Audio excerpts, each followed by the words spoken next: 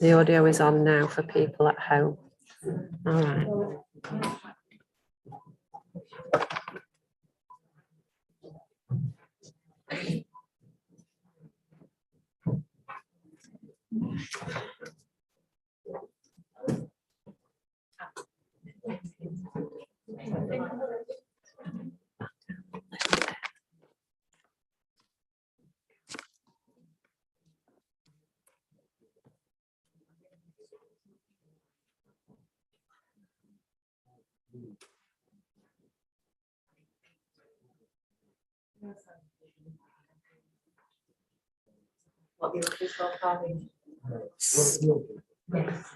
So hello everyone.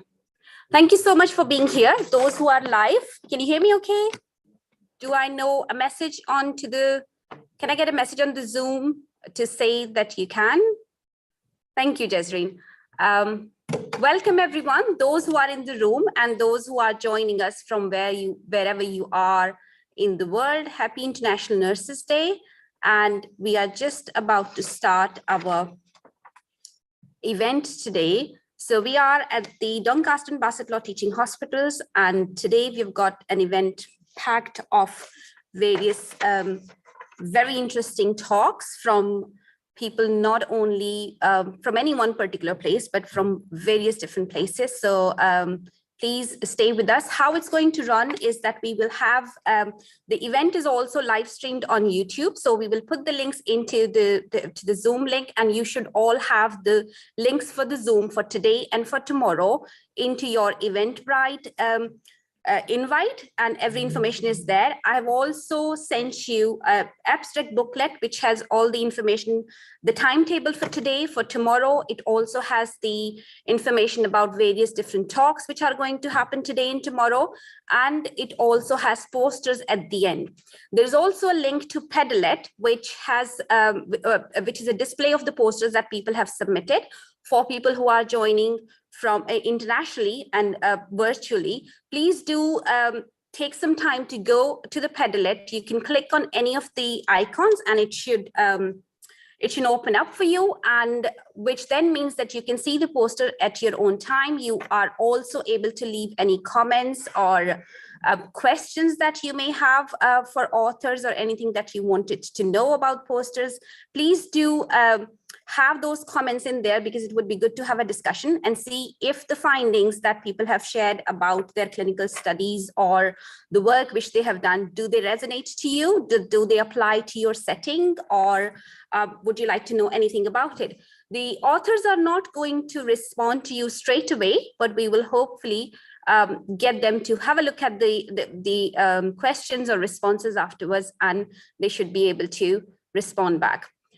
Those who are live and joining us via Zoom or YouTube, you should be able to send us questions via the chat box. I can't seem to see the question and answer box here, but you should be able to raise the question. You won't be able to unmute yourself, but you can chat and you can kind of, write your introduction. So please do tell us where you are from in the world, and, what you're doing today, and, what would you like to learn. You should be able to post up questions into Zoom, and you should also be able to post a question into the YouTube, and we will see how with talks and timetable, we will try and entertain the questions in between various sessions as we go through. So I think this is it from me. I would like to introduce Professor Tracy Moore, who would to open up the conference today. Professor Tracy Moore is the Dean of Health Sciences School at the University of Sheffield. And Tracy has joined the University of Sheffield following a clinical nursing career in adult and acute and critical care and high dependency care. She has been engaged in a range of teaching, both undergraduate and postgraduate programs, in various different disciplines, including acute care for registered and non-registered healthcare professionals. Tracy's research interests are in wards nurses' recognition of and response to patient deterioration. So please join to welcome Tracy. Thank you.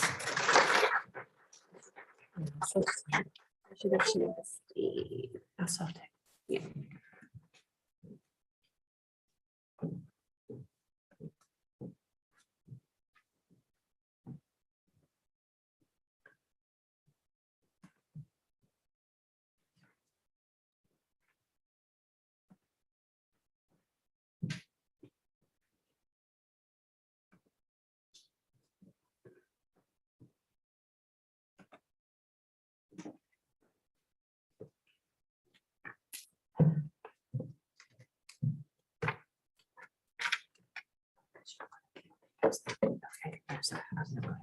Slides anyway, isn't it? No, it's,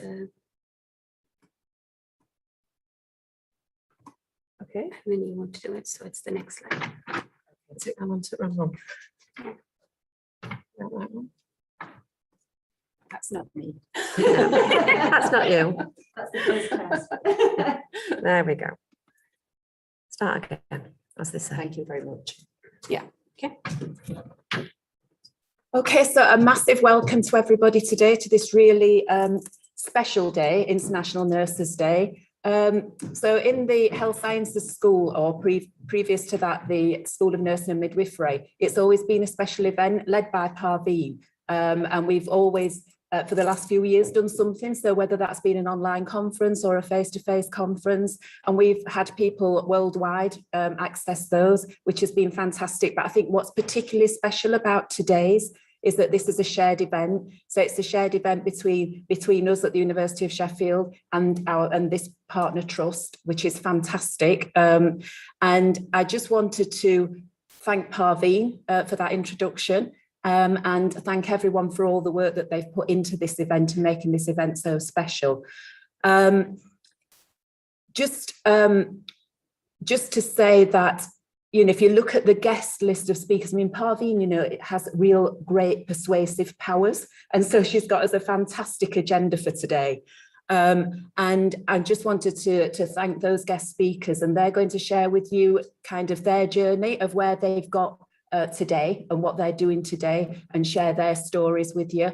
We're all here though, with whether you're just starting your training or whether you're a very experienced practitioner, we're all here with a shared passion, and that shared passion is about our profession, which is nursing. So on that note, I just wanted to kind of formally open this celebration of International Nurses Day.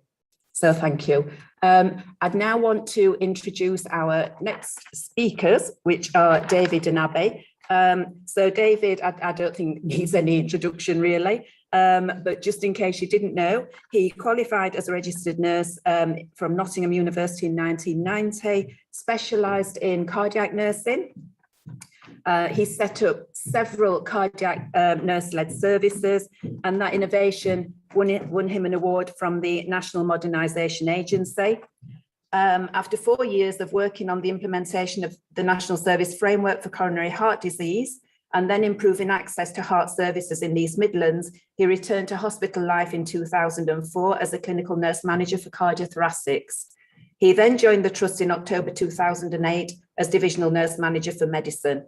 He was Associate Director of Performance from 2010, became Acting Chief Operating Officer from June 2013, and then his substantive appointment to this role, it was in July 2013. He held that Operator Officer role for 6 years, and then in September 19, as you know, was appointed as Chief Nurse.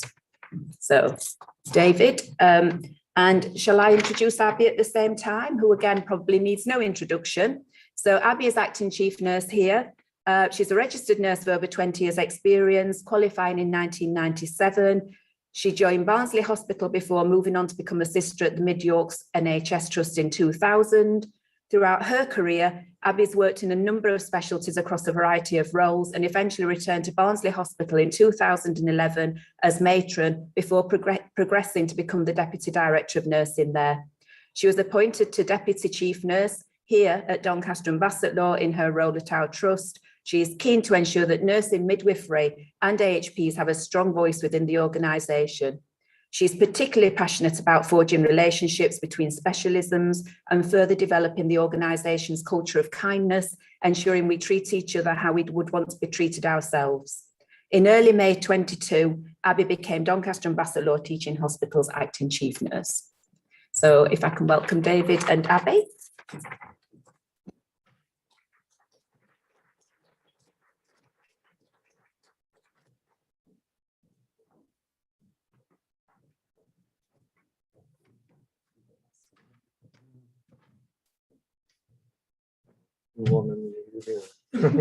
I'll let you go first. Good morning, everybody. Thank you, Tracy, for that introduction. And welcome everybody on International Nurses Day. I'm really proud of kind of what we've achieved in the organisation from a nursing, midwifery and AHP perspective.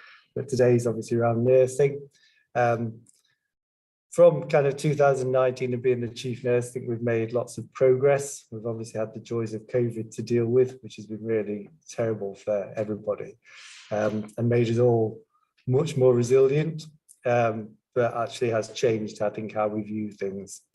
One of my proudest achievements is obviously getting Parveen in post. Joining with the university as actually having a first professor of nursing in this organisation. And taking that research agenda forward, which is obviously one of Ruth May's key priorities in terms of the development of research for nurses. So that's a great achievement, and a bit of a sad day for me today because I actually leave the organisation next Friday. So I've worked here for 13 very happy years. Really proud of the team in the organisation. And what you do every single day to make our patients' care here the best we can. I know that's sometimes really difficult, but actually I'm really proud of each and every one of you for what you do every single day. But I'll out with the old and with the new. So I'll let Abby have her say. Thank you, David. As everybody knows, I do like to talk a lot, so I will keep it very, very short. Just like to say, obviously, happy International Nurses Day. I came into nursing at the age of 16, so had a long career right at the beginning, and have enjoyed every second of it. I think seconding what David said about the last couple of years through the pandemic, I think have been probably the hardest of everybody's career. But I think it's shown the resilience that we all have had to pull on. But as nurses, I think especially, we've had to sort of lead from the front and make sure our patients still receive the care and the commitment that they obviously deserve. I think for me, it's a positive day to celebrate my acting role and going into the acting chief nurse role, which I'm really excited about. And David's done the job. He's passed things over to me. I'm looking forward to making some different changes, but also to carry on some of the good work that we've already started. So I still class myself as a new girl at DVTH, even though I've been here nearly 18 months. David says I can't say that, but I still class myself as a new girl. But I'm really looking forward to hopefully taking nursing forward, working with the teams, and really just celebrating the day and saying a huge thank you, not just to nursing, to all professions, but absolutely recognising today is our special day as nurses. So big thank you.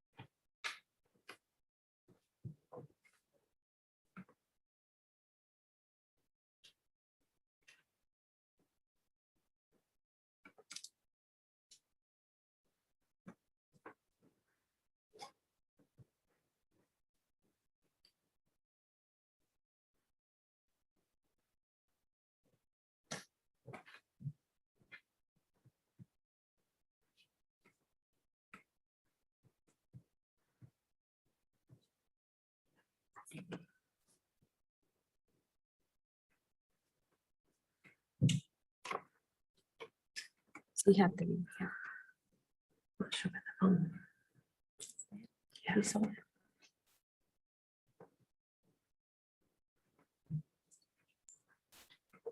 Yeah. Okay. So whilst they're just sorting out the technology, I'll introduce our first guest speaker. This presentation is going to be by video because unfortunately Dr. Acorn couldn't join us face to face today. But Measle Acorn is Chief Nurse of the International Council of Nurses. Can you hear me okay? Where is it? She joined there, she was appointed as inaugural Chief Nurse of that council in 2021. That federation represents more than 130 national nursing associations and over 27 million nurses worldwide. She transitioned from the provincial Chief Nursing Officer role in Ontario, Canada. Her academic career has evolved from diploma to postdoctoral education, and she holds national nursing certifications in emergency and gerontology and an international certification as a global nurse consultant. She was inducted as an inaugural fellow of the Canadian Academy of Nursing, and she's also a fellow in the American Academy of Nursing. Hello, I'm so pleased to meet with you virtually. This session, we're going to discuss local global nurse leadership. I'm Dr. Measle Acorn, and I'm the International Council of Nurses Chief Nurse. And I'm just thrilled to connect with you all at the University of Sheffield, Doncaster, and Bassett Law Teaching Hospital. And special shout out and thank you to Professor Parveen Ali for the kind invitation. I so wish I could be there with you in person. And as you know, Professor Ali is also editor-in-chief for our International Nursing Review. So let's get down to it. The International Council of Nurses is a federation of more than 130 national nurses associations around the world. And it was founded in 1899 as the first non-governmental organization recognized by the World Health Assembly, an organization rather. It's the voice of more than almost 28 million nurses worldwide, and we're the first and the widest reaching international organization for health professionals. This is an important day. It's International Nurses Day, and the 2022 theme is Nurses, a Voice to Lead, Invest in Nursing, Respecting Rights to Secure Global Health. And we want to celebrate with you around the world on the anniversary of Florence Nightingale's birth. And thank you so much for your value-added contributions. It's beyond words. It's really showing what we contribute for nursing and global health around the world. Thank you so much. Let's actually take you through IND themes, the building blocks for improving population health as well. And it's really going back to the foundation of what sustainable from the United Nations, for example. There's other key resource documents that I encourage you to review, even at a high level for the executive summary. There's the World Health Organization State of the World Nursing Report, where it dives deep into country level details. Next, look at the WHO Strategic Directions for Nursing and Midwifery and the 4-year plan that hones in on education, leadership, service delivery, and jobs, or I like to call it careers for nursing as well. If you have not already looked at the ICNM's Sustain and Retain Report on Health Workforce for 2022 and beyond, it's a pivotal sentinel document that will help inform our direction. And of course, hot off the press, going to be formally launched on May the 12th, is our IND report. So let's take you through some significant contributions and rationale and direction that we need strategically. Our toolkit actually aligns these key documents that I mentioned before: the Strategic Directions for Nursing Midwifery, the State of the World Nursing Report, which is the first of its kind, and the International Center for Nurse Migration Sustain and Retain Report. If you're referencing any of these in your documents, or more importantly, to really align with your mandates, the mission, vision, and the strategy moving forward to advance progress for nursing and for the world. The toolkit specifically focuses on 4 policy areas: education, and service delivery. And we'll go through some good examples of why it's important to invest, advance, and monitor. for data, dialogue, decisions, and relevance as well. But ICN has specifically added 2 extra strategic pillars and priorities that have come to the front over the last years, especially pre-pandemic, but as we actually address response, recovery, and rebuilding for a better world beyond COVID as well. The 2 pillars we specifically are looking at are the safety of nurses and the health and well-being of nurses as well. This is a defining moment for us. We are all living the workforce challenges with heavy loads of work over sustained long periods of time. The complexity and demands of our care as we pivot and flex, and the under-resourcing and investments in healthcare and our social systems as well.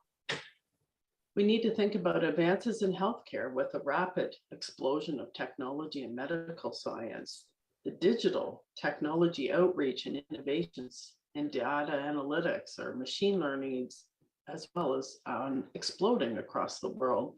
And we also have consumer expectations changing for informed and empowered, evidence-informed population health as well. We all know the global challenges.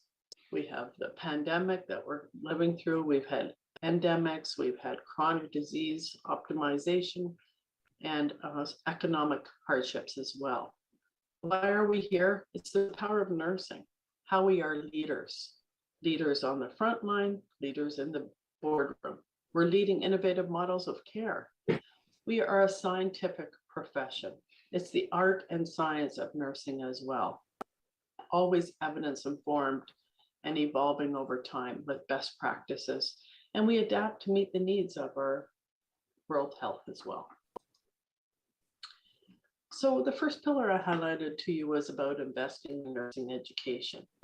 Why do we do this? What is the evidence? Well, we know that 73% of countries had disrupted education for our professionals. Another 80% had disrupted clinical placements, which really impacts on competence, confidence, and practice-ready nurses as well. Another 50% of countries report delay in graduation, which impacts our health workforce ability to respond.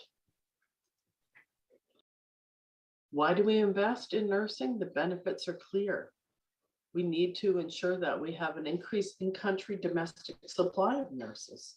Why? It's better health outcomes for patients and safety as well. You can see the career progression opportunities.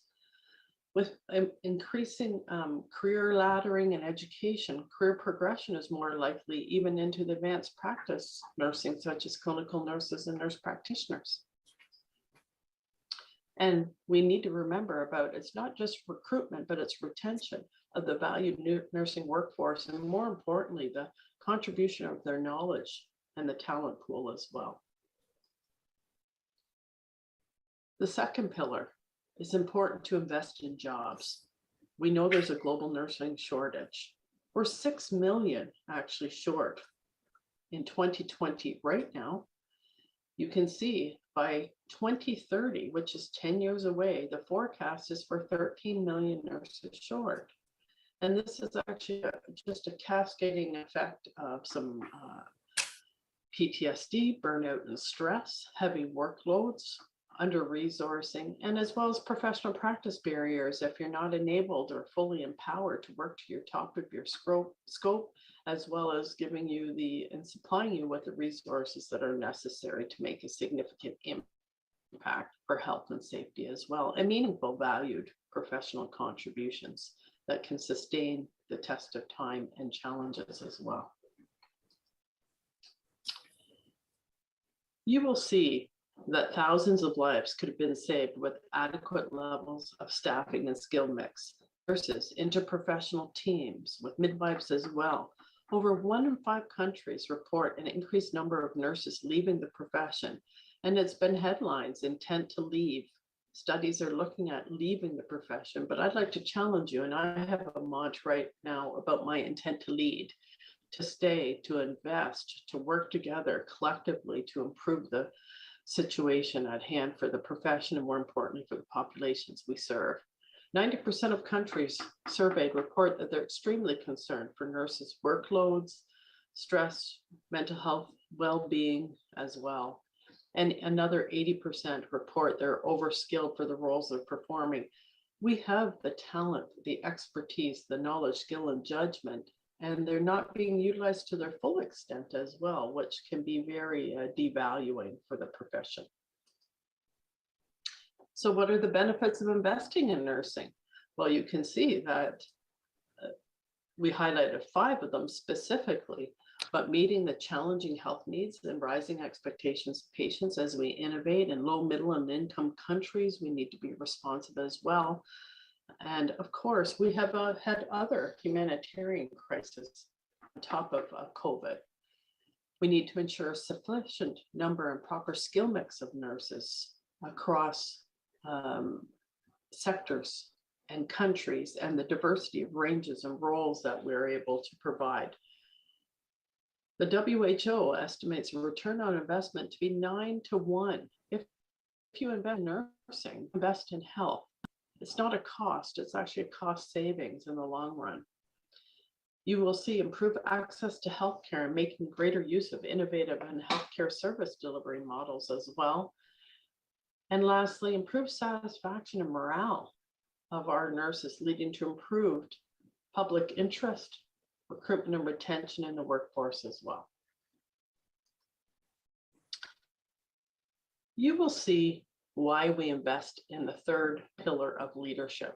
We know women form 70% of the global health workforce, but are only in 25% of formal government leadership positions or organizational leadership positions as well.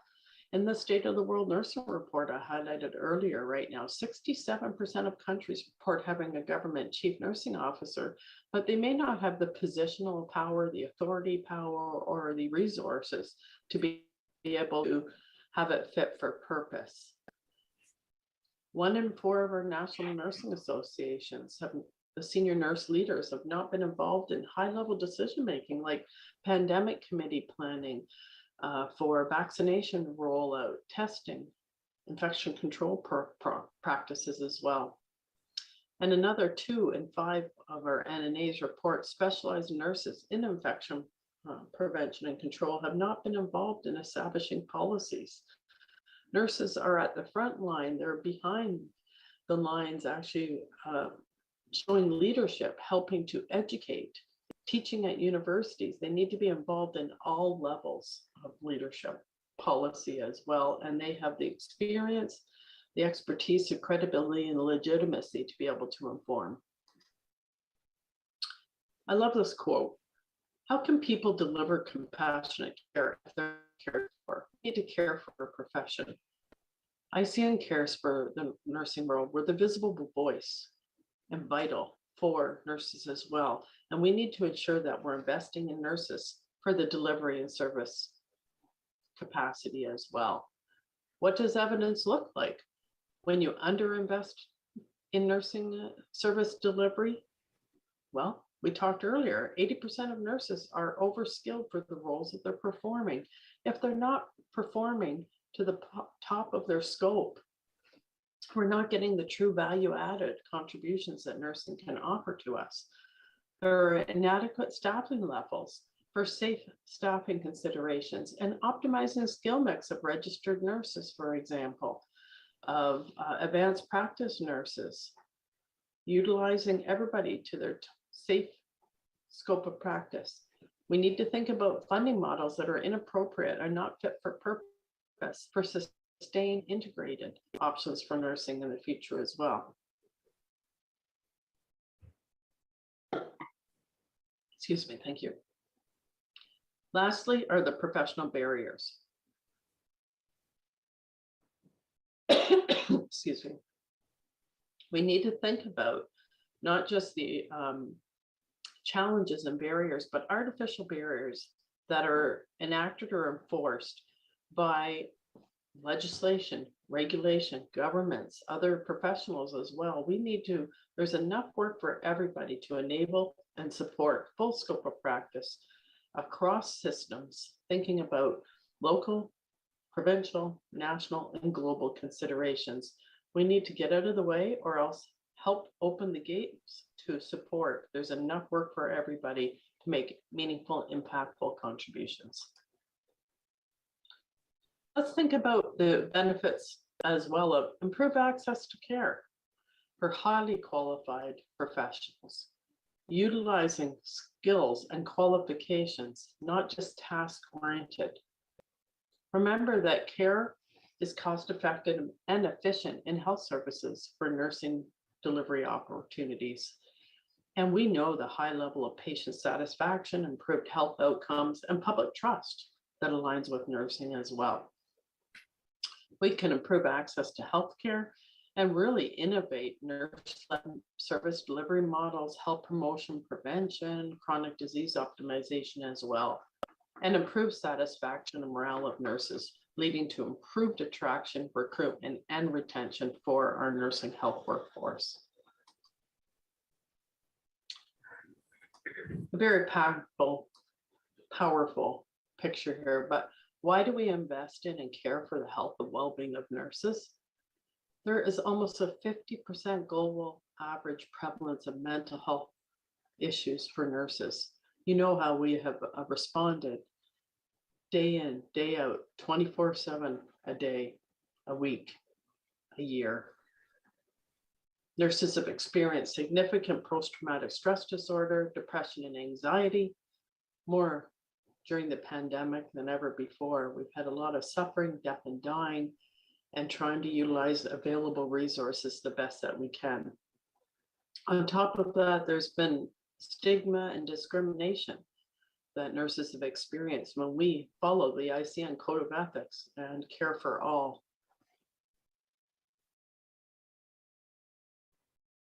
We need to think about investing in the safety of nurses, not just think, take forward action to reduce the risks that are faced by health workers and the long working hours, the physical labor, the psychological distress, fatigue, professional occupational burnout, stigma awareness, pathogen exposure, and limiting this from not just COVID, TB, infectious diseases, making sure we have adequate resources, and preventing physical and psychological violence for decent working conditions, safe working conditions, and being respected and valued as a profession as well. We know from the independent panel for pandemic preparedness and responses, the world was not prepared for the coronavirus disease. We knew this before. There was a report prior from SARS. Frontline workers also expose themselves to risk and put their lives on the line for fellow human beings at the cost to the profession, as well as they're trying to balance the demands of their own families, communities as well. We had over 180,000 COVID deaths of healthcare workers. This is a significant morbidity, mortality, and impact. 6 out of 10 of us actually had COVID infections as healthcare workers, even in the early days, let alone with the changes of mutations of the virus. 60–80% of us reported mental distress. Almost 50% of countries reported significant increase in violence against nurses, and 5 to 20% of countries surveyed report issues with PPE in different healthcare settings as well.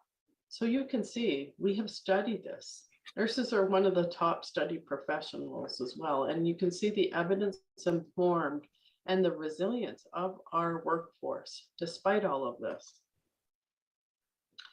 What are the key strategies for protecting our healthcare workers and nurses? Forefront is our psychological well-being. We need to ensure that we're fit for practice and we take care of others, and we need to take care of ourselves, invest in ourselves and our mental health, as well as our organizations, governance, and the world. We need to provide that education and competency-based education and training. We need to ensure that we're adequately educated and equipped in our nursing workforce as well, and really focus on safe staffing levels to ensure the best safe outcome for patients as well as the profession as well. We investigate and publicly report on some of the systemic failures that have caused healthcare worker infections, for example, and mental health, and we continue to do that at ICN. We're collecting and reporting information about infections. We're trying to elevate and advocate minimum standards for infection control. And more importantly, maybe not more importantly, but what's paramount right now is recognizing contributions of nurses, which again, it's hard to do virtually, and the continued thank yous. It's beyond the bell ringing and the opportunities of giving coffee and chocolates and cake. It's the day in and the day out, authentic, meaningful recognition and sustained recognition by not just direct patient care, involvement in leadership opportunities, thanking a nurse in real time and thanking them for the long-term sustained time as well, and recognizing their contributions through sustained investment to maximize the investment long-term for the world health. You will see our IND report focuses, as I said, again, on 6 levers of education, jobs, leadership delivery, service delivery, prioritizing safety of nurses, and caring for the health and well-being of our nurses. So when you're using this to educate across your systems, there are great tools in here for you. So you'll find some practical guidance, actions for multiple stakeholders here that will take you through a detailed plan of care that you can actually make some commitments for. We've shared some in-country real-life exemplars from our nurse champions. Thank you so much for your contributions, by the way, as well. We've shared evidence-informed outcomes to ensure that we're monitoring and strategizing for investments, so we can ensure with government or organizational investments what this looks like. And we're supporting realization of the strategic goals throughout this toolkit for you as well. In terms of a good example would be the last one about protecting nurses and their health and well-being. Each of the strategies will address challenges, excuse me.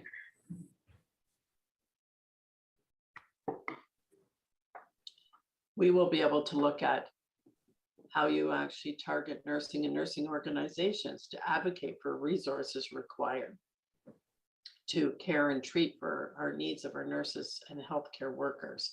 There are tactics for public to show support for nurses. There are great recommendations for health service providers to invest in safe staffing levels and adequate resources for safe working environments and conditions. There are government policies and programs, for example, on occupational health and safety.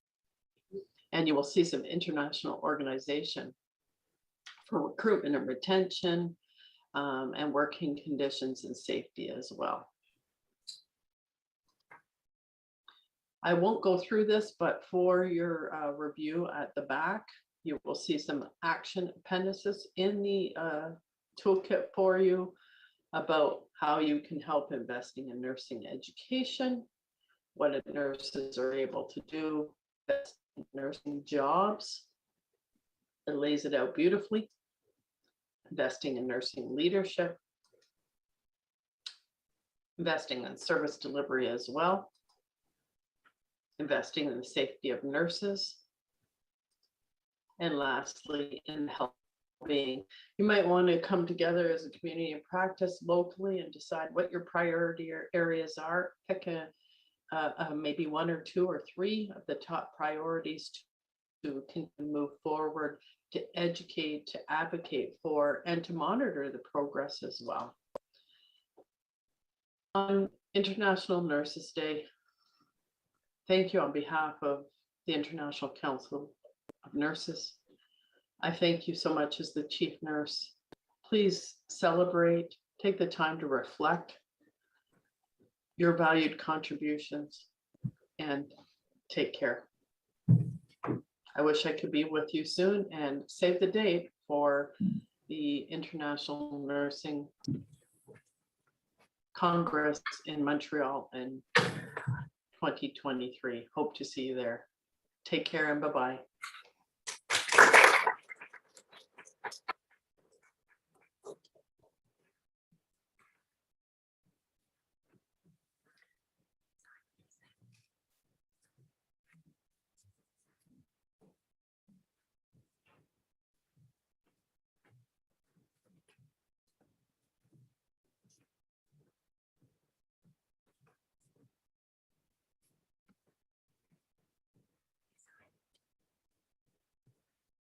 The next one was, just bear with me. I thought the next one was,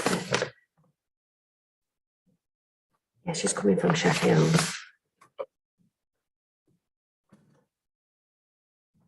Should be being joined from Sheffield. Let me go. Stop sharing. Okay, we just want to kind of get the next presentation ready. As we're all aware, today and tomorrow is about a collaboration between not just DBTH, but it's part of STH and University of Sheffield as well. Is Irene there? Hi, Irene.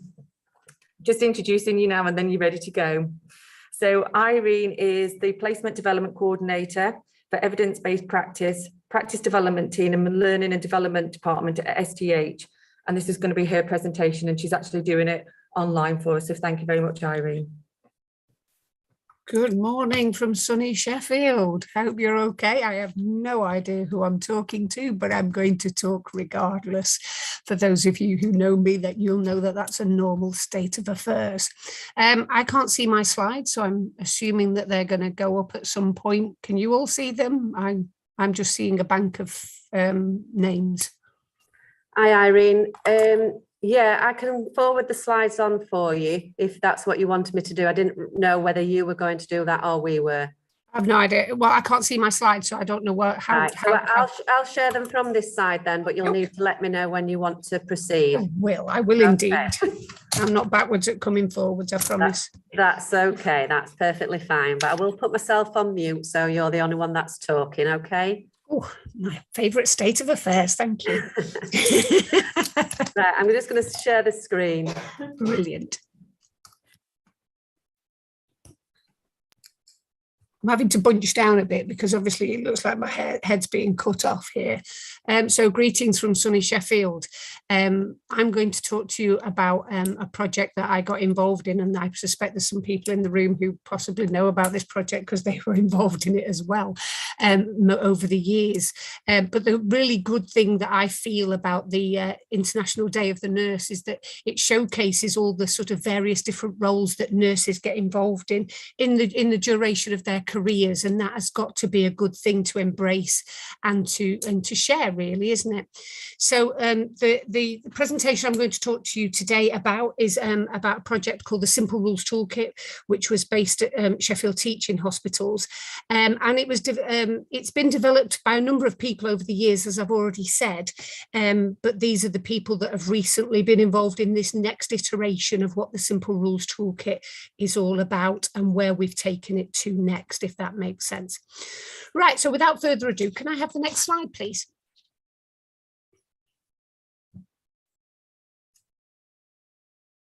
Oh, I think there's a delay over the hills from Sheffield to Donny. Here we go. So the Simple Rules Toolkit was developed at Sheffield Teaching Hospitals, and it was developed in response to the advent of research governance in 2005. And we all felt that we needed to sort of set out the stall at Sheffield Teaching Hospitals in terms of defining the terms that we used, providing support and guidance for all staff, and reinforcing governance processes for staff to actually, get involved in research, service review, or clinical audit type projects. And we looked at it from a clinical effectiveness type of umbrella term, and what did that concern, what did that involve, and how did that sort of help people? And the toolkit, basically, I mean, for any of you that do know me, I say this rather a lot, in the sense that if I develop anything, or if I'm part of anything that is being developed, I kind of want it so that if somebody accesses it at 2 o'clock on a Sunday morning and they've not got any access to central departments like me in the practice development practice development team here at STH, then, you know, if they've not got any access to central teams, does it make sense? Is it readable? Can they pick it up and run with it?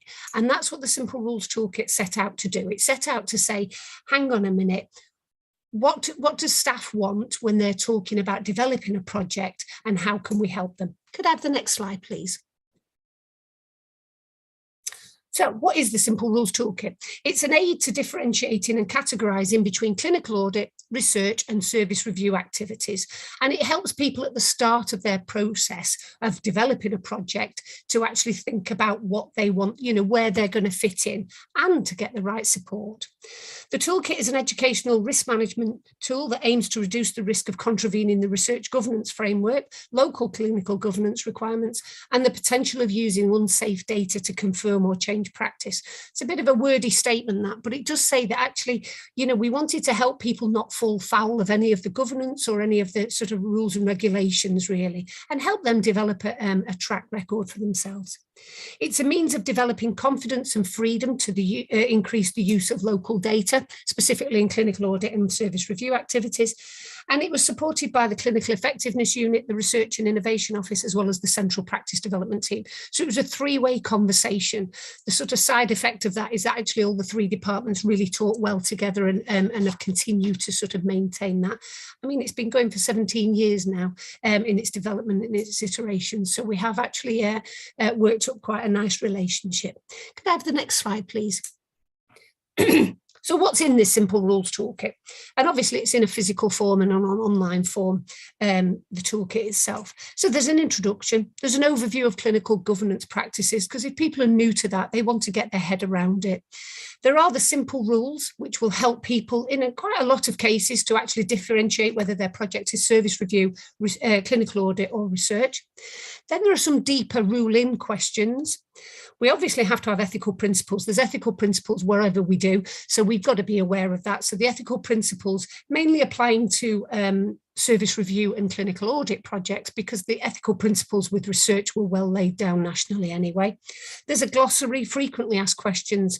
There's where to get their project registered. So it's a sort of one-stop shop to tell people how to work out what their project is and get some support. And that's the big bullet point at the end, where to seek help.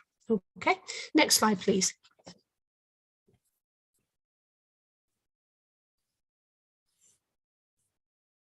So is the toolkit accurate? Obviously, there's no guarantee that the use of the toolkit will provide your answer.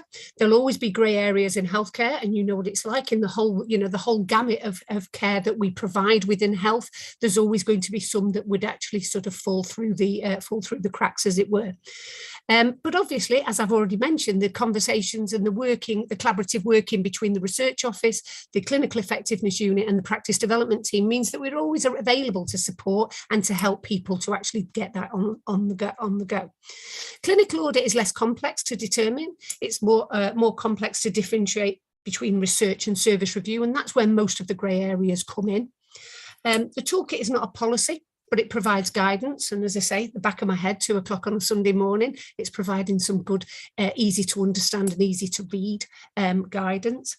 And the final decisions of whether to undertake service review activities rest with the individual professional.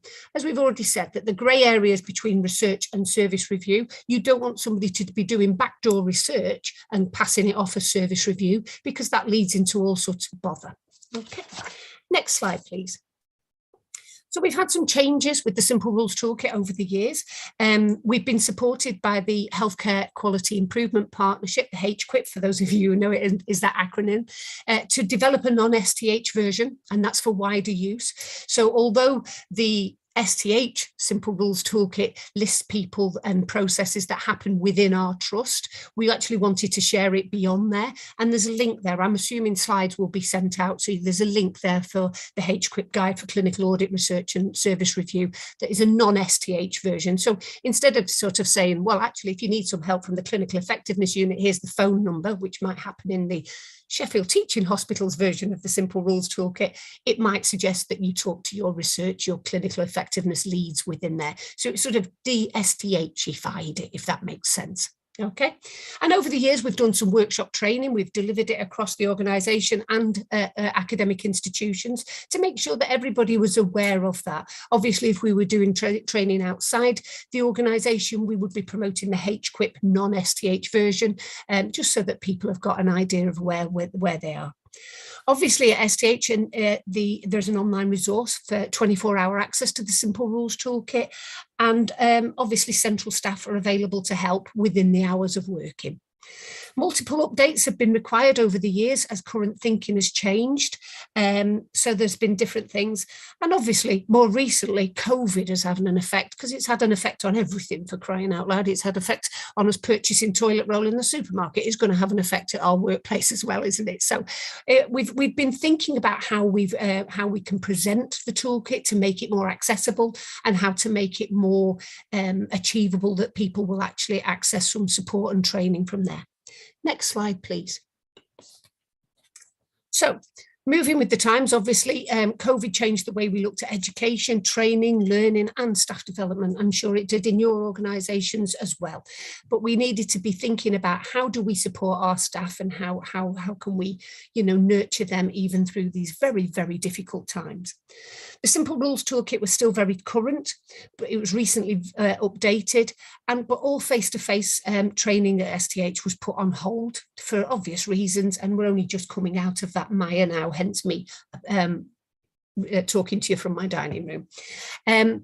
We needed to think of a virtual training activity for our staff that would help them find out what the toolkit can do for them, how they could use it, some interactive case studies so that they could actually see it in the flesh rather than just being on the page, real examples from clinical practice that would make it come alive, examples of how it had been used across the years, because obviously it's been going a little while. And again, that final bullet point, and please don't think that just because I shove it at the end on the final bullet point that it's last and not off the scale of thought. It's definitely the thing that we wanted to make sure that we wanted to advertise, that people can get support, can get help. And if they are doing projects and they are doing research, they are doing service review, they are doing clinical audit, they can get that help. Obviously not a one-stop standalone e-learning activity. We wanted to make sure that people do access the training, access the support that they get, which we've moved on to an online virtual platform, but also make sure that they can actually get some help afterwards. Could I have the next slide, please?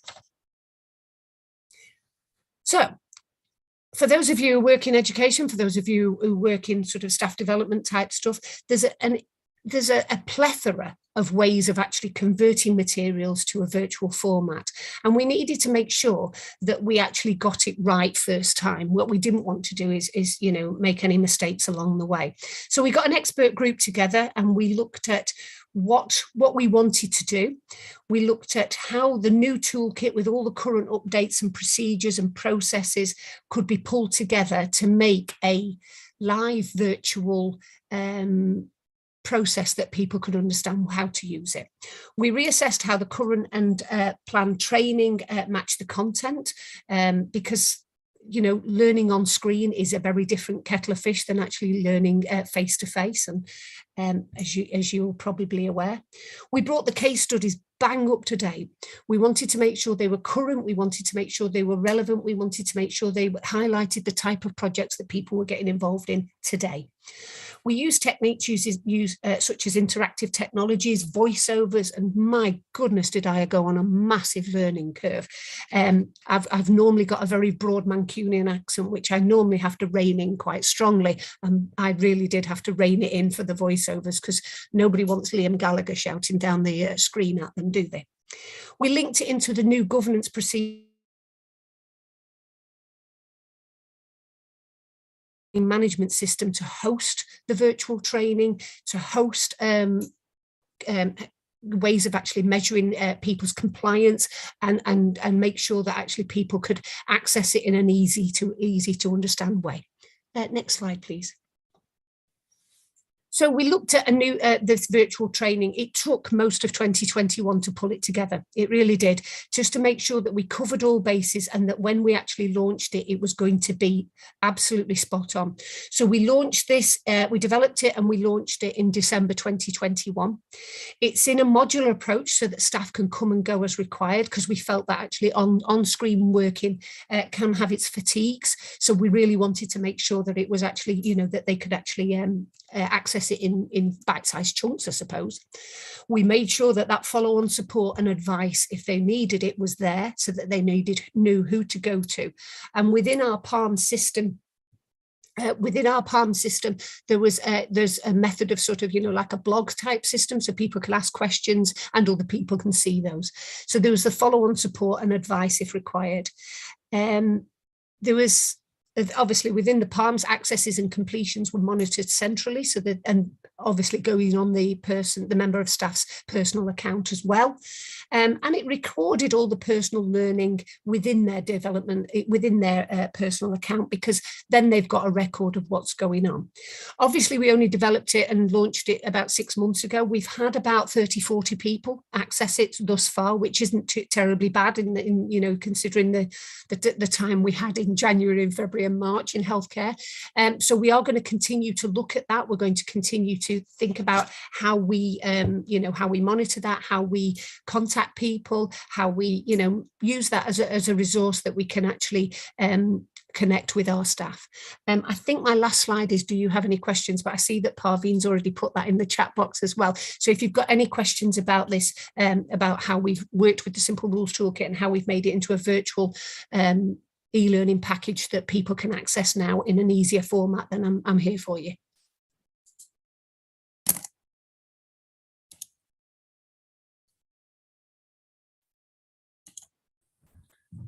So wow, that was noisy.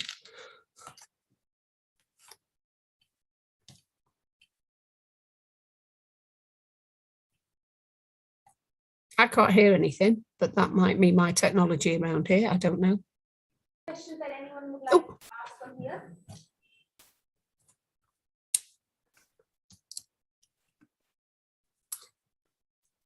No, I don't think there's any questions. Thank you, though, Irene. No worries. I'll put myself off now. Thank you.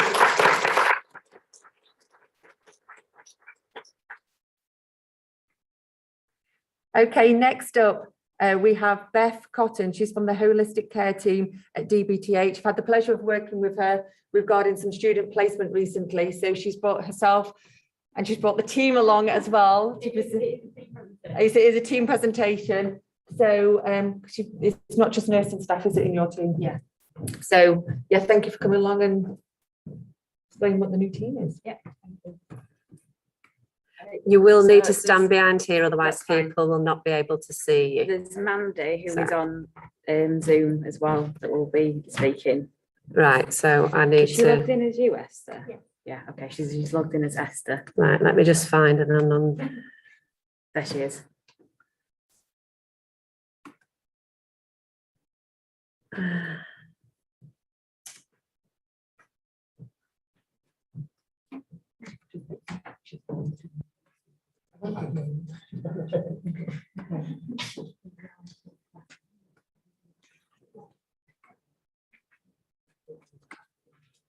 I've made Esther a co-host, Sarah. It's all right, I've got her on. I just wanted to add her as a pin, that was all, so that we could see both. Whoever's speaking should come up.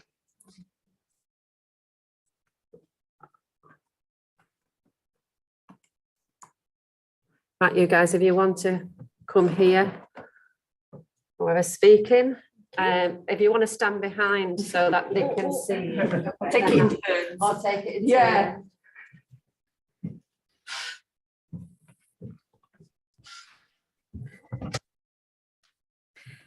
Good morning, everybody. So we're here to present a little bit of an update around the holistic care team within Doncaster and Bassetlaw hospitals. So my name is Esther and I'm a falls practitioner. So I just briefly wanted to speak a little bit about the background to the team. and how we kind of were set up and why we were set up and some of the work that we cover. So one of the key recognition points is that patient safety, when it's linked with cognitive impairment, is very challenging, and it's very difficult to manage some patients on the wards, particularly with the pressures that we've seen in the last few years regarding staffing and things linked with COVID. So some of the posts were already in place within the trust, but it was felt that pulling these positions together within the trust to make the holistic care team would be really valuable, to have almost like an umbrella approach to some of the conditions that we support with. So we are currently a mix of AHPs and nursing background staff. We cover delirium, dementia, enhanced supervision, and falls risk factors. And we aim to support patients and ward staff and families, carers, for patients whilst they're in hospital with those conditions that I've mentioned or those risk factors. We also have Beth within the team, who is the enhanced care matron, who can help support with the implementation and use of BedWatch, and she will discuss more about her role on her slide. I think that the key is as a group and as a team, we can cover the different aspects, and we help to provide that holistic approach really to patients, offering additional support, additional kind of advice and techniques, opportunities to implement different practices on the ward which may not have already been considered. And we were implemented initially because of some of the concerns that were raised by the coroner linked to inpatient falls, provision of enhanced supervision, and the use of BedWatch and security in the trust. And we have had huge support from the senior management within the trust to kind of get the team up and running. And we're doing a lot of our work based on audits and QI projects as well, to identify the key learning themes across the trust, so that we can try and address and support teams with that as well. So as I've mentioned, we have 2 delirium practitioners who job share. That's Mandy Tyrrell and Helen Davies. A dementia practitioner currently is Emma Carey-Topping. In falls, we have Colin Heppels, who's the specialist physiotherapist for falls. And we have a therapy assistant practitioner, Jo. Myself as falls practitioner, and then, as I've mentioned, Beth is the enhanced care matron. So I will hand over to Mandy, who will be just talking about the delirium practitioner role and some of the work that they are doing. Morning, everybody. Nice to be able to share with you and celebrate this International Nurses Day. As Esther said, part of our role is delirium practitioners for the Trust. We have been in this role for a few months now, and are trying just to establish some changes within the way in which we practice as a trust. You'll see from the slide some of the things that we've been doing. We had a celebration of the World Delirium Day there, so we had a stall, various leaflets, pamphlets to be able to give out to staff and to staff wards, and also on different sites. Beth went out and sort of promoted as well for us, so you'll see some of the staff there with their delirium aware presentations. So the main part of our role is actually patient reviews, giving advice to ward staff, and also having family discussions, and just making them aware of the complexness of delirium, and the difference that it can make to a patient's journey within the hospital. So really focusing on the way in which we can interact with patients and family themselves. Another huge part of the role that we're trying to do is staff education, and we're looking at various ways of doing this. We did have a person-centred care day, which was for all the staff to come along and attend throughout the year. We are going to be moving to e-learning for part of that later on in the year. But as Helen and I go around the wards and some of the other team as well, we offer education one-to-one and also in group form. And we also get invites to doctors' training sessions in various of the departments. One of the things that Helen and I felt we lacked here as a trust was a patient and family information leaflet regarding specifically delirium. So we have produced one that's at print at the moment and will be out with us in the next few weeks, that we're going to be able to give out to patients and to their families as well, and just help them along, hopefully, in the understanding and also in the prevention. And as part of the prevention of the delirium, we're working along with the pre-assessment department so that we're able to give out another leaflet and do a screening for patients that may be high risk of delirium to see if there's anything we can actually do to prevent that when they are within our care at the trust. We're looking also at a delirium pathway, and we're looking at various trusts and the pathways that you have in your areas, just to see if there's something that we can sort of work on together to make that sort of more smooth and more understandable and just straightforward to be able to do. And then another part of the work that Helen and I are wanting to do is regarding audit. So we've already completed an audit that was started 2-3 years ago by Beth. So we just wanted to follow up on that and round that one. And then we're going to be doing another audit in August, and then looking at research as well, and the effect of delirium on patients' stay, on patients' health and on patients' recovery. So quite exciting times ahead. We had a poster competition within the trust, and you'll see there the poster, "Are you delirium ready?" that was coloured in by one of the staff, and that will be displayed within some of the ward areas. Some of the staff's children as well took part in that, so we were very encouraged by that. We have a monthly newsletter, and we're always just trying to promote Think Delirium, and using the little squid there, the squid question in delirium. So that's us. Good morning. I'm Colin Heppels, specialist physiotherapist for falls. So some of the things that we've been doing from a falls perspective, so there's myself, Esther and Joe, who are mainly focused on falls, but obviously we work closely with all the members of the team, because as we know, obviously patients are multifactorial and in nature, and we need a holistic approach to treating them.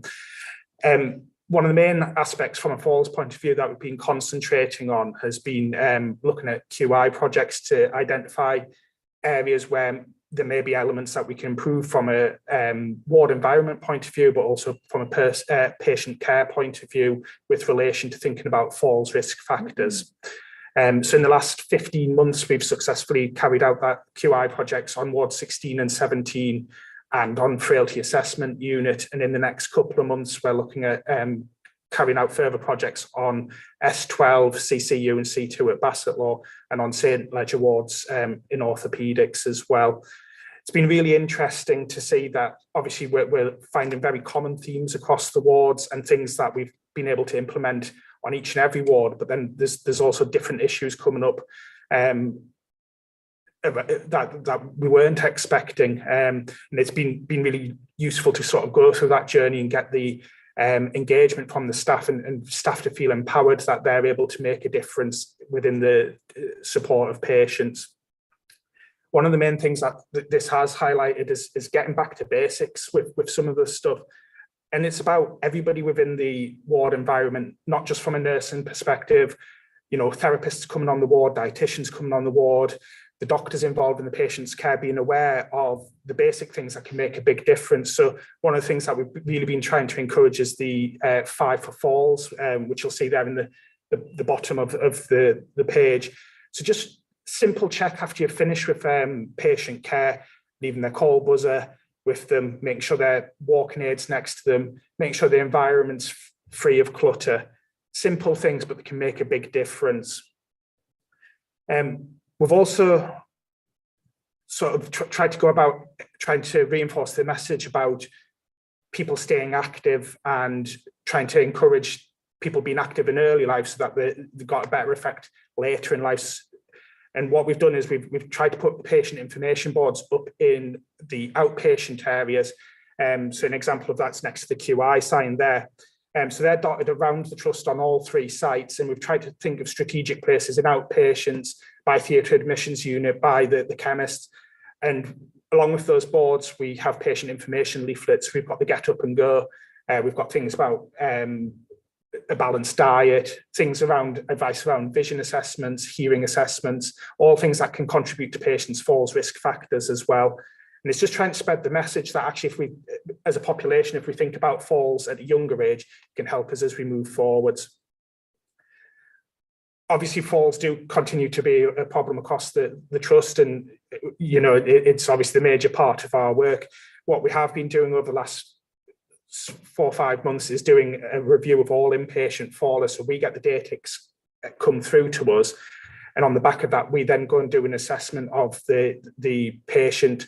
So we look to see if everything should have been done from a sort of risk management point of view, and if there's elements that we can learn from, if things have been missed, we identify that and feed that back to the data handlers of things that we have the opportunity to do better.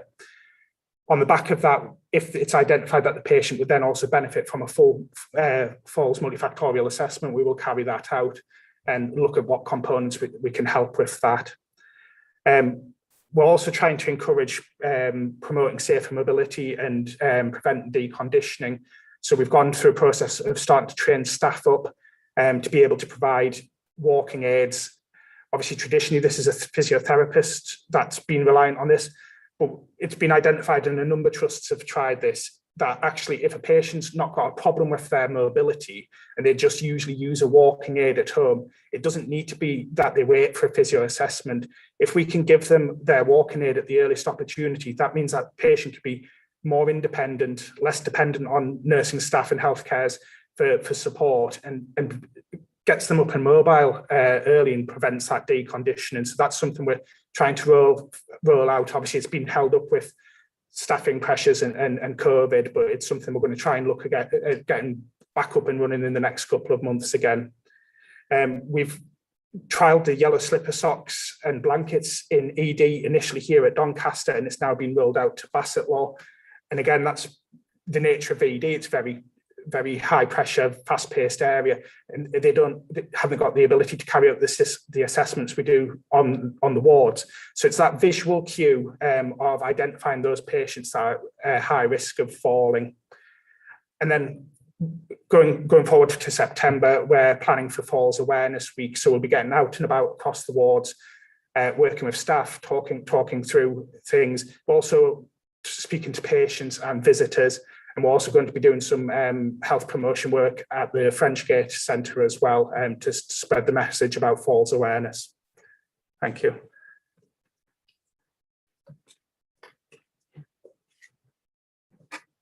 So as it's already been mentioned in some of the other presentations this morning, we've had a significant change in like the types of patients that we've been seeing over the last couple of years.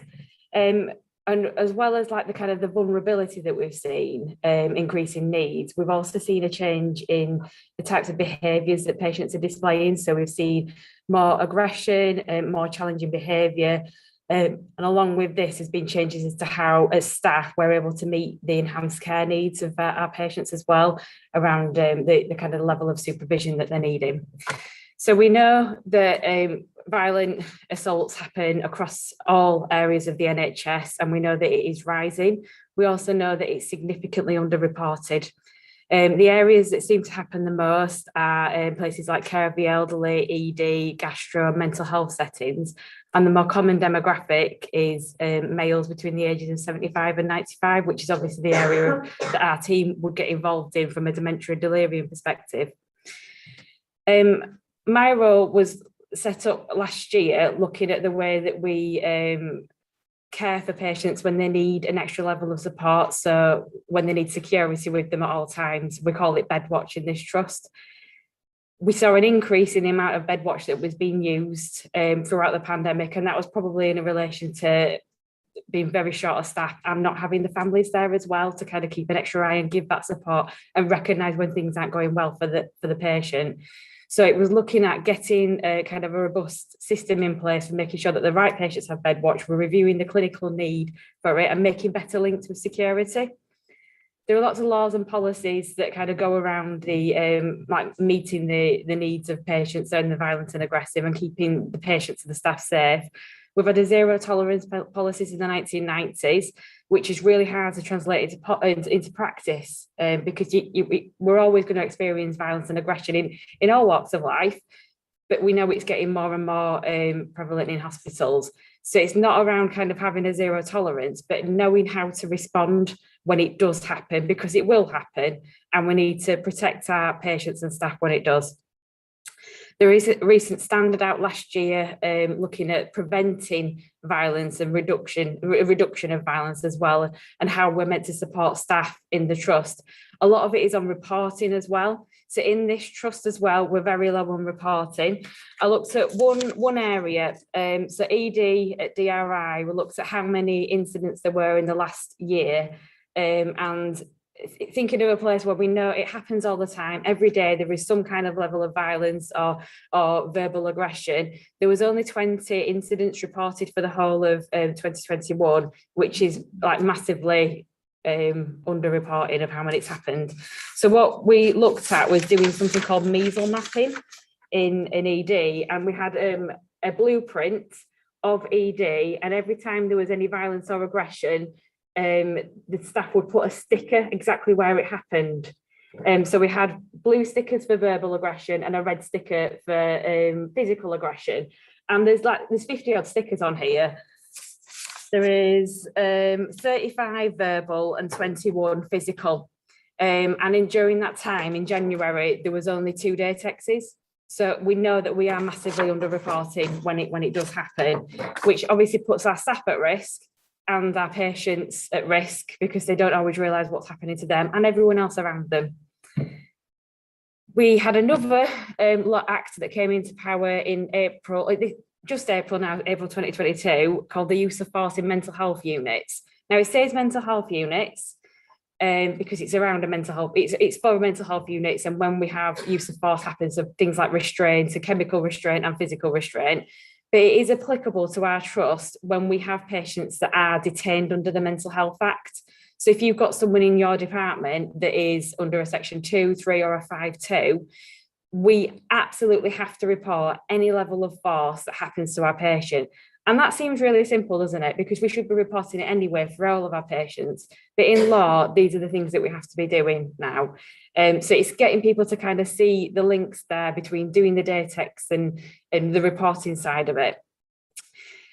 Along with the Measle Mapping, we also did some work on Mod 24 and ED around the reasons why people aren't filling in a day text. And a lot of it comes down to it's too complex to fill in. Who's filled in a day text?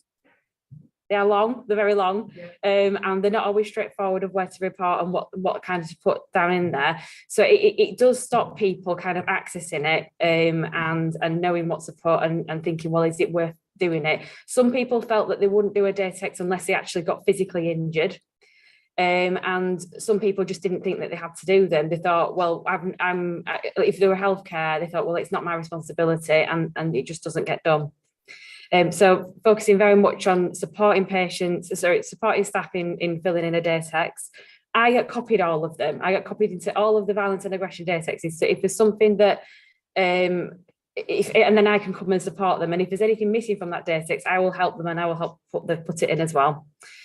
We're working closer with security to ensure the safety of our patients and staff, and that's through training with them. So we're doing a lot of face-to-face training with our security on things like what is DOLS, mental capacity, how to approach vulnerable patients. And we've got a picture here as well of our conflict management course. So there are certain areas at the moment that are at extreme risk of violence and aggression from patients. So they come on a full study day on looking at how to disengage from situations. So if someone's got the hands around your neck, if someone grabs your hair, grabs your arm, how to safely disengage from that situation. leading on to low level holding. So where two people safely hold that person to walk them back to their area. And the security get the same training, but to a higher level, but we ask them to come on the clinical course as well, not to stay all day, but to break down the barriers between nurses and security, to get them working closer together, to build up those relationships. Linking closely with the Mental Health Act Office as well, to make sure that we've got appropriate scrutiny of any mental health paperwork, both here and at Bassett Law, because Bassett Law, we haven't got as stronger links. And as part of the Use of Force Act was developing a policy and a leaflet. So this leaflet gets given to patients when they are detained here on what is force and what they can expect to happen, what staff are trained to do, and what would be helpful in reducing the need of force as well. As was mentioned earlier, like 49% of countries have reported an increase in violence against nurses. And going along with the 6 million nurses being short in 2020, leading up to the 30 million short predicted in 2030, we need to look after our staff now. And violence and aggression isn't going to go away. So we need to prepare people, and we need to make sure that they feel safe and confident in knowing how to respond to these incidents when they happen. Okay.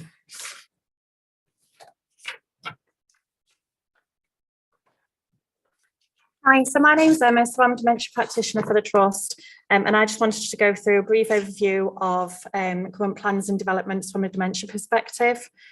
So I've split these into three main categories currently. So looking from a patient experience perspective, so we're looking at QI projects focusing around tools that we already have within the Trust to help our patients with dementia. So one of those is focusing on the This Is Me documents. So to try and improve the uptake of this, so first off, we're going to start QI projects on Ward 25, and it's aimed around relatives of patients aged 65 years and over, all being given the option to complete the form electronically with access via QR codes. We're going to look at a relaunch of the pain assessment tool. So since I've been in post, 0 patients that I've reviewed on the wards have actually had their pain assessed with the use of a pain assessment tool. So looking at non-verbal cues that the patient may be displaying of pain. So work is underway, working alongside other team members from the pain nurse practitioner to ensure that it's current and that it's up to date and evidence-based before the relaunch. We are in the early stages of discussion around a potential dementia advocate role. So we're currently liaising with potential volunteer in trialling a dementia advocate role, being an extra voice for our patients with dementia within the Trust. Looking from a patient safety perspective, so we're looking at, again, a QI project working alongside Ward 25. So they've just had a charitable bids fund approved to be able to make their ward more dementia friendly. So the aim is to focus on improving the signage, ensuring that facilities such as toilets and bathrooms are identifiable to patients, and improve social dining facilities as well. As the evidence does suggest that ensuring wards are dementia friendly can reduce a person's risk of falls, the level of agitation and aggression, and also improve the dietary and fluid intake as well.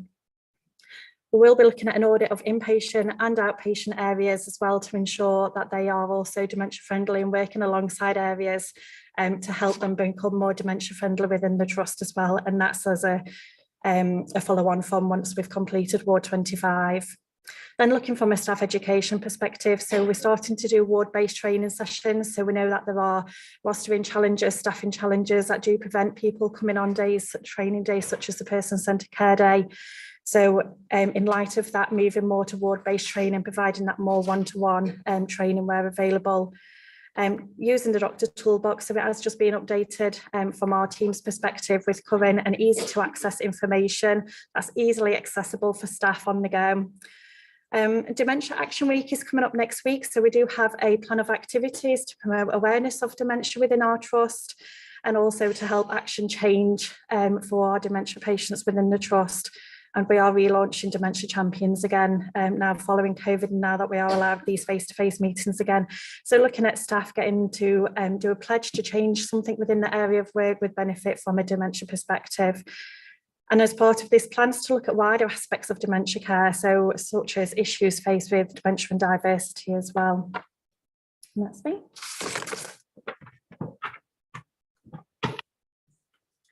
Thank you. So any questions from anybody that's Just a little overview of our team and some of the work that we're doing. It's not a bad question. It's quite a new team, isn't it? Well, you look worried, but it's quite a new team, isn't it? You just kind of started. What is the plan long term? Is it to continue and build from there? Yes, as far as we know, we're currently all on secondment, so we are in the hands of other things and other decision makers. But I think the plan is to continue as we are doing, continue to embed some of the work that we've implemented already and that we're working on. And there is talk of other kind of areas coming under the umbrella of our team as well. So we are looking to implement the enhanced care team again within the trust. That's something we've put a business case forward for as well. So to try and ensure that the patients who are more vulnerable have that really specific and one-to-one care, where it's very much around the activities and the distraction techniques and things, and the time to have with that individual to do those things as well. But yeah, we have lots of ideas of where we could go. Have such great basis, you know, to kind of build for it. So, yeah. Thank you. Thank you. Any other questions? Thanks very much. Thank you for having us. Thank you.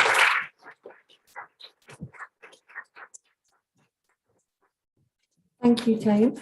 So actually that leads us nicely on to a coffee break. So what time are we on now? Oh, just on time, yeah. So if we can meet back in here for 11 o'clock, if you want to leave the room, and in room, I think it's room 1, isn't it, Parveen? Room 1, there's some tea, coffee and biscuits, so go help yourself. And those online as well, please free to come back at 11 o'clock for the next talk.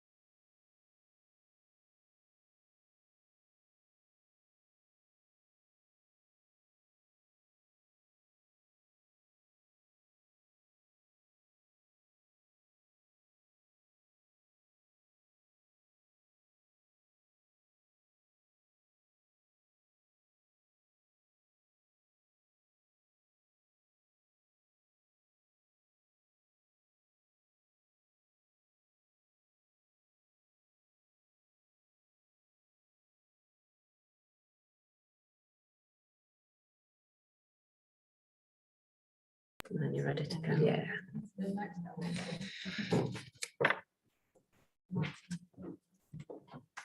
You might want to put that side so you can press your buttons. That one, yeah. Yeah. The most important bit. This way because it's not working. I'm going to admit them up there. Okay. Okay.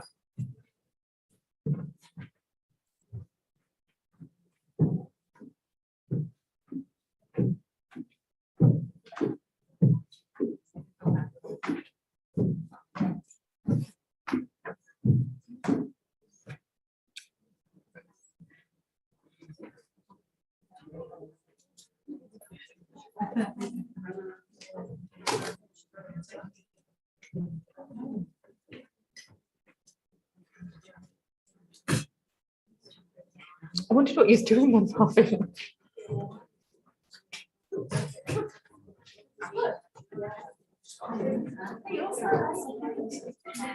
Yes, it does.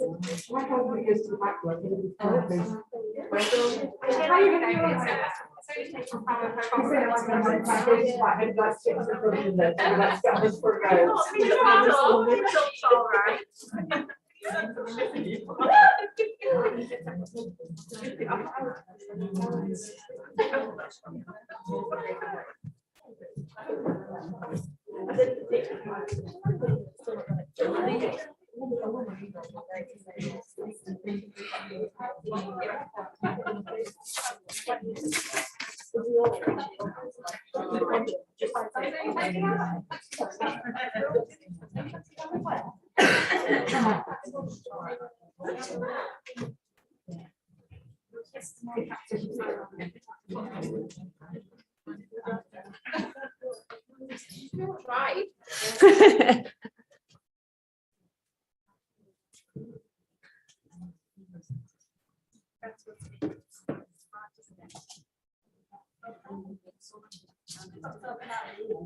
Okay.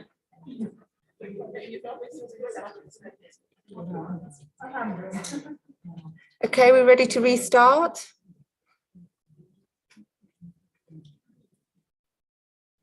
I'm introducing myself, so I'm presenting this morning, but I'm also introducing myself. So, so I am Nicola Wilkinson. I am the Research Education Lead for DBTH. It is a new post. It only happened at the end of last year. It's a new post within our within the UK as well. Part of my role, I'm looking at the education. So I was just going to do something of the education and training of our staff. Is that okay? Am I too tall? Yeah. And part of my job as well is that I still deliver on research projects. And one of the research projects I'm going to talk to you about today is the Magnet for Europe. It's one of the most unusual research projects we've done at DBTH. It is a quite complicated study, so bear with me while I try to explain what Magnet for Europe is actually about. So the aim of the session, to gain a better understanding of Magnet for Europe, the research study. It's the largest initiative to improve the hospital work environment to date, and it has actually begun, and we've been in this process now for about a year. So what is Magnet for Europe? It all started in the US. It was actually a US study. It started in the 1980s. In the 1980s, they had the similar issues where they was having high turnover of staff, poor recruitment, low staff satisfaction. All of this was impacting on patient care. Although there was a high percentage of hospitals that was really struggling, there was little pockets of hospitals that were highlighted to do extremely well. These hospitals were able to retain staff. Staff recruitment was really good. Staff satisfaction was high. And above all, it showed that the patient satisfaction and patient outcomes were also improved. They kind of highlighted these hospitals as a force of magnetism. So people wanted to stay in these hospitals. People wanted to work there. Patients wanted to go to these hospitals to have their care. Staff were drawn to these hospitals and wanted to stay. And in the US now, there is some hospitals where actually staff are on a waiting list to join and actually work in these hospitals. Magnet is the biggest nursing workforce of its kind, study of its kind. The project looks at redesigning work environment in healthcare to promote the mental health, enhancing productivity, and in doing so, improves the outcome of patient care.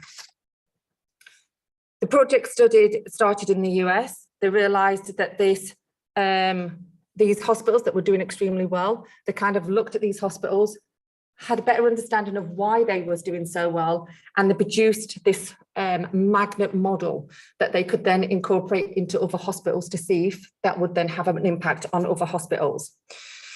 They then got this model accredited. So in the US, it's an accredited hospital. And they actually found that once they had this magnet status and this magnet accreditation, that hospitals were doing better. They had lower staff burnout, higher nurse-patient ratios, increase in retention and recruitment, and more importantly, higher patient satisfaction and safety. Magnet for Europe is the next stage along. So we know that it's been working in the US and we know that it's been working really well. We've now had a £4 million fund from the EU Commission to develop Magnet for Europe. So it's taken that model, it's seen what worked well over there and seeing if we can then map that within the European countries. So there's not just the UK that's doing it, there's lots of other countries, and I think there's about 60 of us now that are undertaking this project. Hospitals are now twinned, and they're twinned with another magnet hospital in the US, and that's so that we can work in collaboration with each other and learn from another. It's an initiative to test, so it's not actually saying that we're going for the accreditation. What we want to do at DBTH is actually look to see if actually test the feasibility of this model and actually see if it would work for us. So it's looking at implementing the principles of Magnet, which is an accredited scheme and that recognises excellence in nursing. Is it important for DBTH? I did show this picture the other day, and then somebody mentioned a comment that we don't have enough hospital beds for staff actually at this hospital. But what he's basically saying is health and wellbeing is priority for our staff. Even before COVID, we had a national shortage of nursing staff. Even before COVID, we had staff feeling burnt out, stressed, having all sorts of other issues. Then we add in COVID, and then we add in COVID that kind of carries on even till this day. The whole way of working has changed. Our whole lifestyle has changed. We have staff redeployed. We have increased workloads, increased sickness, exposure to new areas, which all contributes to a stressful situation for the staff. I was redeployed back to ITU in the first wave. We had a lot of other staff moving from other areas to come and support in ITU. If you've not been in that environment before, it's really scary, it's quite intimidating. And we found that actually staff was more likely to not turn up for work because they felt quite intimidated in put in those situations. Put on that and 3 more years. So the health and wellbeing of our staff has to be priority at DBTH. So what's it all kind of based around? So the model is what they kind of look at. So there are certain standards that we have to achieve, and it's looking at the standards. So I think for Magnet for Europe, it's looking at 74 standards, and that's what we're marked against for those standards. Each one of those then kind of falls under one of these elements of the model. So the first aspect is Transformational Leader. So this is kind of looking at the quality of nurse leadership within our organisation. It refers to the ability to adjust to changing demands within the healthcare system and updating organisations' values and processes where necessary. Transformational leadership typically requires nursing staff to adopt skills such as being an influencer, innovative and continuing clinical education. Approach challenging situations with an open mind to also create resolution. We have the second one, which is the instructional empowerment. This is kind of the bedding of the Magnet for Europe model. It's based around shared governance, and that's the main element of this study. It's looking at organisational structure, professional development, and the image of what nursing is. Nurses in a facility have the ability to contribute in establishing standards and processes they use at work. One way to identify structural empowerment in an organisation is to consider how professionals in the organisation actually make those decisions. It's about using the expertise and the opinions of team members at all levels. So this kind of comes under that actually it shouldn't just be senior leads within our organisation. We're actually wanting the decisions and input from all levels of our staff, and mainly from our frontline nursing staff.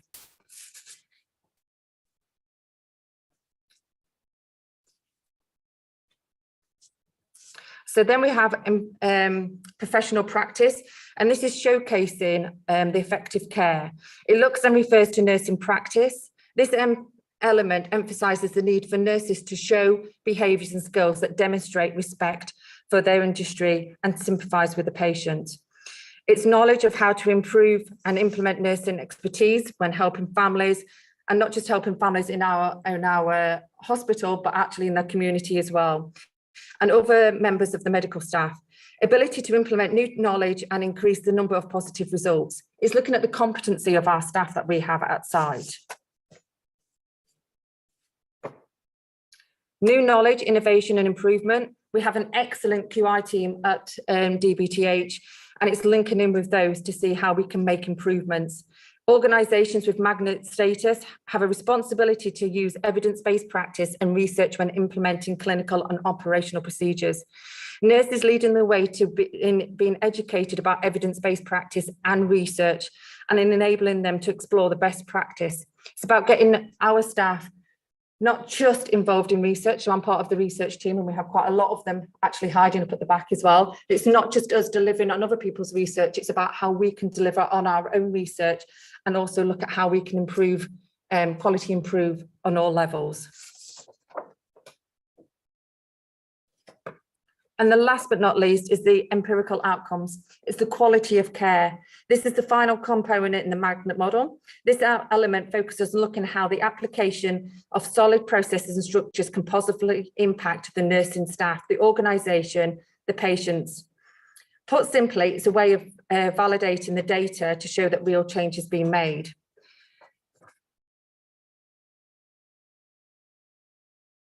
So what does it involve? Magnet for Europe will test the feasibility and sustainability of the magnet model. So there's a kind of a blueprint that Magnet have. They've kind of come up with this idea of what works in the US, and they want to try and see if we can map it across here. We're actually twinned with another hospital in the US who are a Magnet accredited hospital. The team that we're with is from New Jersey, and they're called Hackensack. Nice name, but that's who we're teamed with, and they work in collaboration with us. We link in usually at least once a month to see how we're doing, what processes they've done, how have they got through things. We also have learning collaboratives within the UK as well. So there's quite a few hospitals in the UK that are doing this. And I know we've talked about benchmarking in the past and everything else within nursing, but it's actually using other hospitals and actually seeing what they're doing, how we can learn from one another. They might be having processes that are working really, really well, and we can actually look at that and see if that actually works within our organisation as well.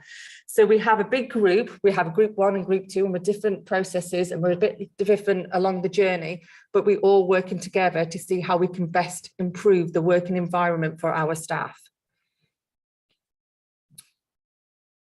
How are we going to do that? Well, it can't just be one person. So I kind of lead on the study from a research perspective. David Perdue was our principal investigator. Unfortunately, he's now leaving, so it will be Sam Debbage that will be taking that on. And what it is it's about changing the culture and changing our work environment. So it has to be everybody involved within our organisation. It has to be different people in different groups working together to try and make this work. So what you're trying to have is you'll have a overarching framework of shared governance, and then you will have different kind of councils. And this is what they've done in the States. So they have different councils focusing on different aspects. So you'll have one council focusing on the retention of staff. You'll have one that will looking at the nurse practice. You will have one that's looking at the education side for the nursing staff and how we increase that. Each one will have a certain element. Within those councils, it is a work-based council. So it's not just band 7s or matrons or directors. It's looking at how we then encourage our band 5s, nurses that have just joined the trust, people that maybe don't normally attend these kind of meetings to be involved and actually have a voice as well. So what does the trust benefit from Magnet? It improves our clinical environment, it improves patient outcomes, it enhances patient experience, and more effective, more cost effective. I went round the other day with the tea trolley with the health and wellbeing team, and it's amazing then to be able to talk to people in those environments. Sometimes the improvements that we make in the work environment don't have to be big things. They can be really simple things that make a real difference for the nursing staff or the clinical team that are out there. I was talking to one and they managed to get a water fountain. Something really simple, but that made their work environment so much better. There was a team as well on maternity, and they were saying that there was an issue. I think Jen, you was with me as weren't you, Jen? Jen's going to be on next. And they were saying that their staff room is great, but nobody can sit in it because it's too warm. It's too warm, it's too uncomfortable, and they have nowhere else to go. So they're really struggling to just have somewhere to sit and have their lunch. It's about how can we then change those work environments to increase that satisfaction. If we increase the satisfaction of our staff, make them feel more appreciated, feel like they've had a voice, then that has a better patient outcome as well. The staff benefit is about staff having a voice. We went round again the other day, and one of the big things that we heard from our staff was, I don't ever feel like I'm heard. I don't know why I say anything because I don't know if anything's going to change. What's the point of me saying anything? What's the point? So it's about having a formal process where staff can actually have a voice. They can have a forum where they can bring their ideas and their opinions, and actually being involved in changing processes. Staff retention is improved. Staff recruitment is improved. Staff's health and well-being is improved. Improvement in the work environment. It celebrates achievement. One of the big things with Magnet for Europe and what they do in the States is we don't really celebrate our achievements very well. We're very good at looking at the negatives, but we're not very good at looking at the positives and the simple things as well. So in the States, Hackensack, they have it where they actually have a meeting, and on that meeting, there'll always be an agenda item that says, what have we done well recently? And that could be something like a near miss. And people will look at that and thinking, oh, there is a near miss, that's a bad thing because we could have caused an issue, but they're actually learning it from it. They're using it as a positive experience and saying, actually, we caught this in time, we did something fantastic, and we need to celebrate that, and we need to tell the rest of the organisation what we're doing. There'll also be pockets of stuff going off in our trust that are doing really, really well, but how do we communicate that with other people? How do we then say, actually, paediatrics have done this new process or the new policy and it's working really, really well? How do we then make sure that everybody else in our trust knows about that? A bit like today, we're hearing about people that you may not have heard from before, didn't even know that was happening. And it's about sharing that best practice. But some people would say, you know, the Magnet for Europe isn't the more important objectives. We have to look at that. I think even from our keynote speaker this morning, there is a high instance of staff feeling stressed, wanting to quit. There's increased sickness, burnout, excessive workload, and obviously having the impact of COVID has made even this situation even worse.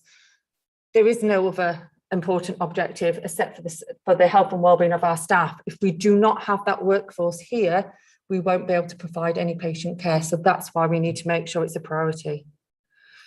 Part of what we do as well is we do something called a gap analysis. So when we talked about the 74 standards, I had the pleasure of going through all 74 standards and looking at how we do them at DBTH and then grading them to see what we do well, what we could do better, what we might need to develop. Part of that, we have staff surveys, because this is changing our workplace environment. So the voice is from the staff and we need the staff's voice. So we ask staff to do a survey for us. This is just a very basic, a very brief oversight of what some of the information we got from that original data.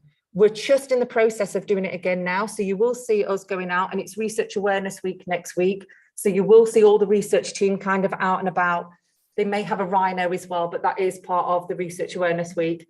So they will be out as well supporting this kind of study. The outcomes was, and this is from our staff, this is from our staff at DBTH, they kind of looked at what areas they thought was missed the most in their day-to-day working. What was the areas that they felt like they kind of didn't have enough time to do? If you can look, because one of the biggest things that they found within our trust was the comfort, was just being able to sit and talk and chat to a patient. they felt that that was the one thing that they missed the most, because everything else seemed to be busy, everything else was a priority. And sometimes it's a simple thing of just being able to sit with a patient and have a 5-minute chat with them. Other things on there that were quite high as well is education and patient surveillance as well, which kind of links into Beth's talk as well about how the risks are associated there and why your team's now being involved at looking at those risks as well. This is also our staff and the emotional exhaustion. So a lot of people felt that they was used up, emotionally drained, they're feeling frustrated, burnt out, and working too hard. So the conclusion, the study will be a fantastic opportunity for staff to get involved, to facilitate and change and implement strategies that will ultimately improve the well-being, which is especially important and timely after the impact of COVID. Is it more work? No, it's our work. It's about our staff being involved. It's about our staff having a voice, and it's about how we can then use the model of Magnet to see if we can make changes that will hopefully improve our working environment. If we can improve our working environment, we have happier, more rewarded, more productive, and more engaged staff. And on the back of that, that means then we have better patient outcomes and better patient satisfaction. Any questions? Yes, Beth. Yeah, so like you said around like the patient surveillance side, but I wondered whether the other hospitals that have had good outcomes, whether they've looked specifically around like violence and aggression. No, but it's something Sorry, that kind of ask you to stay from selecting people online. Sorry, I told you I wonder. I told you I wonder. I had a habit of doing that yesterday when I did the presentation as well. I do tend to wonder. No, it is a really good point. We're actually having a big meeting with everybody next week, and it's things like this that we can then kind of really get to the crux of. I think we've had a bit of a, and we can't keep using COVID as an excuse, but things have really kind of struggled because of COVID of trying to move things on. But it is something that they're kind of looking at regarding that aspect of it, because obviously that has a massive impact on staffs. And there has been research as well around how having a better physical environment reduces the incidence of violence in the country as well. So it kind of all links in, doesn't it? And I think that's why it's great. And I think that's why it's great that I've been working with you as well, so that we can kind of look at those links and see what we can actually do. And the part of Magnet is it's not me coming in and saying, this is what we're going to do, we're going to change everything. It's me kind of linking out to people. And it's all you guys having that voice and coming and saying, actually, this is what we're doing. This is what we're doing in my team. And then you liaising that out with everybody else and Mexborough and Bassett Law to see how we can then change that policy and those practices throughout, really. I think as well, not just from like my kind of view, but also thinking about falls as well. So they have a really negative impact on staff morale and all of the. So on the back of this study, we kind of, because obviously to undertake this is a massive project. This is huge to try and undertake. We've actually liaised with Mallard Ward. Mallard Ward are quite happy to then kind of be a bit of a pilot area for this and looking at how we can do this. And because theirs was looking at falls and everything else. So it's looking at what we can kind of do. And I know on the back, am I running out of time? Oh, I thought Parveen was going to come and usher me along. On the back of what we've seen from our survey, patient comfort was a big thing that people missed, just sitting by a patient. So I was speaking to the States about it and said, you know, this was one of the things, staff don't feel like they can find that time to sit with a patient and talk to them. And we kind of just talked about a theory of kind of having a time to sit. So we have it for drug rounds. Everybody kind of knows that it's not disturbed. You're allowed to do that. And it's the same for food. Don't disturb them while I do that. Why aren't nurses allowed to have that time to sit with the patient? They may only find 5 minutes in a day. That might be only 5 minutes, but that one patient will have 5 minutes and unlimited nursing time to sit, hold their hand and talk to them.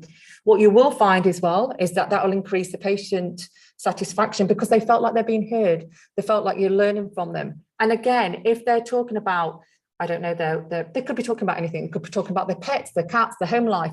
But what you might find is that 5-minute conversation, you find out, actually, I'm trying to discharge this patient. I can't actually discharge this patient because the information I was given is very different to what that patient is saying. But because you never sometimes have that quality time with that patient, you would have probably never have known that. So it's kind of looking at all of these things. And if we're saying 5 minutes just to sit with one patient, it's not particularly costing us anything. It's something that we can do. And it's building those little stepping stones so that we can look at other bigger projects to do. If it works in that environment, we can then look at how it can transpire across the trust. And I just wanted to add that, you know, with regards to projects like Magnet for Europe, it's not only about the services that we provide to patients. Of course, that's the crux of everything that we do. But one thing that we often forget, starting from the nursing school to where we are working, where are nurses? We are not allowed to, there would be people who would be telling you, you're not allowed to drink water and you're not allowed to do this. You know, various different things in terms of taking breaks for nurses, having that empowerment that you can make. We tell them that you're independent practitioners and you're responsible for your decision. But how many of you actually make decisions about yourself when it comes to taking a toilet break, or, you know, taking a break and kind of saying, oh, well, there's wealth of research which suggests across the world, there are hospitals where there is no warm food available on evening shifts and night shifts and other places. Why is that? Because we don't talk about it. We talk about resilience, and resilience means this kind of, you know, getting used to of it. But somebody like me teaches students that it's not only being okay with what is available, but it is also about being able to, we tell people to be advocates for patients, but what about yourself? To be advocate for yourself and for your colleagues, to be able to ask for those sorts of things so that the work environment is better for the nurses. We are 60% of the healthcare workforce across the world. Do we get that kind of share on the table when it comes to decision making in any hospital? So it is about enabling those things, and that is only possible if we engage into dialogue and if we look at these aspects, so that then we are able to raise issues in a way which is kind of, you know, which then helps solve the issues. So I think that's why it is, Nikki talked about quite a lot in terms of the patient satisfaction, but it is also about empowering nurses to see what their role is. And a phrase which I call claim the space. We don't claim our space, do we? And I think we've had this conversation many times before, Parveen, because I do work a lot with Parveen, bless you. And a lot of the times, and I don't know why it's historical, but we often just say, we're just a nurse.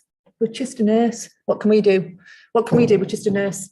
And this big organization, I'm just a nurse. What can I actually do? What can I actually change? What can I actually do? And we're kind of living with that, where people are kind of thinking, well, it's always how it's happened. What's the kind of point? And the whole point of trying to do this research is then trying to look at how we can maybe change simple things. Some things may be more complicated, but let's start with the simple things first, so that actually every single one of you can actually have a voice, so actually can have an impact. I'm not going to say it's easy. Changing that kind of culture, changing that whole kind of process is never something that's going to happen overnight time. It will take a lot of hard work and a lot of dedication, and it's going to take a lot of people to be behind that to actually make it work. Thank you, Nikki. Thank you, everybody. See you staying here. I don't know how to get off the screen now. Yeah. Oh, lovely. That's it. So I'm still talking again because I'm now introducing. So I would like now to introduce Jenny Hunt, who is our lead professional nurse advocate. I'm fortunate enough because, as well as doing my role as in research and everything else, I've actually just hopefully qualified, soon to be qualified, as a Pna as well within the organisation. So Jenny's now going to talk to us about the Pna role and its importance. I feel like we've been here before this week. So should just press this button. There you go. Hopefully it won't go off like it did the other day. Yeah, fingers crossed. So hi everyone, as Nikki said, my name's Jenny and I'm currently in a 12-month secondment, joint secondment with DBTH and Sheffield University as lead professional nurse advocate. NHS England have introduced the professional nurse advocate role into nursing practice. You like that? I think your camera is on.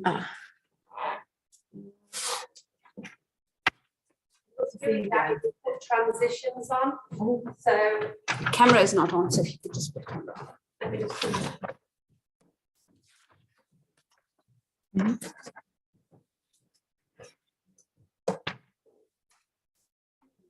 You must have transitions on. Yeah, there's a few slides that I've got it on. Yeah. There you go. Okay, what will it go off when the next ones come on then? Because there's a couple through it. No, your transitions will go on as you Okay, click that's through. Fine. Yeah, so that on your first slide, you must have put transitions on your first slide.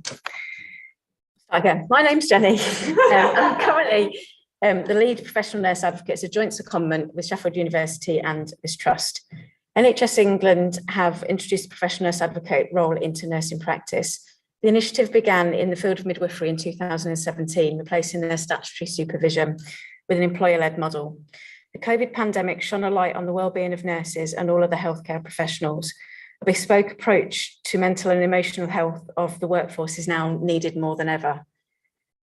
Therefore, the Pna role and A-equip model has been introduced to the nursing profession, and this presentation aims to outline the Pna role and demonstrate the vision for developing, launching, embedding and evaluating the professional nurse advocate scheme within DBTH. Professional nurse advocate, or Pna as it will be known as, is a new leadership and advocacy role. The Pna has the knowledge and skills to support and enhance staff wellbeing, support staff development to progress knowledge and skills, and support quality improvement initiatives. And this contributes to delivery of safe, effective care for patients and their families. The Pna duties fall into three categories: clinical support, wellbeing support, and learning support. The Pna initiative is an employer-led model of supervision. Just move that out of your way because I admitted her, but she's not going. The Pna initiative is an employer-led model of supervision that empowers staff to practice autonomously and helps guide them through the clinical decision-making process. The Pna can support staff to continually and systematically reflect on practice and discuss how in turn we can turn these actions to support the quality improvement process. The way in which the Pna delivers the supervision is through the deployment of the A-equip model, which utilises Proctor's model of supervision, which NHS England have added a function to support quality improvement. The model supports the continuous improvement process and consists of 4 interrelated components designed to support staff to deliver the safe and effective practice. These 4 functions will now be discussed further in the coming slides. So the normative function. This is concerned with the evaluation and quality control aspects of professional practice. It helps to develop staff's ability and effectiveness in their role by supporting staff to reflect on particular incidents or challenges or experiences that they have. This promotes personal and professional accountability by raising awareness of self-development. A Pna supports staff to seek further learning and development opportunities and encourages staff to seek opportunities to become involved in quality or service improvement activities. The personal action for quality improvement is the additional function added by NHS England. The Pna is able to discuss areas of practice that staff feel can be improved and support them in their clinical practice to become involved or participate in audit and quality improvement. The Pna is able to help embed learning from incidents in practice and supports the process of improvement following complaints, signposting to further resources. The formative element is concerned with education and development. The Pna, through facilitating reflective discussion, can support staff to highlight how they can develop their knowledge and skills. The process also supports revalidation by providing reflective accounts and supports preparedness for appraisal, exploring self-leadership, how they interact with others, influence change and improve care. The restorative function addresses the emotional needs, supporting resilience by reducing stress. The Pna can have individual or group sessions, providing a safe space to discuss any issues or concerns that affect practice. These sessions can often lead to enacting a personal action for quality improvement and the formative function discussed in the previous slides. It is a process of discussion, reflective conversation, supportive challenge, and open and honest feedback, and allows a safe space to physically and mentally slow down, allowing consideration of different perspectives. These are completely confidential. No records are kept by the Pna, but the supervisee can reflect on the session and use it to contribute their revalidation process. The restorative element of the model is perhaps the area of greatest focus, particularly now during these challenging times. The benefits outlined here demonstrate the value and impact that the restorative sessions can have on an individual. There are also organisational benefits. The Pna and Through the Pna and deployment of the AirQuip model, staff are empowered to influence and positively impact on the quality of care delivered and the organisation. The Pna works with staff to find solutions rather than provides answers. We're here to empower staff to solve the problems and challenges faced within professional practice. The development and implementation of and evaluation of the Pna scheme to DBTH is guided by the national framework and implementation guidance recently produced by NHS England, which supports the vision set out by Ruth May. The importance of staff and wellbeing is outlined in key national policy, and my role is to amalgamate national trust, including partners from the wider SYB and ICS, academic teams, and my own vision to ensure that key stakeholders' needs and aspirations are met. As you can see, the scope of the role is extensive and expanding as knowledge of the implementation grows. It is ever evolving, and successful development and launch of the scheme begins with realistic and achievable goals. In order to break this vision down, a thematic analysis was performed, focusing on strategies for development and launching the scheme. These 4 areas of key focus were identified, and each area will now be discussed in the slides that follow. The first and most important area is leadership and collaboration. Links with our lead, Eileen Elliott, and network and participation in communities of practice are helping to support implementation, providing guidance on policy and strategy. They are providing insight into successful strategies and offering support to overcome barriers and challenges. Support from the Trust Workforce team is essential to inform the Pna recruitment strategy, including linking with HR and finance teams to explore backfill options. The support and guidance I've received has supported implementation plans and has been invaluable. Collaboration with the university, education, leadership, and the QI teams have established vital links to embed training within existing structures and to support Pnas and staff to contribute to quality improvement initiatives. Coaching and supporting our Pnas in training is essential. Their input into the development and launch of the scheme supports their studies and their own leadership growth and development as a Pna. Establishing links with our wellbeing team, occupational health team, and the Freedom to Speak Up Guardian team is allowing exploration into referral and signposting to the Pna team and supports the Pnas in practice with their own signposting to services. These links will also support our Pnas to ensure their own health and wellbeing needs are supported, as the demands of a Pna role cannot be underestimated. Gathering information is vital to support the implementation and development of the Pna role. As the project is progressing, methods for gaining information and feedback are developing. The initial stages involved identifying qualified Pnas and those in their training and creating a register, along with planning for future recruitment by gaining workforce data. Feedback from the QI project and pilot projects is also essential, along with establishing a cohesive approach across the trust and region, using the steering group and regional communities of practice to share practice and a governance framework. Nationally, there are defined data collection strategies outlined, the Pna register and the provider workforce returns. Qualitative data will be reported locally to enable local, regional and national oversight and evaluation of the implementation of the Pna role and the AirQuip model. Alongside the regional data collection, which will be used as part of our trust evaluation, data collection is focusing on the following metrics. The overall implementation will be measured in terms of sickness and absence, and we'll explore the sickness percentage prior, during and following implementation, along with our retention and intention to leave rates. Alongside these, the QI team are carrying out an evaluation into the lead nurse secondment and the sessional role of the Pna. Qualitative data from the Pnas and supervisees will be collected. We're currently in the process of developing a survey monkey form for the RCS sessions for both the Pna, as this will gather data relating to the focus of the sessions and contribute to the provider workforce returns and the theme identified. And another factor that this will capture is the experience of the supervisor. This will inform and support the preparation of trainee and new Pnas, as most have felt underconfident in delivering the RCS sessions. And for the supervisee, this will explore how beneficial the participant found the session and whether it's impacted and improved their sense of emotional well-being. In addition to the methods above, data will be collected regarding the number of allocated appointments and attrition and DNA rates, along with documenting the hours agreed, used for Pna sessional work and missed opportunities. For example, if time could not be taken due to clinical workload. Information given is essential to successful implementation. We need to promote the model and demonstrate the application of the Pna and the A-Equip to all key stakeholders. A vital element is feeding back the data collection and progress nationally, regionally, and to the board, disseminating progress to the wider trust to enable oversight and evaluation of the implementation of the Pna role and A-Equip model. Embedding the model into pre-registration, induction, international nurse, and preceptorship programs will support newly qualified and those new to the trust to understand the principles and approach, hopefully making RCS the norm and something to be embraced.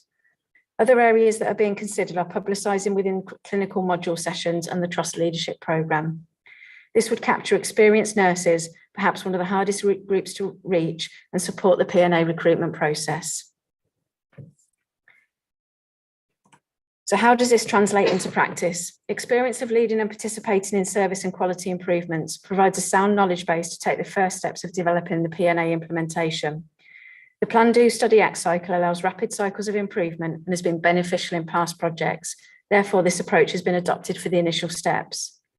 It is recognised that this is an extensive project and the approach requires adjustment and rethinking, lending itself to the appreciative inquiry cycle, which is guiding this project, allowing reflection to innovate and improvise as the project progresses. Using the PDSA cycle has been extremely beneficial as my approach and priorities during the project have changed. Initial focus was the governance structure. However, it was apparent that establishing how many trainee Pnas were in the trust, where they were in their studies, mentoring and supporting them, and their plans for implementation required a focus. The approach was adjusted to establish a support network for trainee Pnas, including practice supervision. The current priorities are securing protected time, recruitment, publicising the role, and supporting the pilot implementation areas. A further example of the benefits of using the PDSA cycle is demonstrated within data collection. Data collection methods were explored with trainee Pnas as part of their academic studies, and questionnaires relating to the emotions and evaluation of RCS sessions were devised. However, during the study phase of the PDSA cycle, it became apparent that this approach was perhaps overcomplicated and not necessarily capturing the data required. Also, advice relating to information governance was sought, and this has now resulted in an adjustment and a simplified approach using the metrics outlined in the previous slides.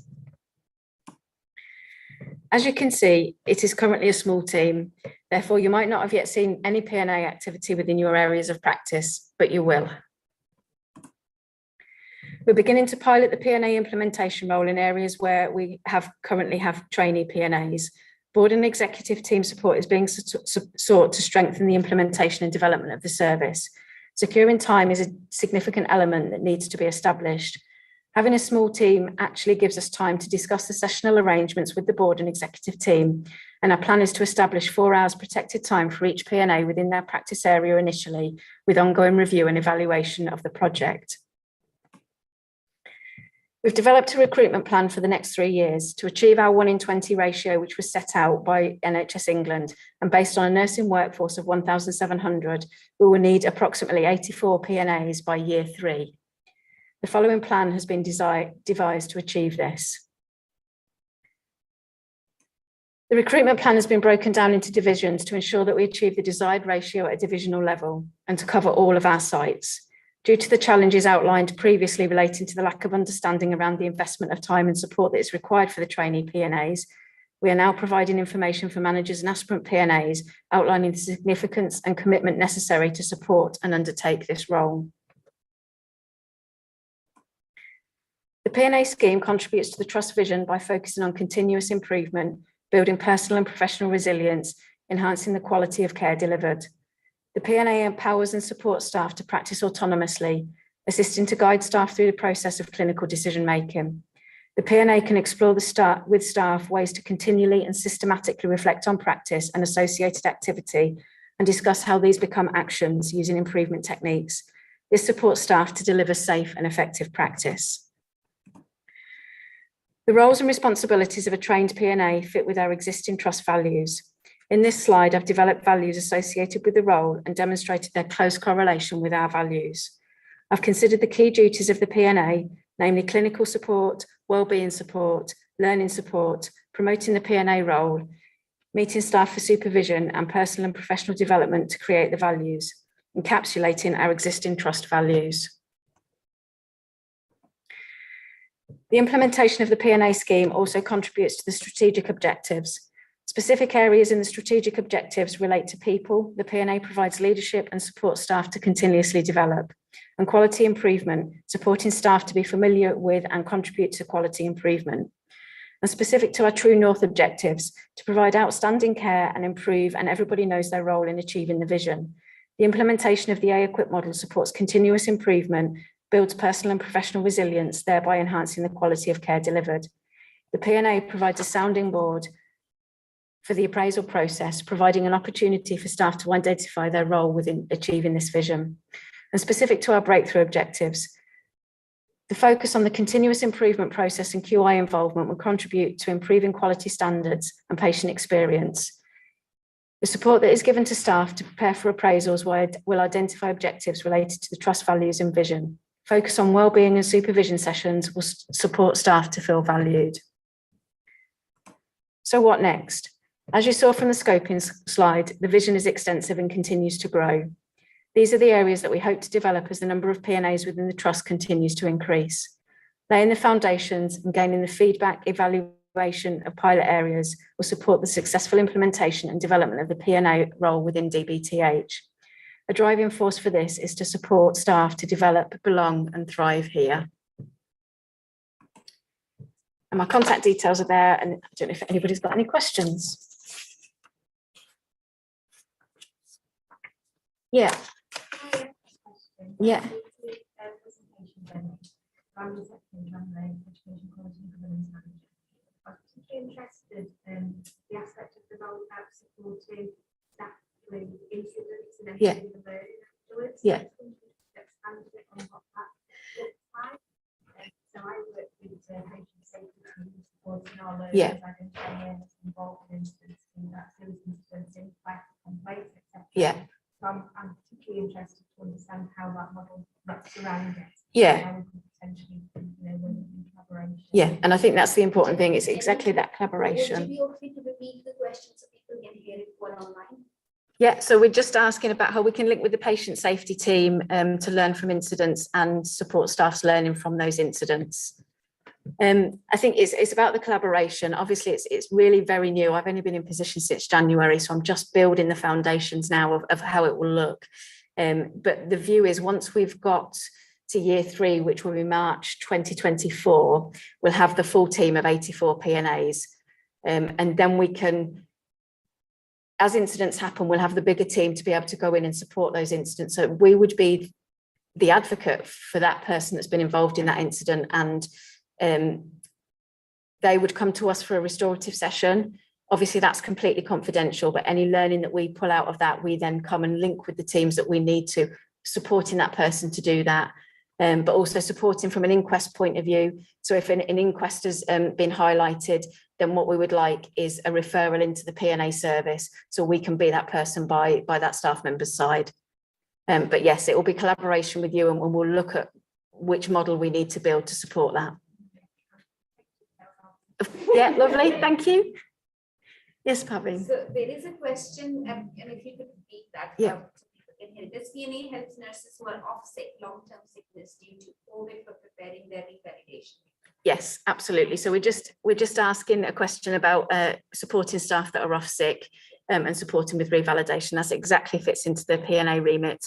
Another trust actually has initiated a fly-in squad. Obviously, we need more numbers to do that, but that would be where the Pna actually goes to that person's home and supports them in that way to do their revalidation if they're still off sick. And obviously the other arm of that is we do need to support those people that are off sick, because it's a really stressful time, and we are that sounding board for them to really emotionally offload to us.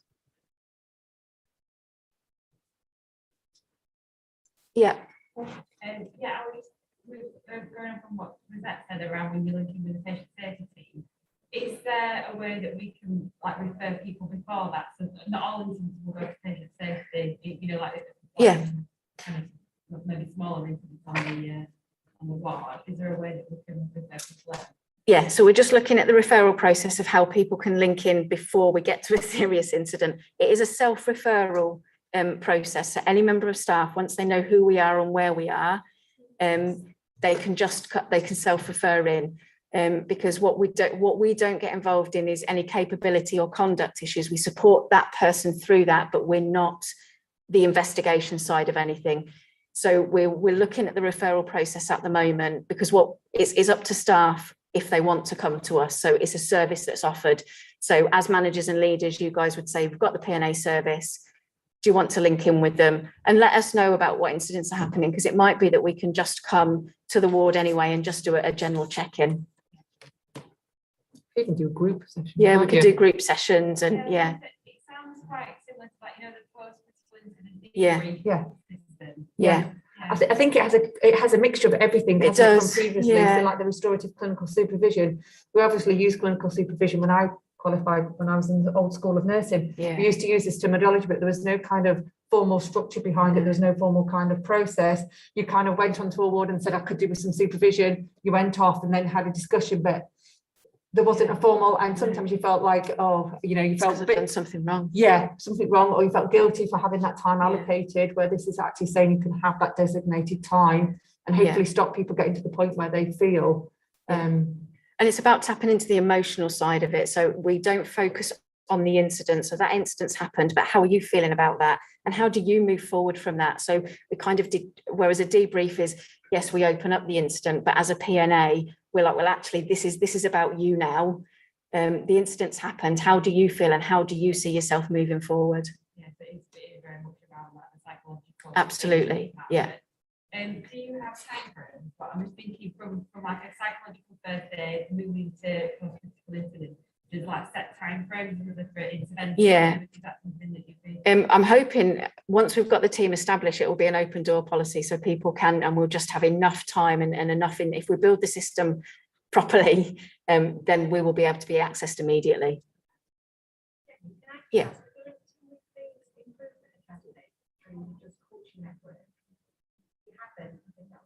Okay. Yeah, I'll come and. Yeah. Yeah. Brilliant. Yeah. Yeah.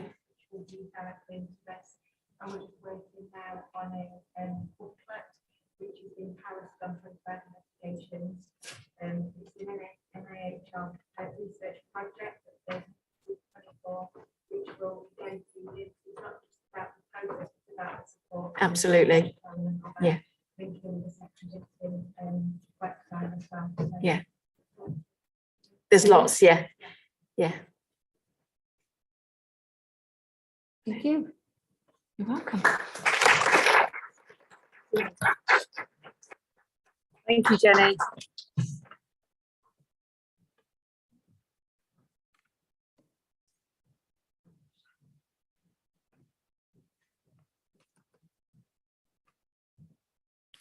I think she's linking in. Yeah, but she's doing it's a video. Okay. So when I'm ready, then just press play. Okay, so next up, it's not actually in person. It will appear on screen and it will appear for you guys as well. That's accessing remotely. So this is Diane Greenfield. She's going to be talking about investing in nursing and building research capacity in Sheffield, a starter for 10.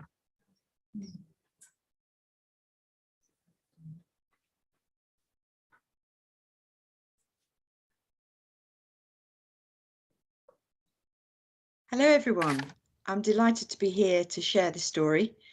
It's one that demonstrates where there's a will, there's a way. This story is about establishing a research internship programme for nurses, midwives and allied health professionals in the absence of any tradition, culture, infrastructure, strategy or funding. Oh, and all during a pandemic. Here we go. Traditionally, as you're probably aware, there have been limited opportunities for nurses, midwives and allied health professionals, collectively referred to as NMAPs, to become more research active, either by engaging with or conducting research as part of everyday clinical practice. This has been compounded by a lack of clinical academic career pathways. Evidence-based practice, including research, informs the mainstay of health care, and there is an increasing recognition of the need for NMAPs to become more actively involved in research. AHPs have already made significant progress in developing research capability at STH. Nurses and midwives already play an important role in research, although to date this has been predominantly in supporting delivery of research studies rather than as research leaders. And I'd like to acknowledge my colleagues, Ali Mortimer, ND for research, and Gail Mills, lead nurse for R&D at STH, who have both done extensive work within the research delivery arena. Back in 2019, in a world we all now remember fondly, I was selected as a Senior Nurse Research Fellow in an NIHR-funded scheme called 70 at 70. 70 senior research active nurses, some clinical academics and some research delivery nurses, and some both, were selected in a competitive scheme born in the NHS 70th year. With the Chief Nurse's endorsement at STH, the funding enabled each of us to work within our own institution for 2 days per week for nearly 3 years to work towards the aims given in this slide. Everyone awarded the fellowship had a different slant, and my focus was to support developing clinical academic careers and consider the strategic mechanisms to do so. As part of my scoping of the local health economy, there was one fact that was plainly clear. At STH, clinical research is really strong. In Sheffield, we have the NIHR Sheffield Biomedical Research Centre, the NIHR Clinical Research Facility, the Cancer Clinical Trials Centre, and the Clinical Research and Innovation Office, all in partnership with the Medical, Dental and Health Faculty at the University of Sheffield. The existing infrastructure almost entirely and exclusively supports medical research. The doctors and dentists also have a regional integrated academic training programme based at the university, which receives around £3 million funding per year. Doctors and dentists have an established combined clinical and academic training programme and a strong tradition of clinical academic career framework at STH. In short, clinical research in STH is really strong and well established. However, the paradox is that sadly nurse and midwifery-led research at STH is unfortunately pretty weak and rarely acknowledged. In 2019, it's fair to say that it was a pretty barren landscape, save for a handful of disparate clinical researchers. Of course, we have some really good work to encourage research activity, for example, the Evidence-Based Practice Forum, sessions on writing for publication and so on, but there was actually no clinical academic career framework and no infrastructure to support the clinical academic training. We had no professor of nursing for research, no clinical academic leadership, no nursing research strategy, only a token mention in the trust research strategy, no policies, no investment, and very few formal links with either universities. However, our new chief nurse had been appointed and was keen to support this agenda and reverse the status quo. Chris also supported my focus of my particular NIHR secondment, as I said, about clinical academics. The start of the secondment went well, and after an initial productive scoping exercise, we agreed the first year's work with our chief nurse and ND for research. And as we started cracking on and convening pandemic partnerships, the pandemic struck and everything was cancelled. Pretty much everything related to Plan B. Everything stopped with this programme of work, but the network gains and the relationships struck during the scoping exercise meant that adversity strengthened the will. And so after much deliberating and abandonment of Plan A and Plan B, Plan C was formed. During the scoping, a partnership was struck between myself and a kindred spirit, Prof. Sue Pownell, AHP and Director of Research in the Combined Community and Acute Care Group at STH. And this partnership was founded on shared values, passion, and a mutual frustration at the injustice of current inequitable provision of clinical academic training opportunities for MMAPs. Similarly, my scoping exercise had also led me to Lindsay Grieveson, the clinical academic training manager for the doctors at dentists in the integrated academic training programme at university. This partnership revealed their NIHR-funded clinical academic training strategy included a pledge to support clinical academic training for NMAPs within it, but without progress being made thus far on any plan. And finally, a meeting with the NIHR Sheffield Biomedical Research Centre manager, Jodie Keyworth, also revealed that the BRC renewal bids stipulated they needed to demonstrate investment of NMAP research opportunities, but had yet to deliver on this agenda. The net effect: 4 people, 3 institutions, 2 strategies needing action, shared values, 2 existing infrastructures, 1 for clinical research and 1 for clinical academic training, and thus a mutual partnership was born. For those of you who aren't familiar with it, the NMAP Integrated Academic Career Programme is called ICAT. It has some similarities with the Doctors and Dentists programme, but it is administrated and funded differently. I don't have time to review this today, but the link is given here. A key component of the ICA programme, though, is the first step, the Research Internship programme. And so it was an easy decision. Our collaborative partnership would develop an NMAP Research Internship programme at STH using the skill, knowledge and infrastructure and existing infrastructures of for our mutual gain.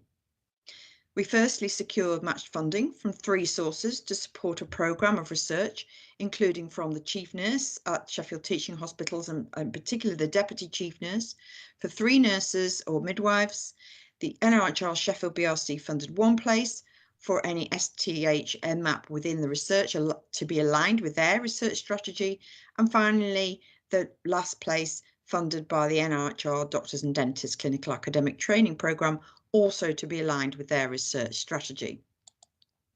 The purpose of our Research Intern programme is to produce NMAPs who are prepared and able to apply for the next step of their clinical academic career pathway, such as the pre-doctoral or doctoral clinical academic fellowship, or the SHAR Clinical Research Academy Fellowship. We want to identify and nurture the research leaders of the future. Of course, an unexpected outcome of the completed NMAP research internships is to also demonstrate improvements in quality of patient care, patient research and/or staff wellbeing in their own clinical area. We also want to establish a successful and sustainable infrastructure and a network of experienced clinical academic NMAP research mentors across our institution to create a snowball effect. My project is co-led by myself and my colleague, Prof. Sue Pownell, and the programme is actioned via its component partners with an overarching steering group with responsibility for delivering and maintaining the integrity of the programme. The steering group integrates the key partners and hosted by the Sheffield NIHR BRC. In terms of accountability, the steering committee is accountable to the STH Research Executive and also to the BRC and core executive groups via the representatives of the steering committee. And finally, in terms of administration and data governance, the programme follows all relevant NIHR Sheffield data and information governance and management policies. So we have effectively piggybacked onto 2 existing infrastructures. Expressions of interest were emailed and cascaded in the Trust in February 2021 and promoted through Trust Communications Update. And we were delighted and surprised to have 40 applicants, 28 nurses, 12 AHPs and other non-medical HCPs. Although it was noted, unfortunately, that the quality of the applications, particularly from the nurses, were of generally poor quality. However, we were able to shortlist 10 good candidates and 9 were interviewed in April 2021. 5 excellent applicants were offered the internship and all accepted.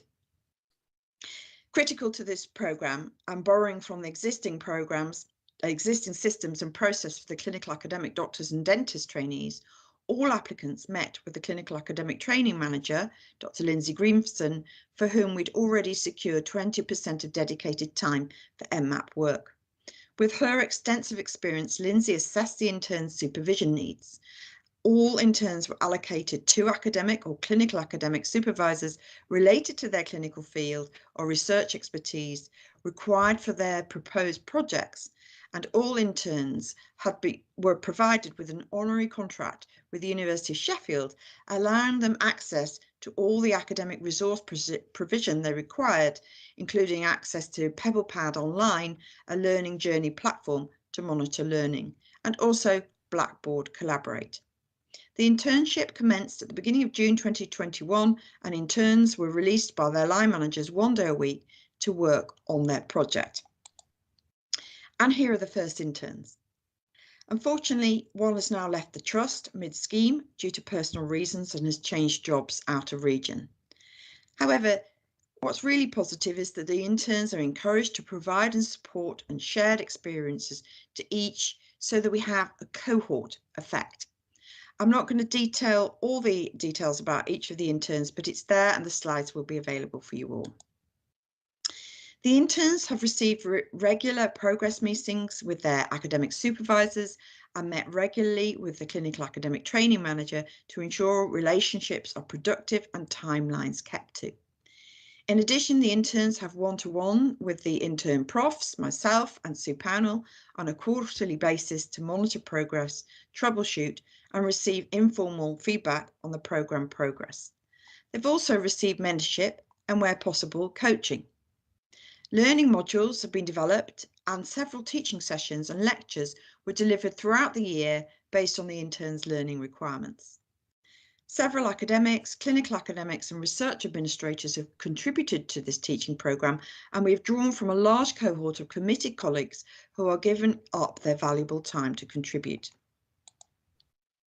As for the next steps, an intern graduation is planned for next month. The interns will present their work, and this will include an impact evaluation using the locally developed Victor tool to demonstrate impact in clinical practice, and a summary of their learning experience and also a career development plan. It's an expectation of this first cohort that they'll form an alumni group and provide peer support and guidance to the next cohort of research interns. Planning for the next cohort of interns has already begun, including securing funding. We've also succeeded in securing further temporary funding for the clinical academic training manager, who is absolutely essential and pivotal to the future success and security of this programme. And finally, the co-chairs are working to influence key stakeholders in the trust, such as through the development of the new STH research strategy to ensure clinical academic training opportunities and funding streams for MMAPs become the new normal. So what are the top tips we learned from this experience? Firstly, where there's a will, there's a way. This was a story of establishing a research internship programme for nurses, midwives and allied health professionals in the absence of tradition, culture, infrastructure or funding, and oh yes, during a pandemic. My top tips for success are: where there is no tradition, join forces with like-minded people, draw strength in shared values and numbers, and normalizes values and behaviours. A team is best. Where there is no culture, borrow. Where there is no infrastructure, borrow. Where there is no strategy, have faith there will be and borrow in the interim. Where there is no funding, beg. And where there is a void, influence, motivate, galvanize, lead. And when there is a pandemic, have a plan B and C and D. And don't ever, ever give up. And finally, I'd like to acknowledge the interns who've really risen to the challenge and been so excited and engaged with the opportunity they've been provided with. It wouldn't, of course, happen without the funders, the supervisors, the mentors, coaches and teachers. We need to thank the wider steering group and particularly the working group, Sue Pownell, Lindsay Grieveson, Jodie Keyworth and Jenny Smith. It's been a joyful partnership and a delight working together to get this going. We've got a long journey ahead, but it's so far so good and a starter for 10. And that's the story. Thank you. I'm happy to answer any questions you may have. And I'm here.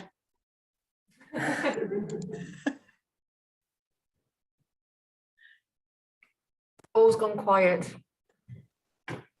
And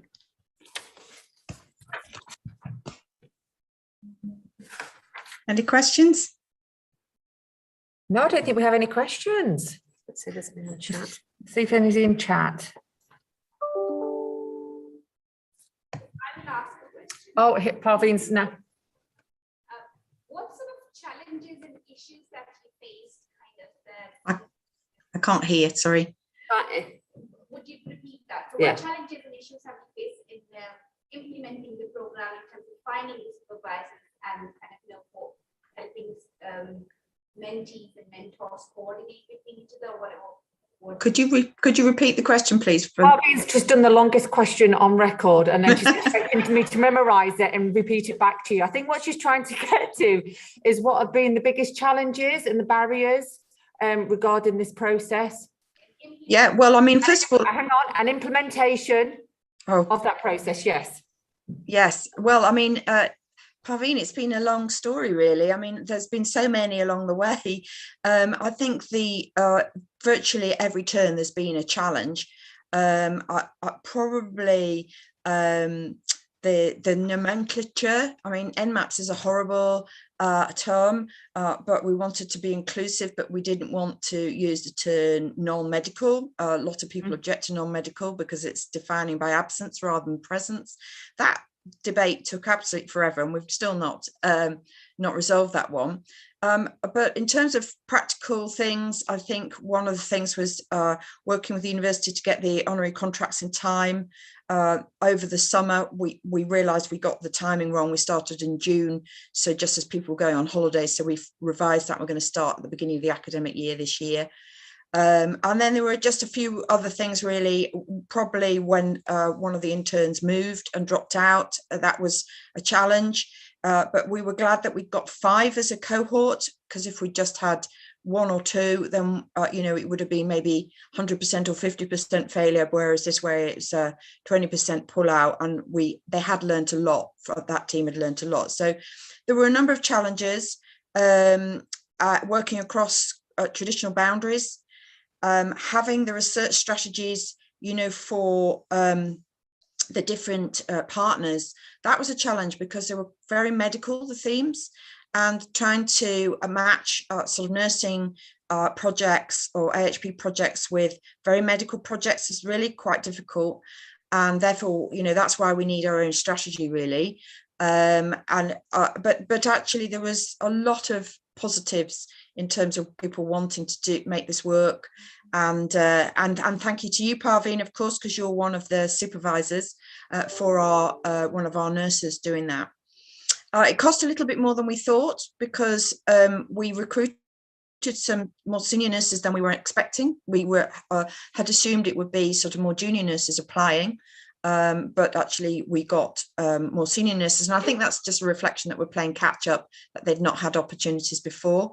So we had to go back and beg for some more money because we'd gone over our budget. So those were some of the challenges that we had, but we had to have regular working groups and keep everyone motivated and up to date. And of course, we're doing it on top of day jobs as well. So those are some of the challenges, but I'm really pleased to tell you that we've got funding for 9 interns for the next round. So we've just had that confirmed at the beginning of this week. So it's really taking off, and we're shifting the administration into central, pointing to the Clinical Research and Innovation Office, and that's going to help because it means it's generic across the trust, and we're not necessarily having to stick with the needs of the particular partner funders exclusively, but we can match the interns to different funding schemes, and that's going to be slightly more flexible. So so it's looking good, and thanks, Parveen, for your support. Thank you.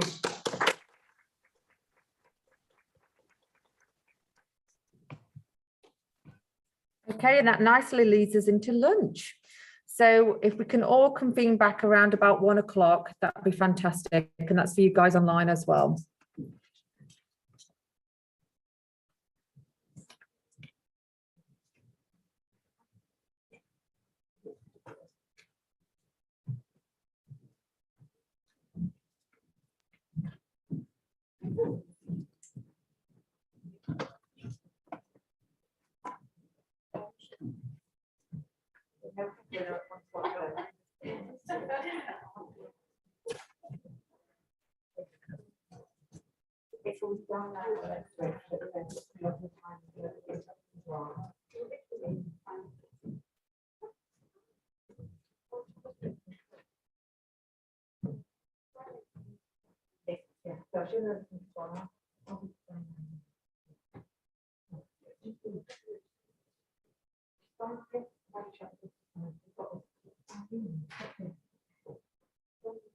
Coming, Julie?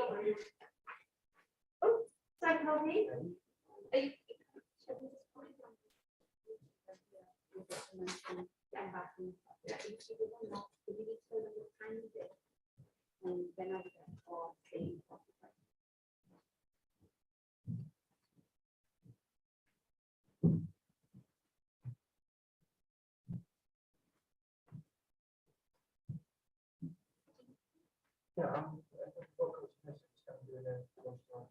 Yes, that's right. Yes, thank you.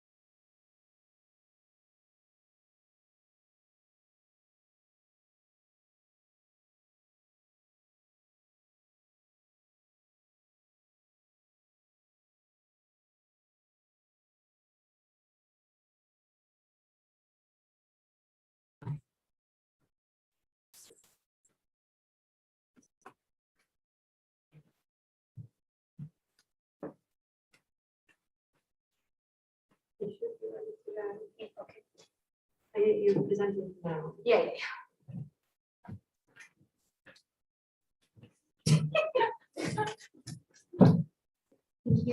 Yes, okay. So afternoon, everybody, and welcome back to the International Nurses Day conference. So my name is Sarah Varga. I'm a PhD student at the University of Sheffield and a staff nurse on critical care at Doncaster.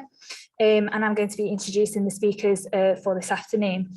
So now we've got Julie McGarry, for Professor in Nursing and Gender-Based Violence at STH and the University of Sheffield, and Professor Parveen Ali as well. So they're going to be doing our next talk.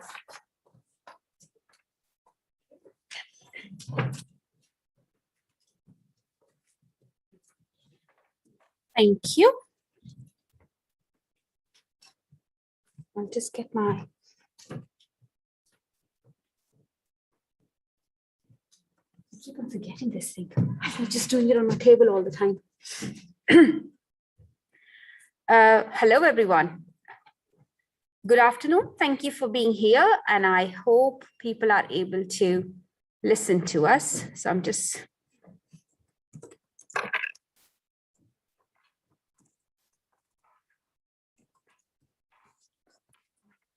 Oh, okay, so I can't see. Yeah. Okay. So just let me know by putting into the chat if you can hear okay and if you can see okay the slides and my lovely face. So my name is Parveen. I work at the University of Sheffield at Health Sciences School and Doncaster and Bassett Law Teaching Hospitals as Professor of Nursing and Professor of Gender-Based Violence. So today, myself and my colleague, Professor Julie McGarry, who will introduce herself later on, but she's got the same position, same title, but with University of Sheffield and Sheffield Teaching Hospitals. So we both are going to talk about what our role is all about in terms of research capacity building, what is it that we aim to do, and perhaps just give a glimpse or an example of what we are doing right now as one current project. So slides are not moving. So yeah, okay. So as I say, we're going to talk about who we are, roles, and what we have done so far. So our roles started off at University of Sheffield thinking about, and also these two hospitals, Doncaster and as well as Sheffield. And I think it would probably be fair to say all other hospitals and other organizations in the UK as well, that the number of research done by nurses is much lower than we have for other professionals, especially when we compare it with medical colleagues or even many of the AHP colleagues. The number of nurses who are engaged in research is much less. And this, when you compare that, the 60% of the world healthcare workforce is nurses, so that just becomes a bigger problem, because then we are not having the same kind of opportunities, or we are not at the same level where everybody else should have been. So there is this recognition that there needs to be some more work around encouraging and supporting nurses to get onto the research ladder. So this chart that you can see is talks about number of NIHR personal awards given in various different years. You can see from 2012, 2016, 2020, and you can see the number of nurses is much lower. Nurses and midwives generally is much lower, but again, if you look at the nurses, considering the sheer number of the nurses that are in the healthcare workforce, it becomes even more concerning. So why is it a challenge? There are various different reasons for it, and we could categorize them into three kind of bigger sections: individual reasons, organizational reasons, and structural reasons. In terms of individual reasons, at individual level of individual nurses, we perhaps lack research skills. Research is not always embedded into the education, nursing education, pre-registration education. And when it is never been picked up afterwards. It's not threaded through into your profession, so you lose the skills and understanding of that, or the confidence and competence to engage in research. There are, of course, majority of the nursing workforce is female, and then there are problems with difficulties in terms of managing personal lives, careers, and how we navigate all that system, and which being the gender element comes into it, it makes it even harder. There are problems securing funding because to apply for a funding for any research takes quite a lot of time and effort earlier on. And on average, I think for one application, it wouldn't be wrong to say that it takes at least about 6 months. Would that be wrong to say, Julie? And that much time is usually not available, and people leave things at the end. So therefore, there are problems in terms of securing fundings, having networks, talking to people, and I think that causes an issue. Tension between splitting clinical and research time. So you all must have heard things about when you say nursing still is related to hospital-based nursing. So if you tell somebody that I am a nurse, people expect you to be working in hospital. And if you're not doing that, you probably are not nurse. And sometimes our own colleagues, nurses, question that. So it's not even that, people outside. So there is something about identity. Who do we call a nurse, and what do nurses actually do? What is our role? At organizational levels, there's a lack of clear entry points as to which positions can you join in, at what levels can you join in, what research has to do with the position that you go for. There's no clear model of career progression. So many NHS trusts, for example, research nurses, there's confusion between nursing research and research nursing. People take the role of research nurses as the ultimate research roles, which are very important roles, and research into the healthcare field would not be possible without research nurses. There needs to be more engagement and acknowledgement of that role. Having said that, we can't deny the importance of nursing research, where we have nurses as PIs and as those developing and delivering research. So there is that kind of confusion as well. Organizational support usually vary. And there are lots of issues at mid-level management where mid-level managers do not necessarily understand why research is important for patient benefit, and why should we allow people to time and space to do this. And some of this goes back to also that the nursing as a profession within the healthcare, there's always shortage. So there are always other things that are more pertinent or important in people's eyes, and therefore it makes it quite harder.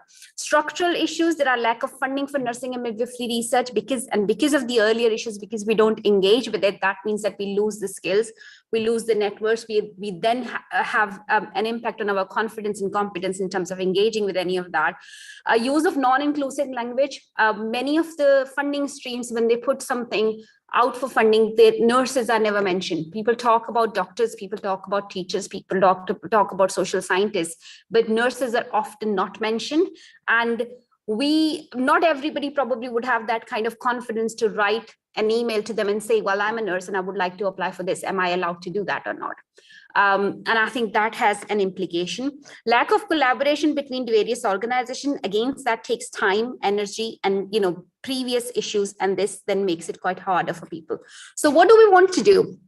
With our position, the interest that we wanted to develop health sciences school at the University of Sheffield, STH and DBTH, to be exemplary places for interdisciplinary clinical research, locally, nationally, internationally. And we wanted to inspire nurses and midwives to undertake independent interdisciplinary research to move the profession forward. How do we plan to do it, or what we are doing to do that through various different strategies, making sure that research is embedded into the education, making sure that when research prioritization happens or research needs are identified, nurses are involved into it, providing appropriate mentoring and support to people, providing role modeling, having been leaders and providing appropriate training programs, and offering collaborations. And those who are online, and I can see many people are those who know me, and I think that quite a lot of these things, I try to do that in various different capacities in terms of trying to encourage nurses to collaborate with other professionals, providing mentorship and other things. So it's not only that within nursing we have to do, but we also have to build bridges with other professions, and that's what we would like to do within our respective roles at STH and DBTH as well. This is an example of few things which I have done at DBTH, and Julie has been doing a stage, and I will, she'll talk about more one of the projects that we are doing. But the kind of things which I've done at DBTH includes ideas clinic, where people can come within the initial idea was that people would come up with a research idea and talk about it and take that, clarify it and see how to go about that. But people who have come to me so far, sometimes it's a research idea, sometimes it is to do with thesis or dissertation that they want to do. Sometimes it is also about career progression and how to develop and research. And all of that is fine, as long as it helps somebody to see which direction they are going and how they want to take things forward. We also do publication workshops. So we've got a program for whole year lined up. We call it publication workshops, but these are basically different strategies and different skills that people would like to have, starting from how to reference articles or using reference manager, to literature searching, to actually publishing an article. We talk about this, the career pathways with individuals, but we are also looking at how to develop career pathways at DBTH. So nurses who are doing masters, those who have got ACPs and those who've got PhDs, how do we help them stay within the organization and thrive and develop within the organization? And myself and Sam and other colleagues are working on that quite a lot. We also look at how to integrate research into the ACP roles and how to facilitate that. With that, myself and colleagues have, Lizette, I'm not sure if she's around here, but again, talk to ACP students to try and make sure that their research projects are aligned with not only their research, but their educational programs, but also with the trust, to enable them to translate what they learned from research or from their degree into the practice, which will also have an impact and will improve their confidence and competence, and would also help them network within the organization and give something back to the organization. And other aspects, for example, providing, disseminating information about research that is being done by the staff in each of the hospitals, to just give people a little bit of idea of what's happening. There would be few things which are coming up. So we are working on job description. So we will have a senior research fellow involved into the work here at DBTH and hopefully at Sheffield as well, to try and take that work forward with us and to improve understanding of research. And Chief Nurse Fellows would also be another initiative where we would like to provide opportunities to Band 5 and Band 6, like early on nurses who are interested in research, to come up with a bespoke project that they would like to do with the help of supervisors to take that forward. So it's a bit like what you heard from Diana Greenfield earlier on. And Nikki talked about involvement with Magnet for Europe and other initiatives like, for example, Baby D and other stuff. There is quite a lot which is going on. So this is just kind of an overview of the stuff which has been going on here. I'm not going to skip this slide because it's pretty much the similar sort of stuff that I've just said. One of the other things that we are going to look at, and myself and Julie and the other colleagues are involved, is looking at how research is embedded into job description and person specification at various different levels. Because we believe that it's, unless you put that into the culture, you make people responsible for, it's in their job description, it's in their person specification, so they can see how it relates to them. And therefore management and other people are able to then support people to go for it. Because if they can't see it's in job description, they're not going to support you with the way forward, and you can't see why is it essential and why you should be getting involved into that. And that's one of the things which is different between nurses and allied health professionals and medical colleagues. So we are working on that sort of aspect at the moment. So that's me. I'll be happy to take any questions after Julie has finished her talk. And Julie is going to talk about one of the projects that we're doing, looking at self-assessment of organizational readiness tool. Thank you. We call it SWORD. Thank you, Parveen. Okay, take the mask off. Okay, so good afternoon, everyone. So yes, I'm in a similar role to Parveen at STH and University of Sheffield. So I'm just really going to provide a very brief overview of the SWORD project, which Parveen and I are co-leading with our colleague, Professor Joe Cook at the University of Sheffield. Okay, so everybody I'm sure who's here today will know, either in person or online, of the Chief Nursing Officer's for England's Strategic Plan for Research, Making Research Matters. So a starting point for our project was that we've been approached and commissioned to develop the SORT tool for organisations to look at where they are in terms of research capacity and capability currently.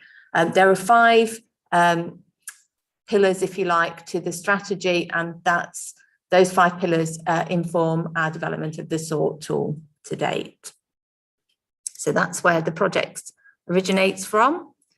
So objective 3 is in the CNO's report, is about building a research system that supports research capacity.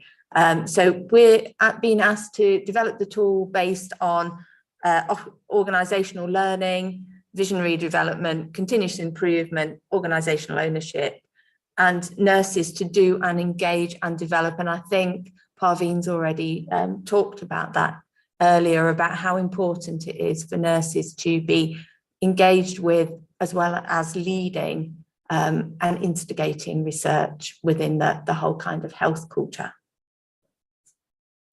So we have been developing the statements, and they're based on an evidence-based approach to statement development.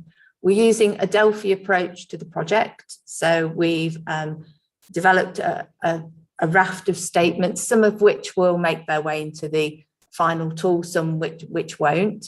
Currently, those statements have been sent out via an online survey approach. So we're doing an online Delphi as opposed to an in-person Delphi because of the situation that we find ourselves in. And those statements, the first round of the Delphi has come back, and we're just analysing that data now, Parveen, myself and Jo Cook. And then with the working group, we will decide which statements need to go back out to the Delphi for round 2. And the ones that make it into the final tool will then, we anticipate, be piloting that prototype in organisations.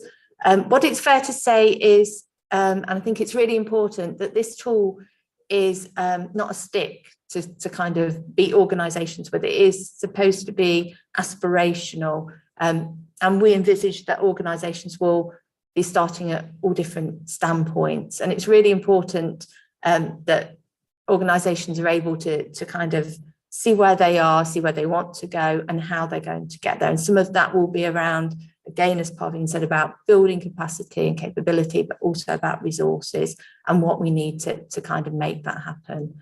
I think what's fair to say is there's never been a better time for us with the CNO report. And it's just really, I guess, kind of keeping that momentum going as we carry forwards. Was there anything you wanted to say, Parveen? No, thank you. Okay. Thank you, everybody. And we are happy to take any questions. So I'll just have a look at the... Yeah, so if you have any questions, if you could drop that into the chat box, we'll be able to answer. And if anyone has any question to the audience, we'll be happy to take that. Either we were very clear or we were completely unclear. No? Yeah? How do you find the response from both SDH and DBTH trying to sort of improve the research profile of nurses? So I'm just going to repeat the question so people can see. So Sarah's question is, how do we find how do we find it's going in terms of increasing, what are the experiences? Is that fair to say? Yeah. Go on then, Julie. So I'll go. Can you hear me through the mask? Because I'm just conscious that we're kind of swapping over a bit. So I think overwhelmingly we're pushing at an open door. I mean, nurses and colleagues, and I think again, Parveen, allied healthcare professionals and medical colleagues, very keen for this to happen. It's how we generate the opportunities for that to happen. I think when Diana was talking about some of the internships, there are lots of different ways that we can start that, and that's by just engagement, for example, right through to people who are much further on in their kind of clinical research careers. So my experience, I think, is that we are, we're in a very positive place So yes, that's one side of the coin, that, you know, it's the response. And of course, organizations are interested, and there are many people like us and, you know, leaders who we have shadowed and who have mentored us, who are interested in getting nurses involved into research and everything else. But I think we still need to do a lot more in terms of galvanizing the interest among nurses, because if we look at it, research or mentorship or education or any of those things, it just goes back to earlier point that we were talking about, that usually we see that as nurses, oh, we're just nurses. So what is it that I need to do? And everybody else in a hospital setting, and I am perhaps talking about myself if no one else is thinking like that, but I think for a long, long time, it is fair to say that I would have, and many people who I knew thought that we are just there to support everybody else. But actually, I think for past 2-3 years, what I've started thinking about, who are we? What is our identity? Because looking at what people write on Twitter or otherwise, in terms of who nurses are and, you know, who is a nurse, what does a nurse do? I think we are very, very unclear as to what we do. And then that translates to how we communicate what our role is and everything else. And that translates to how we are seen, what our image is into the public, and how seriously or not seriously we are taken. So I think research or any involvement in any kind of professional progression development is everybody's business. If you don't respect yourself, nobody is going to respect you. If you don't take yourself seriously, nobody is going to take you seriously. And I think as nurses, we are not just nurses. We run hospitals. Who stays into any ward or any unit, if you just close your eyes and tell me who stays there at most, the answer would be it's nurses who stay there. So we are the glue who bring everybody else together. And when it comes to research, we will usually talk about nursing research, but actually every research that happens in the healthcare field is nursing research, because we enable that. We get the data, we give the data, we generate the data, even if, for example, we don't analyze it, but our problem is that we don't own it. And I think that is where we need to encourage other colleagues to be able to understand who you are, be comfortable with your identity, and find ways to improve it. And research, as I've always said to my student, is not something that is an add-on. You actually do it every day. When you plan your travel early in the morning, when you're getting out of the house, and you plan how you're going to get to the work, and you know what is it that you're going to bring back when you're working, when you come back home, you do all of that. You do research when you're planning a holiday. You do research when you're buying, I don't know, a piece of shirt or kind of a watch or anything else. But it is accepting it that we do that. We have got the ability to do it, and therefore we will know and we will engage with it. And I think in that respect, not only in, we are talking about STH or DBTH, but in any country throughout the world, that's where we need to be very much active on and try and strive for it. So sorry, it might sound a bit negative, but I think that's the clear message that I would like to give, that if you would like as nurses for people to recognize you, respect you, you need to respect yourself, you need to know who you are, and you need to know where you're going. Thank you.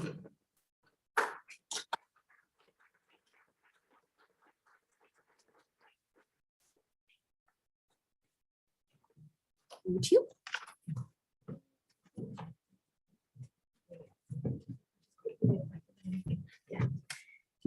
Thank you, Parveen and Julie. So our next speaker is Becky Valance, and she's Head of Quality Improvement Academy, thank you, and Clinical Lead QI at DVTH, presenting this nurse camp. Thank you, Becky. Thanks, Sarah. So as Sarah said, I'm Becky Valance, Clinical Lead for Quality Improvement and Head of QI Academy at DVTH. I'm pleased to say I'm one of 3 nurses currently in the quality improvement team this year, which is fantastic. Up until recently, it was just myself, but now there's 3 of us. For some reason, I can't get that to move.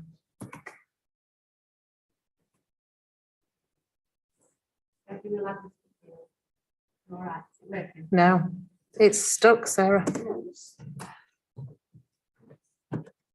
Just click on this. Yeah. And then that's it. Thank you. So my presentation is called This Nurse Can. So this nurse can do quality improvement. What I'm going to talk to you today about is to introduce you to the DBTH quality improvement team. I explain how you can access and support the team and give a brief overview of QI and how you can be involved, because my colleague Sam is going to talk to you after me about how you can make QI part of your everyday work and your everyday business. So this is the team at DBTH. We are quite a small team. Until earlier this year, there was just 3 of us, and we've expanded by 2 this year, which is fantastic. So as I said, I'm one of 3 nurses now in the team. Myself, Sam and Joanna are all nurses that work in quality improvement.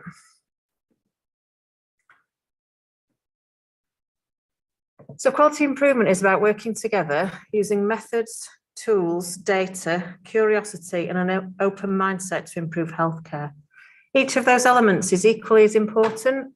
You need a structure, so you need a method that has tools attached to it. You need information to know if your improvement's changed, but you need to have that curiosity and that want to change something. So we have some core principles within DBTH, and for QI we work to those. So we believe that everyone's an expert in their own work. We would never go to a department or a team and tell them what to do. We would take advice on what they think the issues are and what things they think need to improve. And we would provide them with the tools, the support and the method to be able to make those changes and improvements.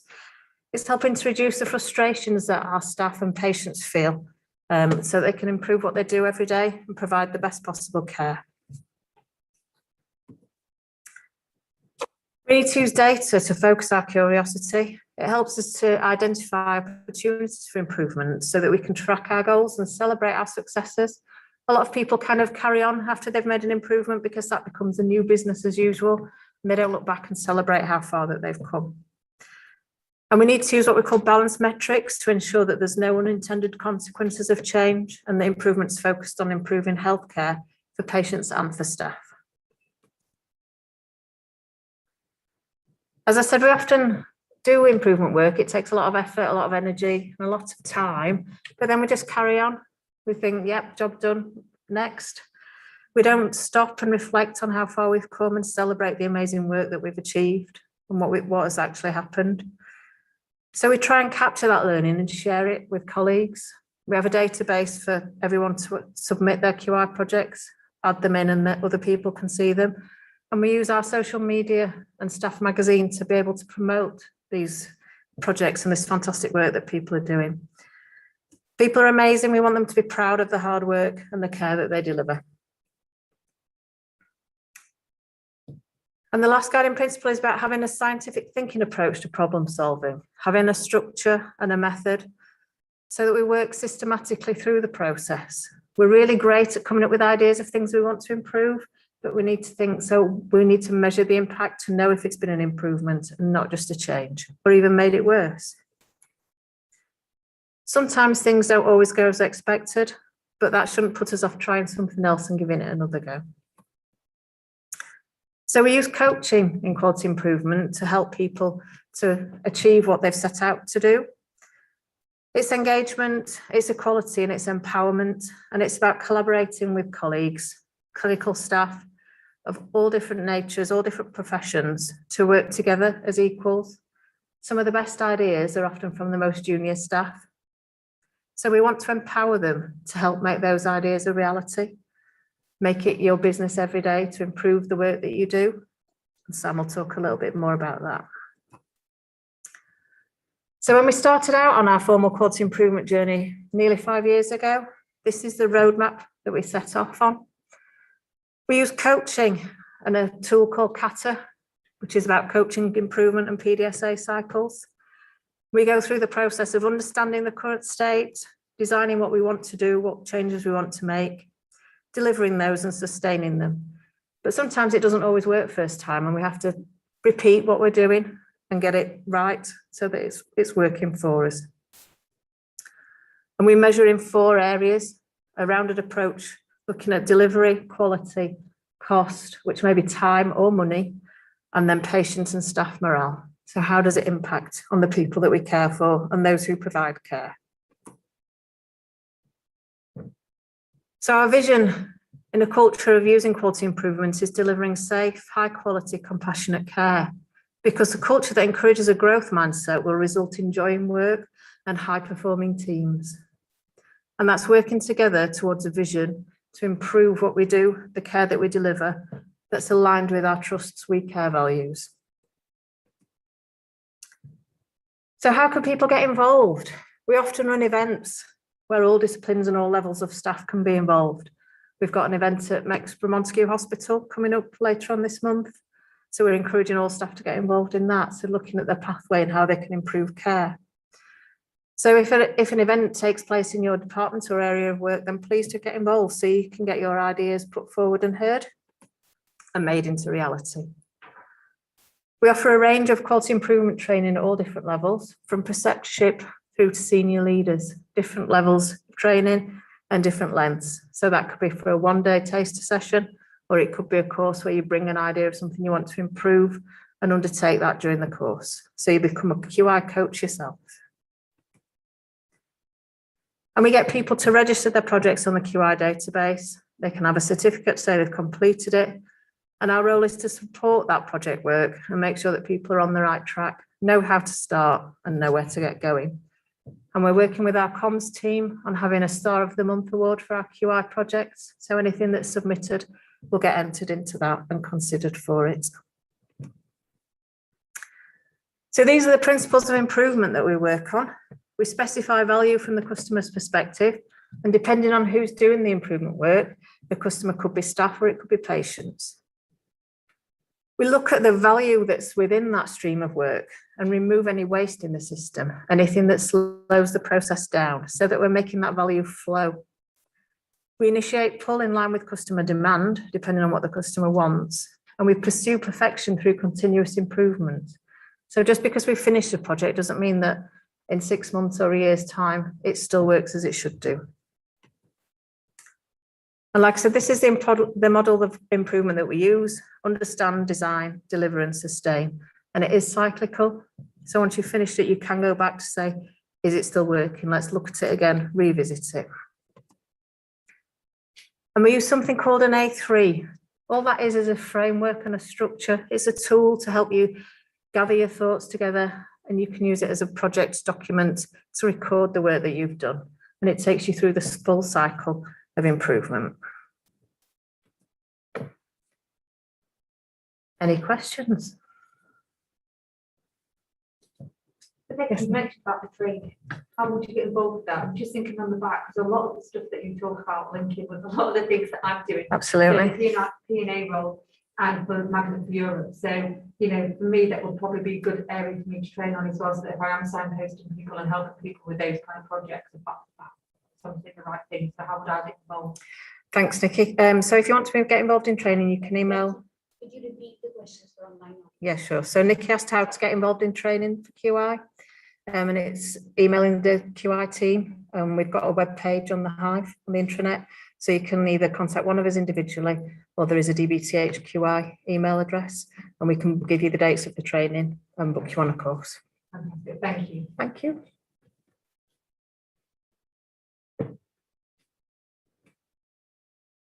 Right. Thank you very much.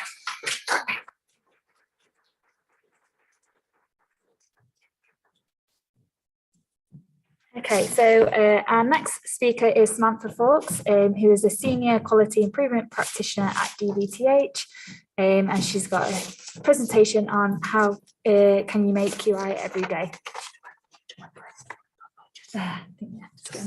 Yeah.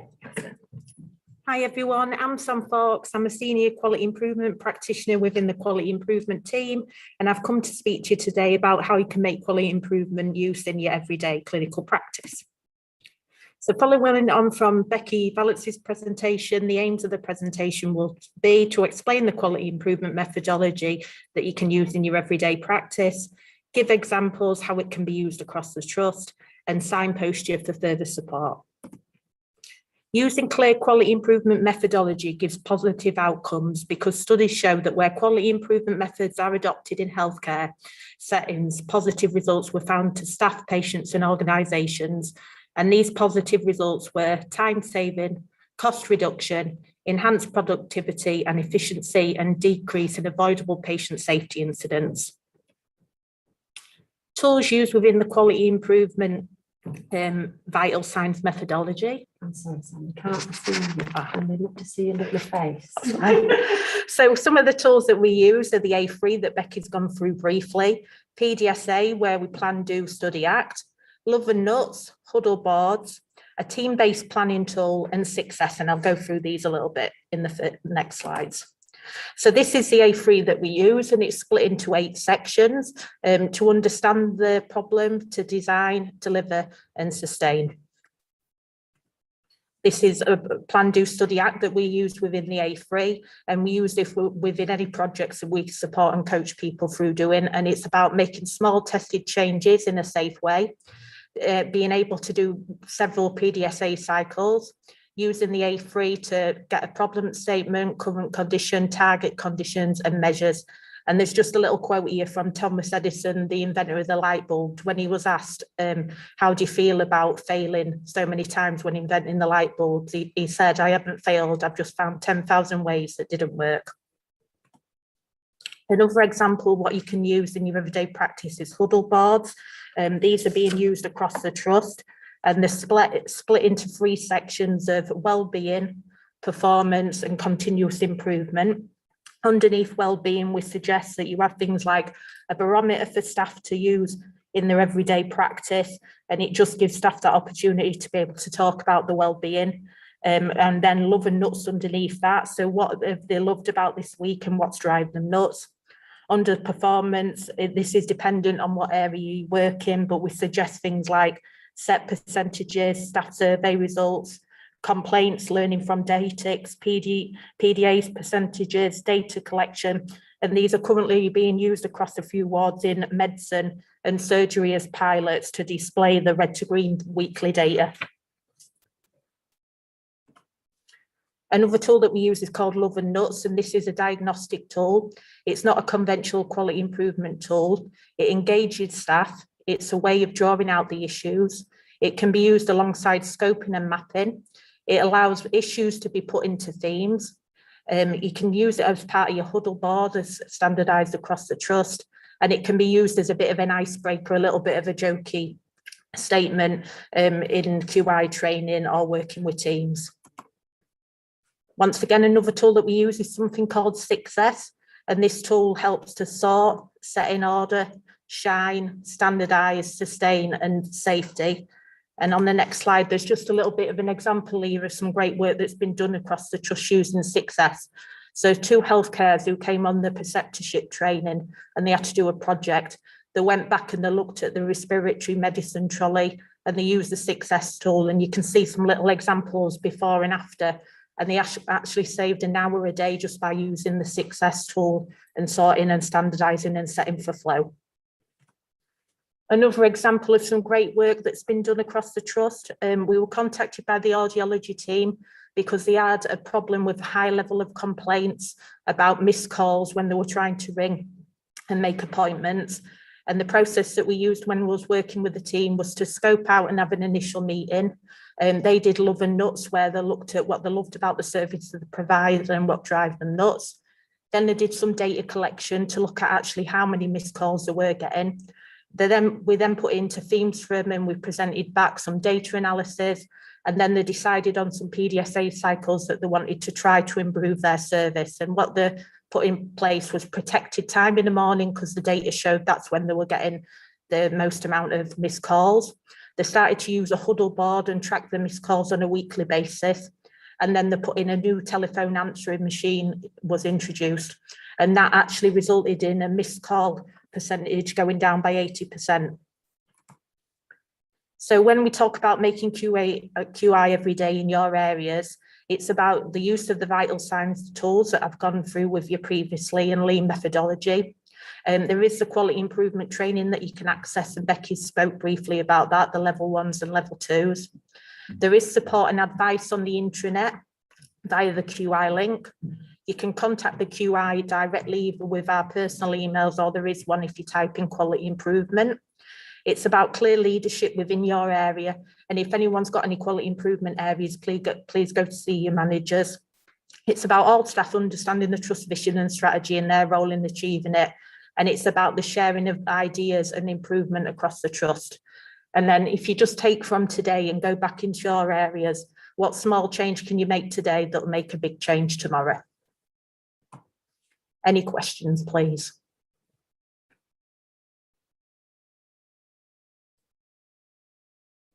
No? Thank you.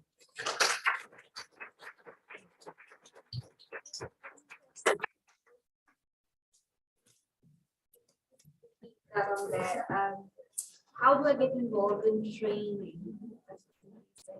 Oh, I think someone's asked how do they get involved in training. So if you email us personally, or you can use the quality improvement email address, and we often put out things on Buzz and the Hive as well with dates of the level 1 and level 2 training. Thank you. Thank you, everyone. I think that takes us to another coffee break now, and we're due back in at 2:45. Yeah, is that all right, Harvey? Yeah.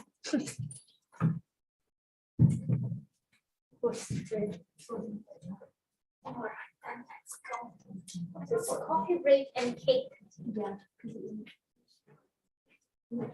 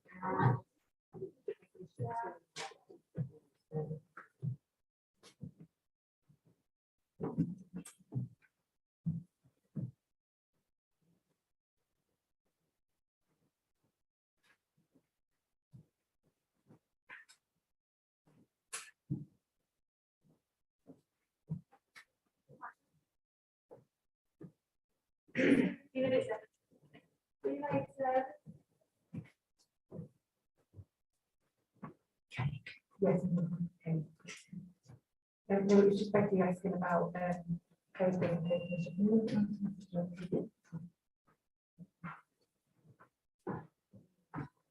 Yeah, sorry, Harvey is put them all together, which I didn't realise.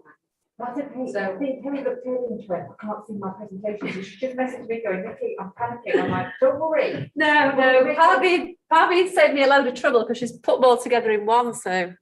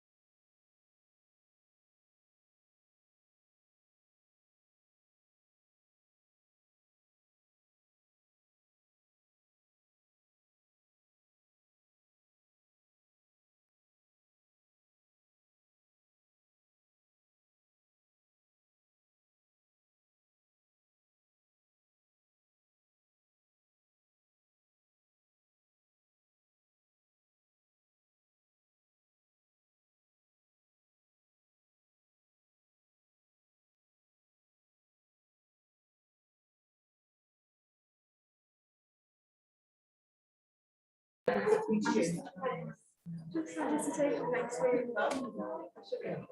you Kerry? Your presentation is yeah. So it's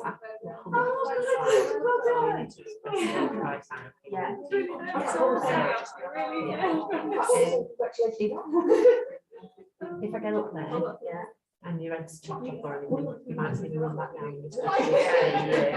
Because the camera is here on the front of the laptop, you'll see the little yes, please stay into that. That's where not to panic, make you more I'm water. It's actually vodka. Yeah, Okay. Big one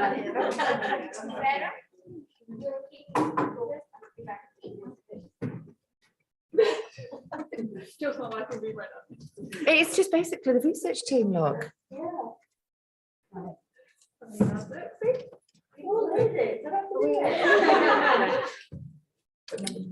Okay, so hi everyone, and welcome back again for the last bit of our session today.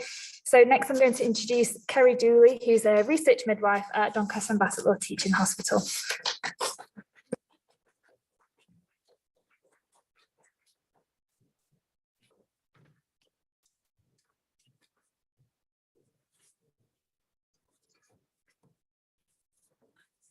Hi everyone. So before I start, I'd just like to wish all of the nurses a happy International Nurses Day. So my name's Kerry and I'm research midwife here at Doncaster and Bassett Law Teaching Hospitals. And my presentation today is going to give you a little bit more information on a groundbreaking research study that we're about to launch. And it's the biggest one that we've ever supported in the Trust. Ultimately, it's going to help us to reduce health inequalities for women, babies and families in Doncaster. So the study is called Born and Bred in Doncaster, or Baby D for short. And I'm going to give you some information on the background and also on what we're doing here at Doncaster. So what is Baby and how has it come about? So you may have already heard of the hugely successful Born in Bradford study, or BIB for short. And this study is one of the largest in the world, tracking the health and well-being of over 45,000 people in Bradford. Now we know that studying children from before birth is a really powerful way of understanding the many influences that shape our lives. And the information collected from the Born in Bradford study is being used to find out why some families stay healthy and happy and others fall ill. Born in Bradford then used these findings to develop new and practical ways of working with families and health professionals to improve health and well-being of the communities. So some examples of what they found in Born in Bradford.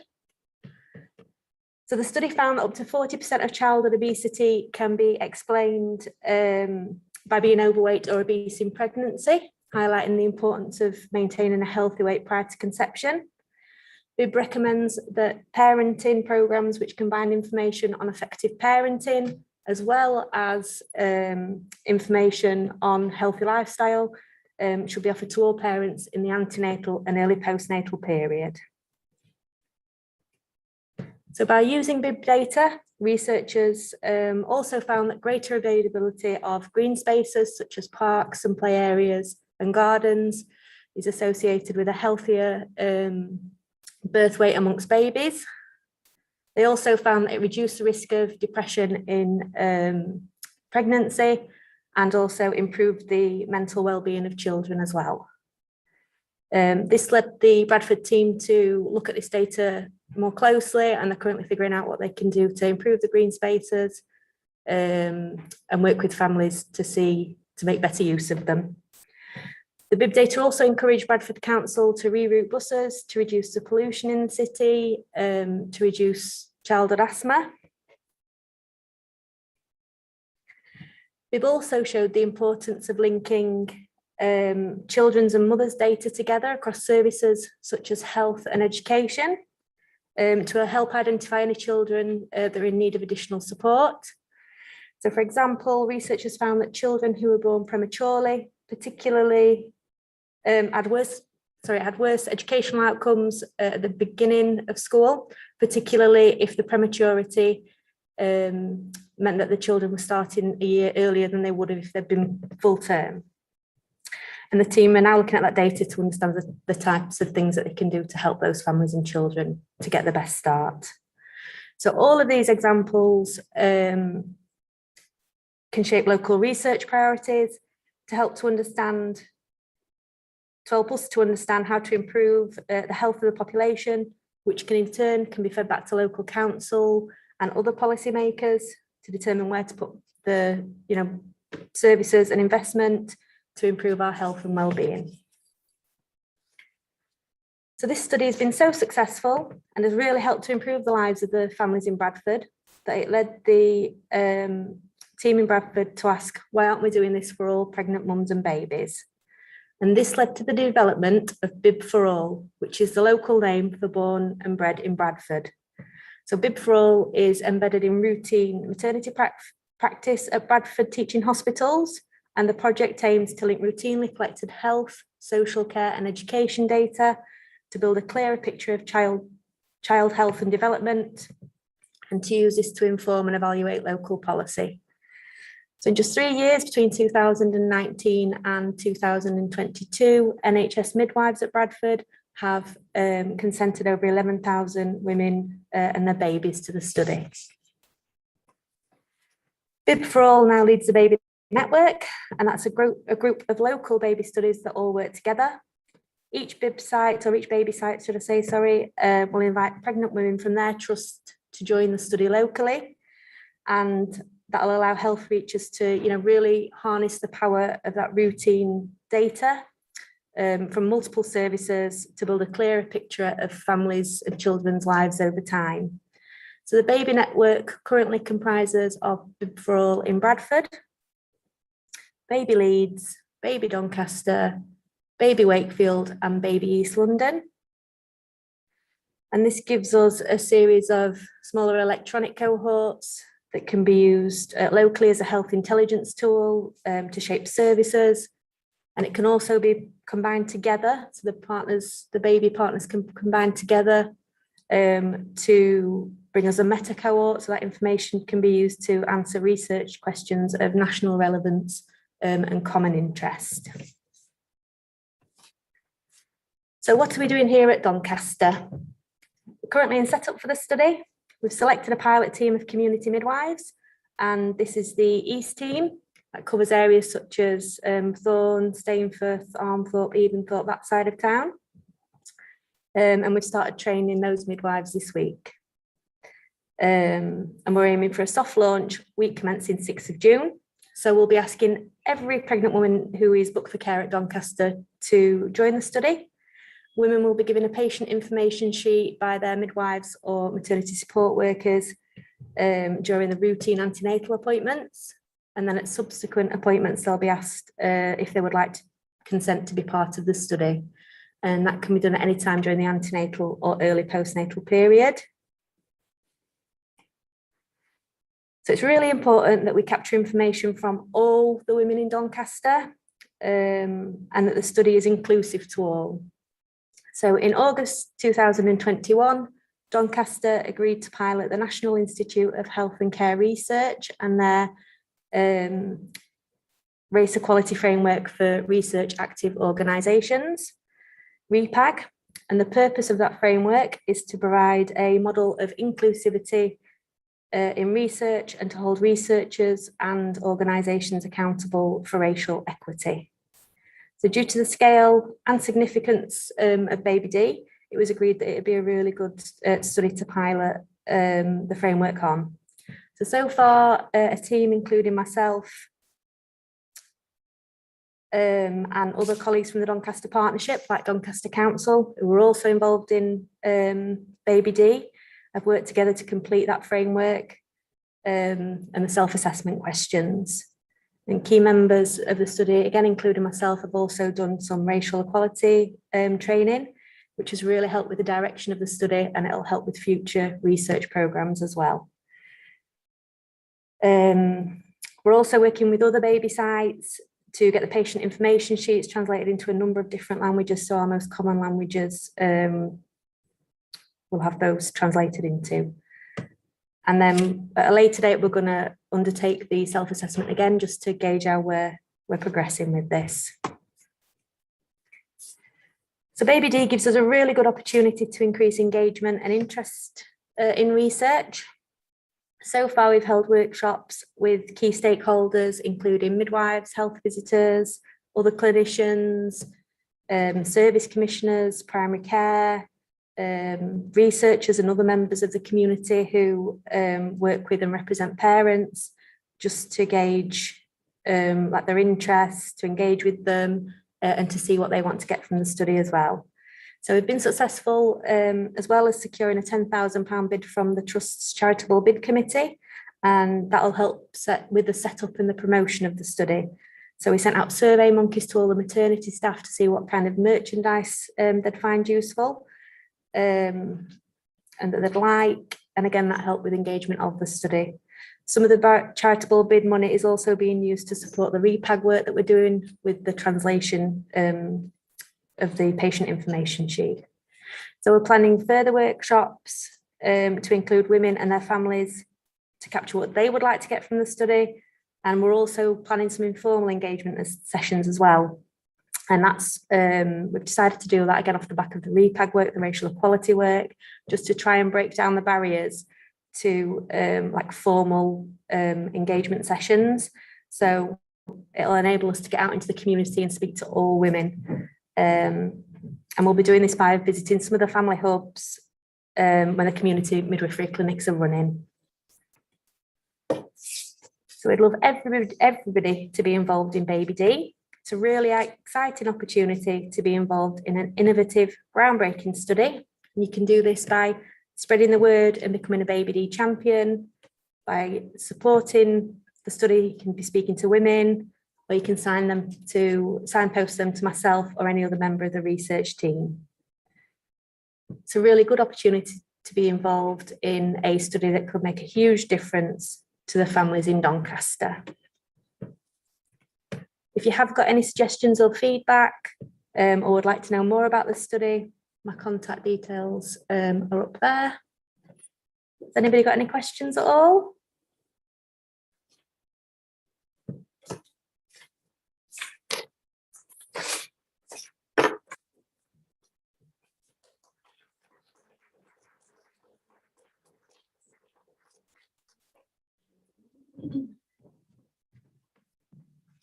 Thank you, Kerry. Next, we have got Fiona Dunning, who's a research nurse at Doncaster and Bassett Teaching Hospital, and she's going to give us a talk on research nurses' impact on patient care and career opportunities. Thank you.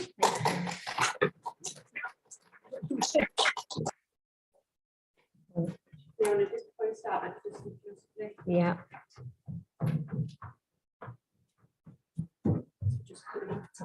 All right. It's my presentation. Yeah, if you go on to next slide. All right, okay.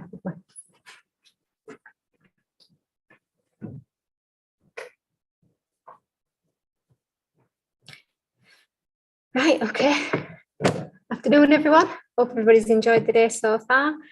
I'm Fiona, one of the clinical research nurses here at Doncaster and Bassett Teaching Hospitals, and I'm going to run through a brief overview of the role of the research nurse. So the aims of the session to raise a general awareness about the importance of research and the role that research nurses play in research delivery. I'm going to share an example of our experience of delivering the recovery trial here at DBTH. It's a really good example of how well clinical research works when it's embedded and everybody gets involved, and also shows a really good element of the research nurse role as well. And then we'll finish off with a bit of signposting to the different ways that you can get involved in research. So why should we get involved in research? Essentially, it benefits us all. At some point, we're all likely to need to receive care. And when we do, we want that to be to the best it can be available to us at that time, underpinned by good quality evidence-based practice. Research is what generates our evidence base for practice. We all know how important evidence-based practice is, but sometimes I think the link between the two gets a little bit lost. I think it's a little bit distant. But essentially, we need to keep being research active to keep generating an evidence base and keep improving and moving forward. There's a growing body of evidence that research, that NHS trusts who are research active have better patient outcomes, and that's not just for patients within that trust that are taking part in research, that's just across the board. So that's another good reason. Essentially, all patients should be given the opportunity to take part in research. If there's a suitable research study for them and they're eligible, then they should be given that opportunity to take part as well. And we appreciate not everybody will want to take part, but it's key that we give them the chance to. So research nurses are, like most nursing roles, they tend to be quite central to different things around them. But essentially, the main part of our role is to enable patients to take part in research. So that's ensuring that we can offer research participation to them at the right point in their care pathway, ensuring they've got the right information to be able to make an informed choice about whether to take part or not. And then for those who choose to enter a research study, deliver their care accordingly, whether that's supporting a patient to take part in an interventional study that might be trialling a new drug treatment, or simply supporting a patient to have their care experience and outcomes documented through an observational study. We work really closely with our clinical teams across a variety of specialty areas so that they can take research and offer those research opportunities to their patients. It's not a case of setting up a study and leaving them to it. We are there with them pretty much every step of the way and support them and enable them to undertake their role in the research as well. And most studies do have a lead nurse with it, who will effectively lead and coordinate the day-to-day running of a study and ensure that it's delivered to a high standard and that we're giving good quality research delivery. There are a lot of common myths about the role of the research nurse. I think it's quite useful to go through some of those. The main one for me being that people think that we don't have very much contact or work clinically with patients anymore. For me, that's the nature of research nursing allows us to deliver one-to-one specialised nursing care, and many patients take part in a research study for many years. So over that time, we get to really build a really nice relationship with them over that time. When the time on a study comes to an end, we're often both quite sad about it. People think that when you move into research nursing, you become de-skilled. But again, that's not the case. The majority of the skills that we bring to our role, our nursing assessment skills, our nursing clinical skills, we still use and practice, as well as learning many new ones. Each study comes with a study-specific training package, so you're always learning lots of opportunities to learn new skills and learn more about your area that you're working in as well. People sometimes think we work in a laboratory. We certainly don't work in a laboratory at DBTH, but we do work with laboratory teams and many other support departments, including pharmacy for trial treatments and medications, imaging departments for additional scans or x-rays, whatever's required as part of that study, we'll link in with those support departments to be able to run the study at site. I think sometimes people think we spend a lot of time, it's quite an office-based role. I would say there is an important element of documentation in research nursing, as there is in any nursing role, but there's also the project management element of the study as well, and that does require us to link in and build relationships with external study teams. So it is that element of it. Sometimes I think people get research nurses and nurse researchers mixed up, and therefore tend to think that research nurses are academic, or that a large part of our role involves writing reports, dissertations, academic theses. But again, it's definitely not the case. Our team is very much an eclectic mix, and although it's not a requirement of the role to go down an academic pathway, if it was something that you wanted to do, you would be supported with that. And some research nurses do want to carry out their own research as well. So that was quite a brief overview of a research nurse role in a nutshell. I'm now going to move on to talk about our experience of delivery and recovery. So at the start of the pandemic, you'll probably remember, research was deemed to be a key part of the response to COVID. We didn't have any known treatments that would work. We didn't have any vaccines at the time. We didn't know much about it at all. So everybody's favourite Chief Medical Officer, Chris Whitty, was quoted to say, "The world faces an unprecedented challenge in our efforts to tackle the spread of COVID-19. and it is vital we harness our research capabilities to the fullest extent to limit the outbreak and protect life. So essentially what happened, along with many other services, our usual activity paused, and urgent public health COVID-19 studies were set up across the country, across the UK, and our focus shifted to those. And one of those studies was one of our flagship trials called Recovery, which was a trial testing new treatments for patients who were hospitalised with COVID. So in terms of getting the study set up, this study was, it's currently run by the University of Oxford, and normally setting up a study like this would take somewhere between 9 months to a year. This study was set up in 9 days, from writing the protocol to recruiting the first patient. And the study was set up and rolled out to over 170 sites in the UK, and DBTH was one of those sites. So as part of setting up any study, we review the trial protocol and work very closely with our research management and facilitating team to be able to make it effectively deliverable within our clinical settings. And to do this, we liaise with our principal investigator for the study, who is the local lead, and the wider clinical teams and support departments to be able to implement any new procedures required and systems to be able to incorporate the requirements of the trial, such as trial treatments or obtaining research samples. For us here at DBTH, this wasn't just here, it was across site at Bassett Law, here at Doncaster, and we didn't just focus on respiratory and critical care and places like that. We did prepare to roll it out across the trust because we weren't quite sure just how it was going to go. And everybody was really good. Everybody came on board, was very receptive and wanted to get involved. As part of setting it up and getting it ready for the clinical areas, we developed study-specific resources to help facilitate recruitment in the clinical areas. So giving the clinical teams the information that they needed to be able to recruit patients, such as patient information sheets, eligibility criteria, and consent forms for any patients that wanted to take part. So once we got up and running and the study opened at site, it was really important that we tried to embed this trial into the standard care pathway. It was the best way to ensure that the majority of patients would be offered trial participation. So essentially patients would come in if they were proven or suspected for COVID and it was deemed appropriate for them and safe for them to take part in the study. The clinical teams would review them and then introduce the study to them and discuss it with them, give them time to consider and ask any questions, and then consent any patients wishing to take part into the study. They then collect some information and let us know which trial treatments were suitable for them, and then they would get all that information over to us in the research team, and we would enter patients into the study and then let the teams know what trial treatments they'd been allocated to and what the next steps were.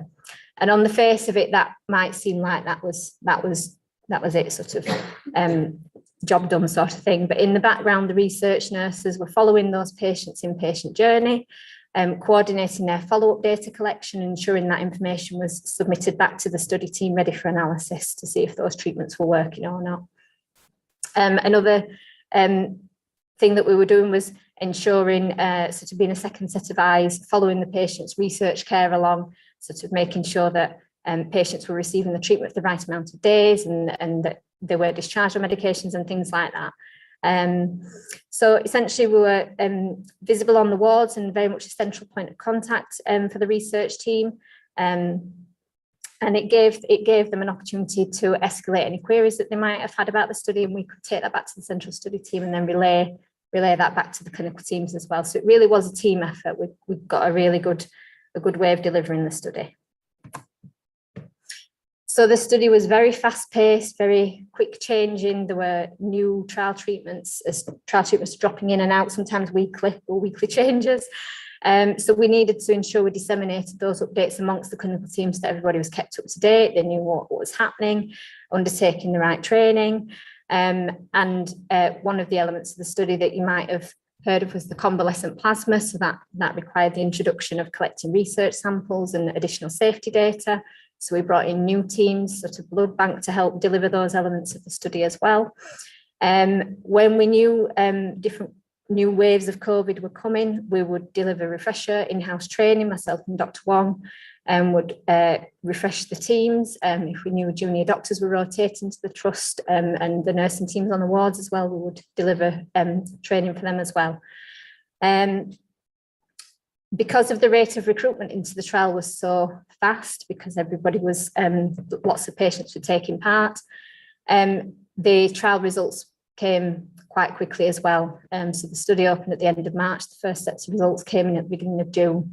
And one of those initial results was the dexamethasone, which showed to be an effective treatment for patients who were in hospital requiring oxygen therapy. And as soon as that result became available, it was implemented pretty much overnight, and that became standard care for patients the next day. It was really important that we shared those trial results not only with the clinical teams, but also with patients who had taken part in the study, so that they could keep up to date and they could see the positive impact that their participation in the study was having on care for future patients that were coming into hospital as well. So in total, since over the last 2 years nearly, the studies generated 10 sets of results. This slide actually came to us in December, but it is a little bit out of date because even since then we've had another trial result. So the column on the left shows the 3 effective treatments, but there is also another 4th effective treatment, which is the baricitinib. And then equally just as important, the 6 treatments on the right were shown to have no benefits. It's equally as important to know what works as what doesn't work. And even though it says 45,000 patients, participants recruited, it's actually on its way to 48,000 now. So even now, the rate of recruitment, the trial has gone international. It's not just in the UK anymore. So it still continues to test new treatments and trial new treatments for COVID. So as I mentioned earlier, Dr. Wong was our principal investigator for the study, and he very kindly gave us his thoughts and experience on undertaking the recovery trial. So I'll just quickly read that one out. So it says, I was asked to be the principal investigator for the COVID-19 recovery trial for DBTH at the start of the pandemic 2 years ago. I was last involved in research like this over 20 years ago, so this was a daunting yet potentially exciting opportunity despite the unknown entity of COVID. 2 years later, I feel extremely proud and grateful of the significant contribution of local patients in achieving results to show what treatments work and what don't work in COVID. From a personal perspective, my role as PI has reinvigorated my passion for clinical research. However, none of this could have been achieved without the backup and support of the fantastic research team at DBTH, who have been the cornerstone and driving force locally. I would certainly recommend to all clinicians to continue to be involved in research at every opportunity of their careers. When we received that feedback, it was really lovely because not only had the clinical teams in the midst of a global pandemic taken on a large trial, like recovery and embedded that into their practice, it had been a positive experience for them in terms of how they'd found being involved with research. So that was really lovely to hear. So on that note, how can you get more involved in research? So essentially just get in touch with us and see what research activity there is in your area. And if you do that and realise there isn't any, then we can have a chat about that as well and see what we can set up. Come and spend some time with us. More than welcome. An hour, half a day, whatever works for you, or similarly, if you would like us to come to your areas and talk about a little bit more about what we do or what we can offer, then more than happy to do that as well. Next week's our research week, and we plan as part of this to sort of launch our research link champion role. This is a role that's open to both clinical and non-clinical team members. So anybody that you think might be interested in undertaking this role, we want everybody to feel that they can be a part of research at DBTH. So, please give that one some thought. We'll be coming round anyway. Take advantage of our relatively new in-house good clinical practice and informed consent training. It's a really good opportunity to come and undertake some formal training with Nikki, our research education lead. I think those sessions are planning to run potentially every 6 weeks, so lots of opportunity. And another level of involvement, this is open to all healthcare professionals, doctors, nurses, pharmacists, imaging department staff. You could become an associate principal investigator, a trainee for any of our studies that are currently open, or if we've got a new one in setup that will support the scheme as well. This essentially is a bit more of a hands-on role. It's a 6-month in-house training opportunity. Nationally accredited scheme, just really helps you build your research experience and skills and gives you that exposure. So the last concept, this was a concept that was recently introduced to me by a patient research ambassador who said, we all have research questions, even if we don't know it. And that's definitely something I know I can, that resonates with me. I'm sure it does with a lot of other people as well. We all often ask, why do we do it like this? Could we do that? Is this better than that? So, you know, maybe one day you might consider doing your own research as well. So I appreciate I may not have covered everything in that. It's not possible to, I don't think. So if you do think of anything that you'd like to know a little bit more about, please do get in touch with us. Our email address is on the bottom, or similarly, we're based in the Old Silks restaurant up near Women and Children's, and the West Entrance near Women and Children's Hospital. Pop in and see us. That's it, thank you.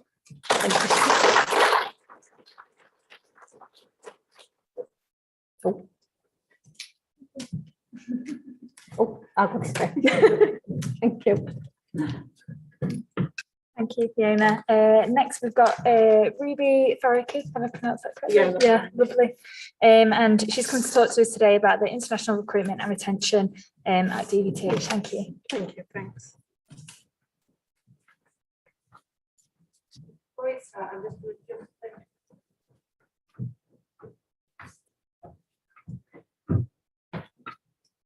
You said to stand in front of you. Does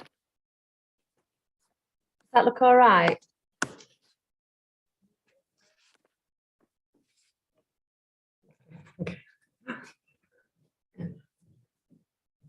Thanks. I would just like to introduce myself. My name is Ruby and I'm the Stay and Thrive matron for the Trust.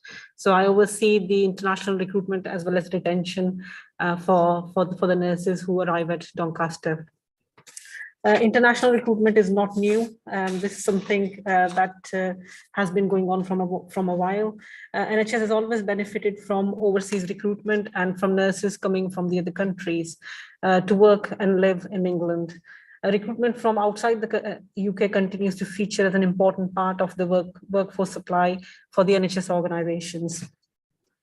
Overseas recruitment is one of the Trust approaches to provide a stable workforce to make sure quality services and care can be provided for our patients.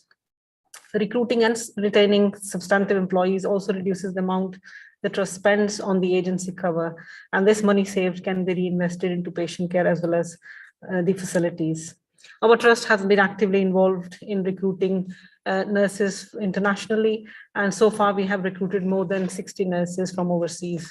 So today's presentation is about giving you some information about where the recruits are coming from, what training we provide, and what development opportunities we have for them. But before I start, I'll just get into a bit more details about what Stay and Thrive actually is. So what is Stay and Thrive? Stay and Thrive is a cross-regional research project, which is an action pilot involving 41 organizations across the Northeast and Yorkshire and Southwest region. This program aims to uncover what really matters to our international recruits and how the condition can be created where international recruits feel a strong sense of belonging, are able to thrive in their personal life and professional life while progressing in their career. The program is working in collaboration with the Looking After You People Retention Program and has commissioned research by Huddersfield University to develop evidence-based recommendations to inform retention strategies for international nurses working in the NHS. So we have a big Stay and Thrive community, and we have regular meetings with different organizations to share best practice, to share learning, and to discuss matters which are really pivotal to international recruitment. I myself came to this country as a part of an international recruitment drive back in 2002, and I can relate to a lot of things which I'm going to talk about today. So this is a little video which was shared at one of the Stay and Thrive meetings which I attended. We've got one of the nurses, Sandra Jackson, who arrived from Korea, and she's an international nurse. And now she's working as an inclusion lead in Somerset NHS Foundation. So she's made a little video that I would like to share with you.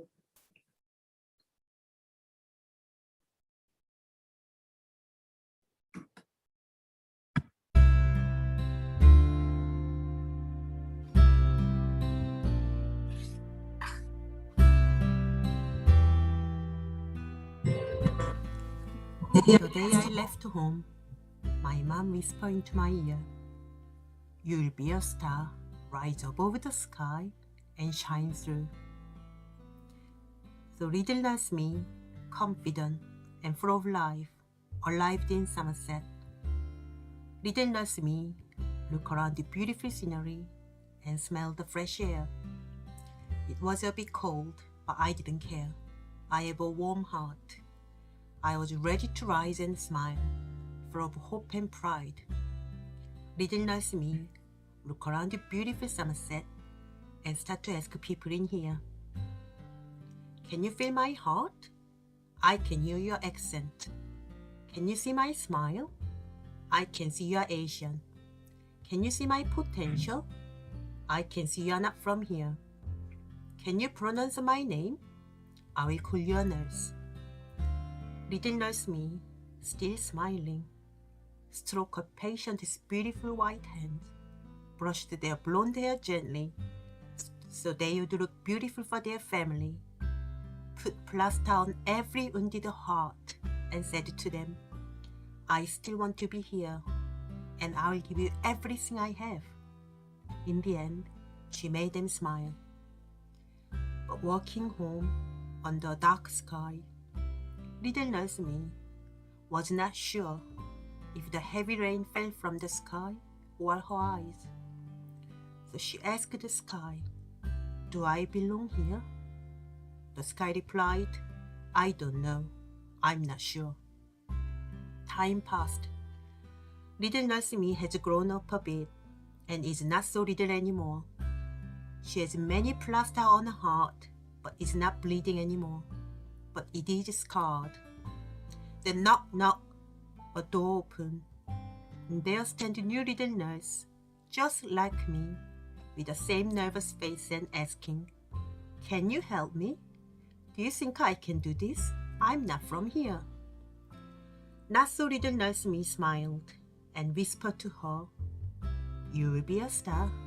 You will rise above the sky and shine through. Trust me. Let's go out for a walk and see the beautiful scenery of Somerset and smell the fresh air together.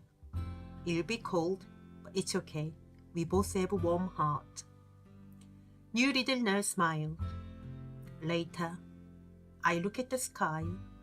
It was cloudy, but not raining. And I asked the sky again, "Do I belong here?" The sky replied, "I don't know. I'm still not sure." Time passed again. I'm no longer little nurse me. The plaster has fallen from my heart. I can feel the scar unless I touch them. Then knock, knock, a door opened, and there stands a new little nurse. But that new little nurse is also not so little, or not so new anymore. And she's shouting, "I did it! I got the job!" Our smiles are filled with tears full of joy and happiness. I look at the Somerset sky, so very blue and so very high, and I ask the sky one last time, "Do I belong here?" The sky smiled back and whispered, "Now you know the answer."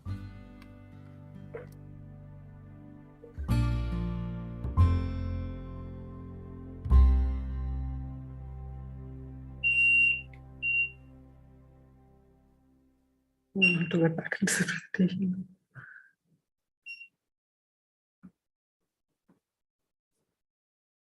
No, just go to that X in the top right hand corner. Oh, here. All right. Yeah. Thank you. Thanks. So that was just a story, a personal journey of one of the international nurses. And all the nurses in our trust also have similar journey. Some of them, they move up the ranks and are quite confident and make progress. Others are quite comfortable in their current roles. But in the trust, we are constantly encouraging and helping them develop so that we don't just recruit them, we also retain them and help them achieve their career aims. So international nurses at Doncaster and Bassetlaw, so far we have got 70 international nurses who have been appointed between 2020 and 2022. All these nurses are from India, Philippines, Iran, and Zimbabwe. They're working in various divisions at our trust, so medical divisions, surgical divisions, ITU, emergency, and we're also appointing nurses in midwifery as well as in pediatrics. So our last cohort of nurses arrived on the 9th of May this week.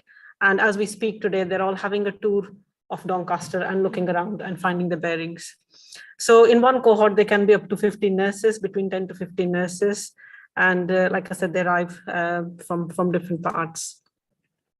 Our aim is to appoint further 50 nurses by the end of 2023. And that is a huge step forward in making sure we have the workforce that is needed for our patients. And the recruitment has already commenced for pediatric as well as maternity. We are in discussion with other organizations as if we could recruit healthcare assistants as well from other countries, because we do have an acute shortage of healthcare assistants, but this is under discussion at the moment. But currently that is our status of the nursing workforce at Doncaster and Bassetlaw. So what is the recruitment process? I am supported by 2 recruitment coordinators who focus primarily on international recruitment. I've got members of the education team who are involved in OSCE training, and I have also the NHS Professionals Agency who provides us with the information of the candidates. So the candidates are shortlisted by the NHS Professionals Agency, and they must have some post-registration experience after they've completed nursing. So we ask for at least 2 years of experience post-registration. They must have completed their competence-based test to evaluate their ability and knowledge to practice nursing safely in the UK. So the NHS Professional Agency will make sure that they have cleared the CBT test. They also have to have IELTS, which is the International English Language Testing System, cleared in order for us to shortlist them for interviews. So I conduct the interviews virtually, and I am supported by 2 other members of the panel. And we do the virtual interviews, and they tend to run 1 or 2 every month so that we can appoint the nurses to fill the gaps within our workforce. So 7 cohorts have arrived between 2020 and 2022. And that's the picture of one of our very first cohorts, which all of them are still working with us. And this is the picture of cohort 2, and they're also working in various parts of our hospital. Most of the nurses are based, 80% of them are based at Doncaster, and 20% of them are based at Bassetlaw. We don't have any nurses at Bexbridge yet. So what support do we provide them before they come to the UK?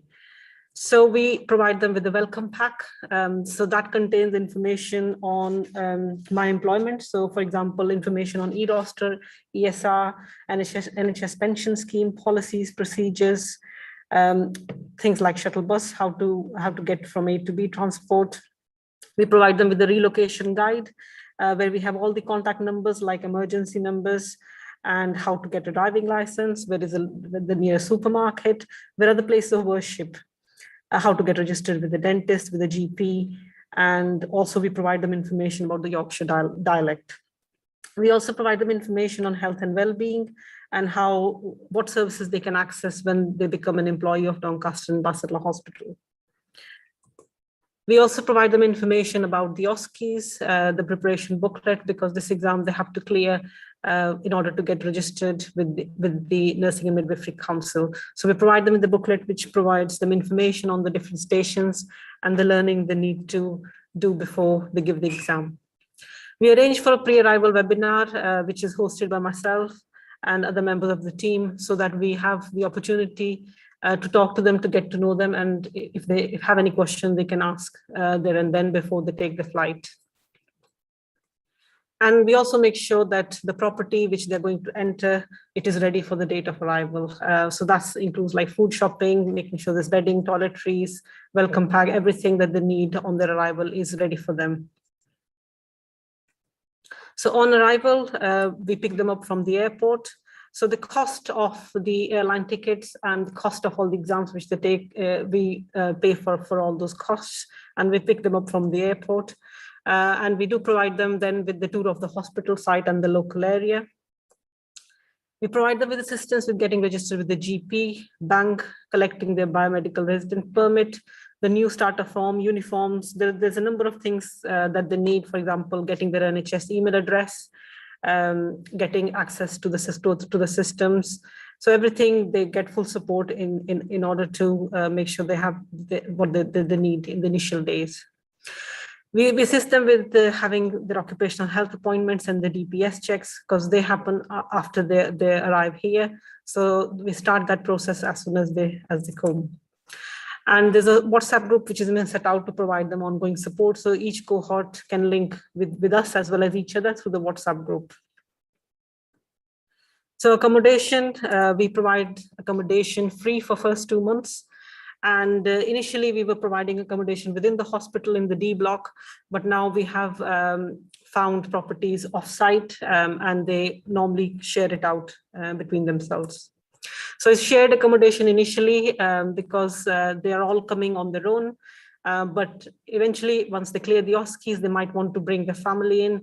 And at that point, we help them move out of that property into an accommodation of their own.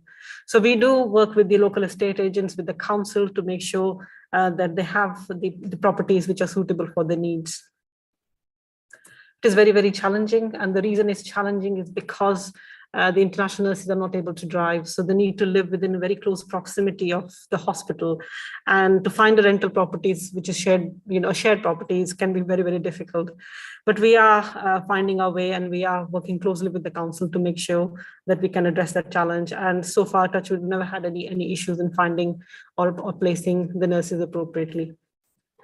We make sure that they have quality accommodation. So these are some pictures of the accommodation provided to the nurses, because this is like the first experience of the country. So we want to make sure that everything is to a good standard. So then after they've arrived here, we have got them registered with the GPs. We have got them NHS email addresses and uniforms. They have their induction. So the induction period is for 2 weeks, and that is facilitated by the education team. We use either the education center or the badminton court for their induction. And we cover various topics within the induction. Following the induction, there is a 6-week clinical placement. So this placement happens at the place where they have been appointed to. So if there was a surgical nurse with surgical experience, they might be based on a surgical ward, and same for the nurses with medical experience. So they have a 6-week clinical placement. In this placement, they are paid as a Band 2 nurse because they're not registered with NMC. And they are gaining their hands-on experience of looking after patients and preparing themselves for the OSCE exam. After the clinical placement, there is the boot camp, which is a term given to the OSCE preparation course. So they can have 2 to 4 weeks of boot camp, depending on when the date for OSCE is. So the OSCE exam is given in Northampton, and some of them have also given in Leeds, but mostly they give the exam in Northampton. So immediately following the boot camp, they have the OSCE exam, which is the objective structured clinical examination. And there are 14 stations in this exam, and they have to clear every station in order to get their registration and get registered as a nurse in the UK. So as you can see, there's about 12 weeks of training after they come in, and it can be quite stressful and quite demanding for the nurses, because they're not just coming to a new place, they're also trying to clear an exam. So it can be quite stressful. So we provide them support and training to make sure that they clear the OSCE exam. We are quite proud of our success rates. So our success rate of passing the OSCE exam is 99%. And hats off to the education team, because they work really hard to achieve that kind of standard. But in case the nurses don't clear it, they do have the opportunity to resit, and we provide them with refresher courses to support them to clear it in the next attempt. Retention, we just don't want to appoint them. We also want to keep them within the trust.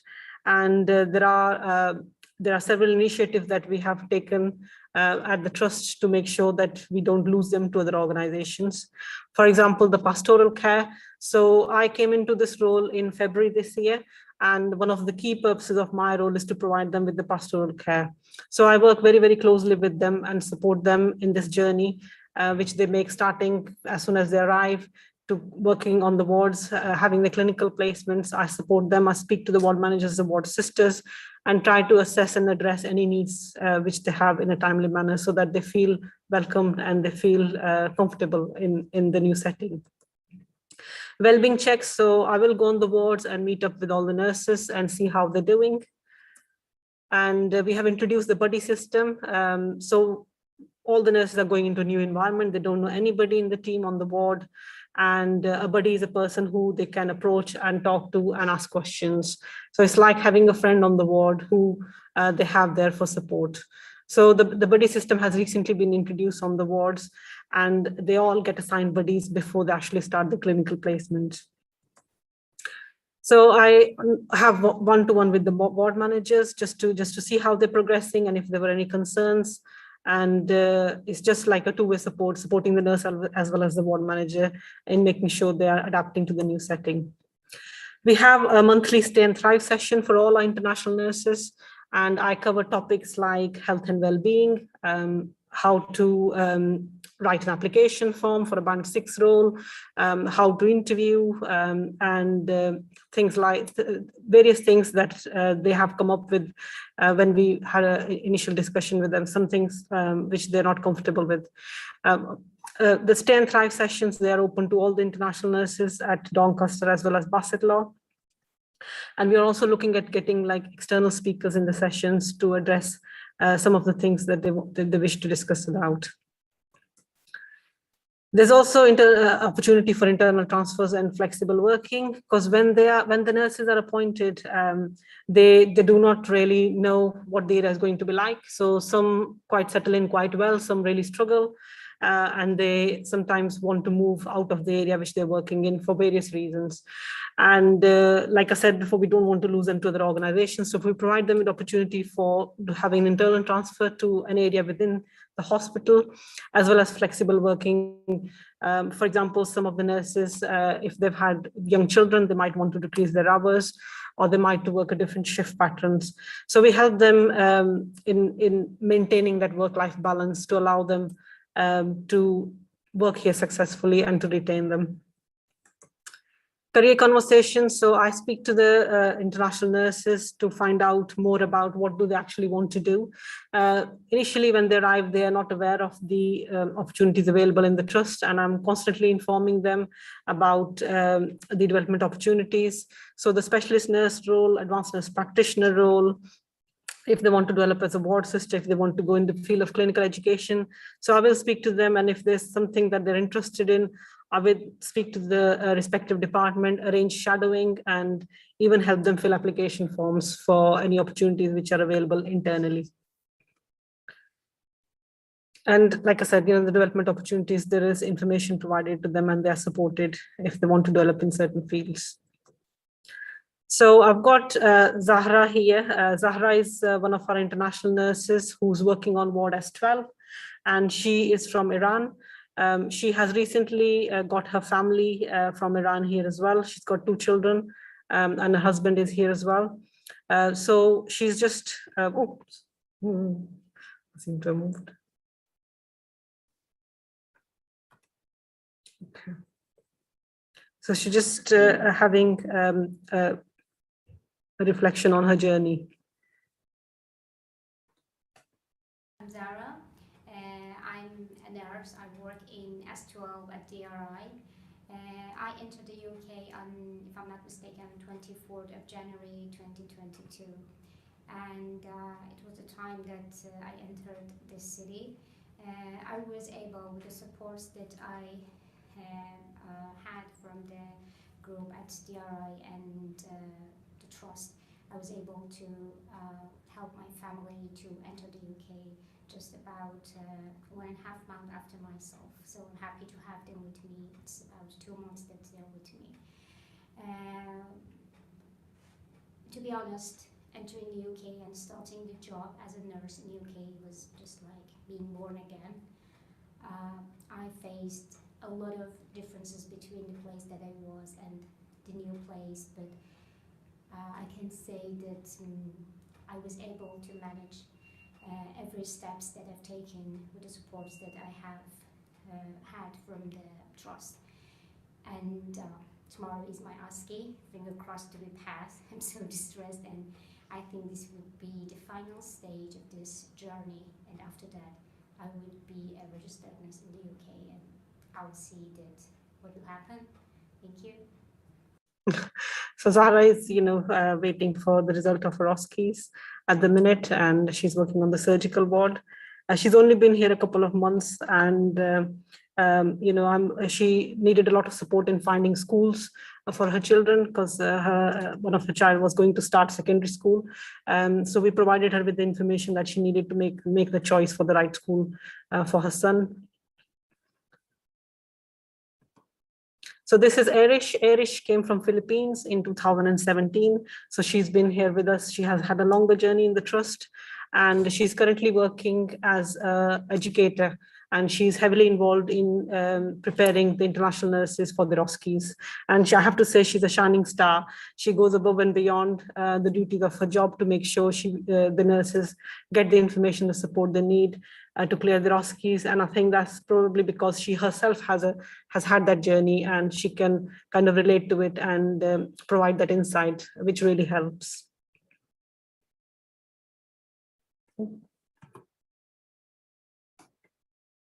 Hello, good afternoon. My name is Irish. I'm one of the educators here in Doncaster and Bassett Law Hospital. I am actually the international nurse educator who's involved with international nurses. So how are we all doing today? I hope you're all doing well. Good. I'll take it as a yes. Right. So I was one of the first one to arrive here back in 2017. So I was once an international nurse, just like all of you lot there. Yeah. So I started my journey here into NHS when I arrived in June of 2017. I was originally from Philippines, and it's nearly 5 years now of staying here in Doncaster. So I'm enjoying it. So how would I say it? So I first started here as a band 3 while waiting for my OSCE, and then I took my exam after, I think, June, so that would be 3 months. I had my PIN in September. Then I actually started working in respiratory ward, and all throughout COVID, I worked there as well until I got this post, which is a band 6 post with the education team. So I started when we had the very first cohort of international nurses in June. So I started, no, that was in July rather, but I started a month before they arrived as a band 6 educator, specifically for international nurses. It's actually doing the training for them to pass their OSCE. Yeah, so I enjoy working it here. So that was Arish. She was just talking about her journey.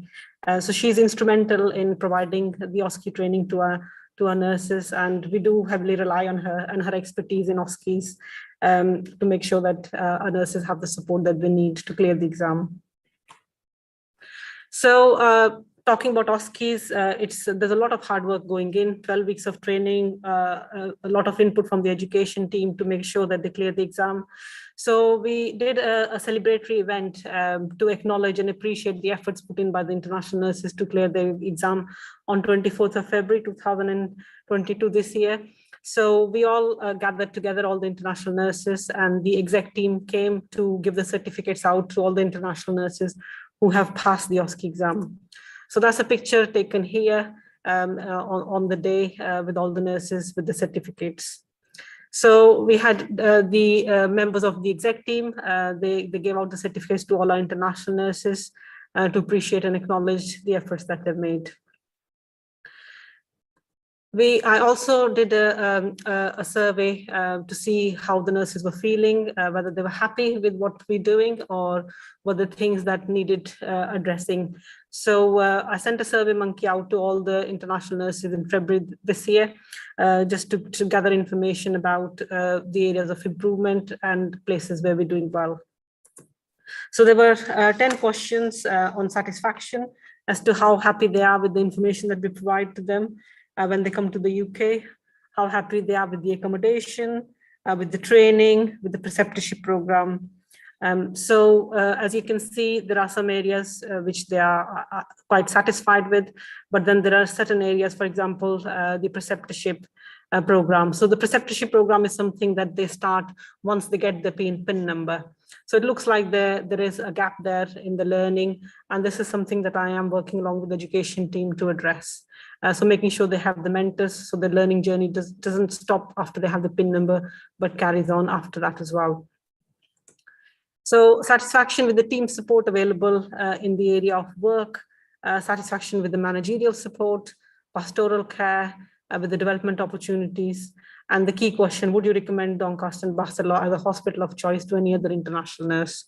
So it was a really good response, because 98% of them said that they would recommend our hospital as a hospital of choice for the international nurses. As I interview every month, I realize that the word has spread, and the nurses who are already here have been speaking to their friends, and then they're telling me in the interview, actually, I've got somebody working here. And that's really good to know that, you know, they've had a positive experience, and they're asking, you know, their colleagues to join in as well. So that's really good to see. So these are the results of the satisfaction survey. That's it really from me. Thank you. Any questions that you may have? Yeah. I was just going through some presentations yesterday, and I just picked up because you mentioned one of those things. They've just got your views actually. So in the past sort of 6 months or so, or a year, when we were looking at the numbers of the nurses that would come from, the largest number is about 8,000 in every 3 months comes from India. And then there is a smaller number which comes from Philippines. So I just wonder, do you have any idea why there are two monopoly, or there kind of, you know, too many things coming from, especially from India, but only, I mean, Philippines, of course, it's one of those countries which is known to provide a workforce throughout the world. And India is also, but there seems to be quite the opportunities, or the I don't know, there doesn't seem to be people from other countries. Do you have any idea why is that so? I think one of the from one of the barrier, and that is NHS professionals who have informed us, because we have asked them to approach other places like Australia, or, you know, other countries, but I think there is a lack of the agencies, the agencies which act as like the middle person between us as well as the individual. So most of the agencies are based in the south of India, and that's where most of our nurses are coming from, because they are actively kind of signposting and letting NHS professionals know about the CVs, you know. So most of the nurses do come from the south of India, because of the lack of the agencies in between. Yeah, I was just wondering. Yes, So because there could be issues in terms of diversity going forward and stuff like that. That's right. So, Yes. So I just wondered, what is it which is making kind of a big difference between the figures? So that's yeah. No, that's one of the things. Thanks.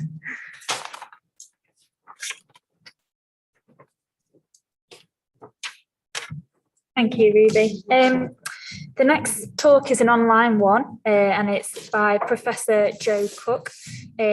She's a professor who's based at the University of Sheffield and has held a variety of leadership posts that support research capacity in building health and social care that enable individuals, teams and organisations to undertake and use applied research.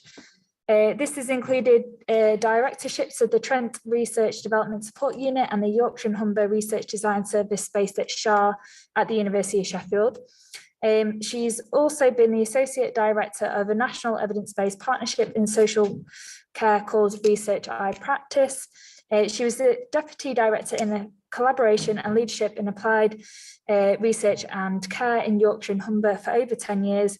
And Jo is now based at the School of Health and Science at the University of Sheffield, and she leads on research capacity for the NIHR Applied Research Collaboration in Yorkshire and Humber. And I think Sarah's going to pop this on the screen. Thank you.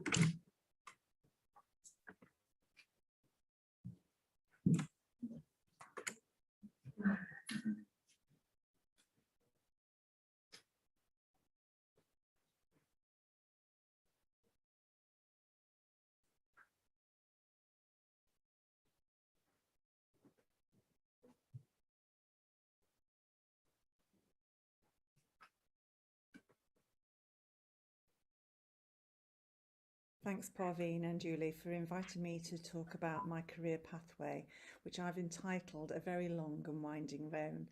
It's a very interesting time to reflect on my career, as I'm actually about to retire, or I'm just starting to retire, or semi-retirement. And it's really interesting to reflect and look back on my career and think about the factors that influenced my pathway, which was definitely long and winding. So I'd like to really start this talk by just really focusing on the NIHR that funded my career for most of the time. This is the main funding body to fund NHS research and increasingly social care research, and really has supported my career throughout, or sort of from when I started to become quite research active, and it's likely to support your career too. I'd like you to pay attention to the faculty and the training element of that. That is something that you can really think about approaching now. The main career pathways are through fellowships, but there's also some funding for introduction into research, good research practice, and other sorts of support. So the faculty, I suppose, as part of my career, I was actually mainly supporting people into fellowships, and I actually act as a mentor and an NIHR mentor. On the left-hand side, you can see the infrastructure. And again, an important area there is the clinical research network, particularly for you if you're considering career pathways. The CRN is about delivering research that's funded either through the NIHR or other faculties, other funders, and that includes charities and things like that. So, but actually what you can do is engage with the CRN through recruiting patients to those projects or getting involved in intervention studies. I was involved in it towards the middle and end of my career as the clinical lead for health service research and public health. And then finally, there's the research funding element. And obviously, although I've been part of the NIHR infrastructure through big collaborations that are funded, I've also had projects funded through the NIHR. And that is something that as your career progresses, you can focus on particularly research for patient benefit or research for people's benefit. And you can see in the middle of the diagram, it's looking at patients and members of the public. That is the whole purpose of doing research. And so it's really important for you to think about when you're getting involved in research, why you're doing it, and you're doing it for the benefit of patients and of services. So I've said, really, it is a very long and winding road with some bumps and blind corners. And I remember I was doing a similar talk to this at the Institute of Health Visiting NIHR conference, and other people who were also research active in from health visiting background have also said the same, that their career is not a straight linear path, but actually has twists and turns in it.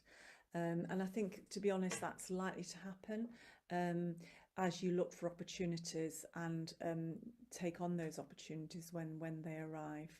And certainly that's what I did. I think things for you at the beginning or the middle of your research career pathway might be slightly different, because the Chief Nursing Officer's strategy is going to support clear research pathways in different ways, which include evidence-based practice pathways, as well as more conventional NIHR fellowships. But I think, you know, the important thing is these things are not linear, and you should look for opportunities and create opportunities when you can. So looking back at my career then, I'll just focus initially on the beginning first steps of my career and how that helped me to prepare me for a research career pathway. So I suppose back in 1979, which is a long time ago, I actually undertook a Bachelor of Nursing course. That was a degree in nursing course at the Manchester University. It was a very, very rare thing in those days for nurses to have a degree and to train that way. And it was quite a unique course that was based both in primary and secondary care and did a good grounding in research methods. We did dissertations and evidence-based practice projects. From there on, I really focused on my practice or my practical career or my career in practice, where I really focused on community nursing. I specialised as a continence advisor, and I also worked for about 7 years, 6-7 years as a health visitor, while also combining that with some service development and evaluation projects. I took on a secondment looking at management of asthma in primary care with GP practices and school nursing. And that's the sort of thing that I did to really get my experience going. And I think that that's an important message for you, that actually the way into a research career is often through evidence-based practice, service development, and that's something you can do now in terms of using information, using data to inform services and make things better. And so that really was also my career pathway, is that I actually started to do more clinical effectiveness projects, and I became a clinical effectiveness lead. And then I had the opportunity to apply for a joint post between the School for Health and Related Research at the University of Sheffield and a community trust. So I developed, I had a joint appointment there. So in doing that, I started to get experience of evidence-based practice using data to inform services, and also through the joint appointment, boundary spanning. So by that I mean the link between the university and the NHS. So I was actually spanning the boundary between those two different sectors, learning to speak the language, feeling more confident in the ability to work across different languages and trying to find some common ground. That's really important. And can I just say, Julie and Parveen and I are doing some work with the Chief Nursing Officer at the moment, where we're working with an expert panel of research practitioners in nursing. And a key message there was most of them started their career pathway through service development projects. Okay, so the next pathway turn, if you like, was I actually took a leap of faith. I actually applied for a project, for a post as a Deputy Director of an evidence-based practice national collaborative in children and families social care, so trying to use the best evidence around social care practice within children and families. And I was actually encouraged to do that by a mentor. And the reason that I did that was I was getting really good skills in a way around knowledge mobilisation, getting research into practice, and I wanted to see whether it would be transferable to other contexts. So I suppose here was a really good sort of idea about boundary spanning, but not in the usual way. I was boundary spanning between the university and between social care and healthcare. So I was looking across the whole health system really, and in doing that we used evidence into practice, but also undertook evaluation, and I understood the different cultures between local authorities and the NHS. But that really helped me in good stead for my next post, which was to support a research and development centre at the School for Health Related Research, again in Sheffield, and I became the health and social care lead for that unit. I stayed there for quite a while, probably about 6-7 years, and became the director of that unit and applied for further funding, continued funding, so that we could work as a research support unit, as a research design service. And so I suppose what I did there, that those posts within the support unit meant I was helping other people apply for funding, but also being co-applicant myself on those projects. So really those roles, the directors of the unit and the health and social care lead, meant I could do my own research whilst also support others. And I could do things like write papers. That was seen as an important output of that collaboration. So I was really lucky then to really have a much more firm ground in terms of having papers out and money in. And so I was able to apply for other funding. And as part of the Research Design Service funding, I actually supported and was co-applicant on a large collaboration called the Clark, which was a 5-year funding of £20 million to do research within Yorkshire and Humber. And we did that. We were successful funding for 2 of those rounds, so that's 10 years of funding. And I think what helped me there was that again, I could demonstrate that I understood about the whole system. I knew about evidence-based practice and research, and you know, it was very close to practice. I had to actually return back to the NHS to continue my role within the Clark. So I was, you know, literally going from university of the NHS and vice versa throughout my career. I also think my systems thinking helped me to apply for and get the clinical research network role as the health service research and public health lead. And also I again made a leap of faith and applied to NICE guidance committee for public health around really trying to develop guidance, national guidance for public health using research. And I worked for that organisation for NICE for 12 years concurrently with my Clark roles and my research support unit roles. Okay, so I think what I'd like to really highlight is that it's not easy, but it's definitely worthwhile. I think in my context, I was also a single parent from quite early on in my career. And that meant that I actually had to really try and get some funding that's fairly stable, but that's actually non-existent in a research career that I had. So basically I had to keep on applying for funding to maintain my career and to pay my mortgage. So getting that balance right is really difficult, but it's about building your capabilities, your confidence to do that. And I have to say my career has been extremely fulfilled and interesting, and I've had lots of fun. So I'm going to now, and I suppose the next thing is to say that I have had good luck. I have been able to apply for things and show my skills and adapt my skills to apply for those jobs. But the thing is, there are opportunities, but I've been ready for them, and I suppose that's important for you. And I think one quote is sort of that found on the internet is the readiness is the mother of luck. So that's really important to think about. And I would say that, that means that because you're having to look out for opportunities, it's not necessarily you take what's available, or you take what you think is going to be interesting and useful, but that isn't always necessarily conventional.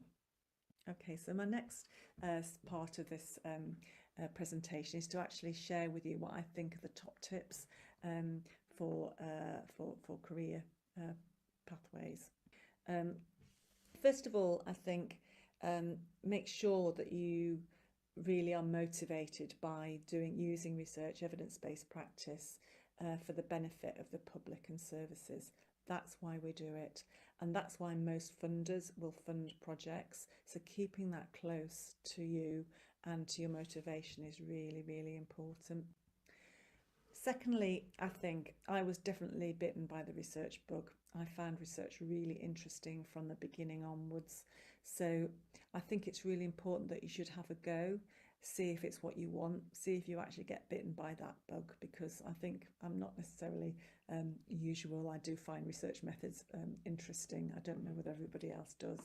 But the thing is also, it's about why you do it and the means to an end.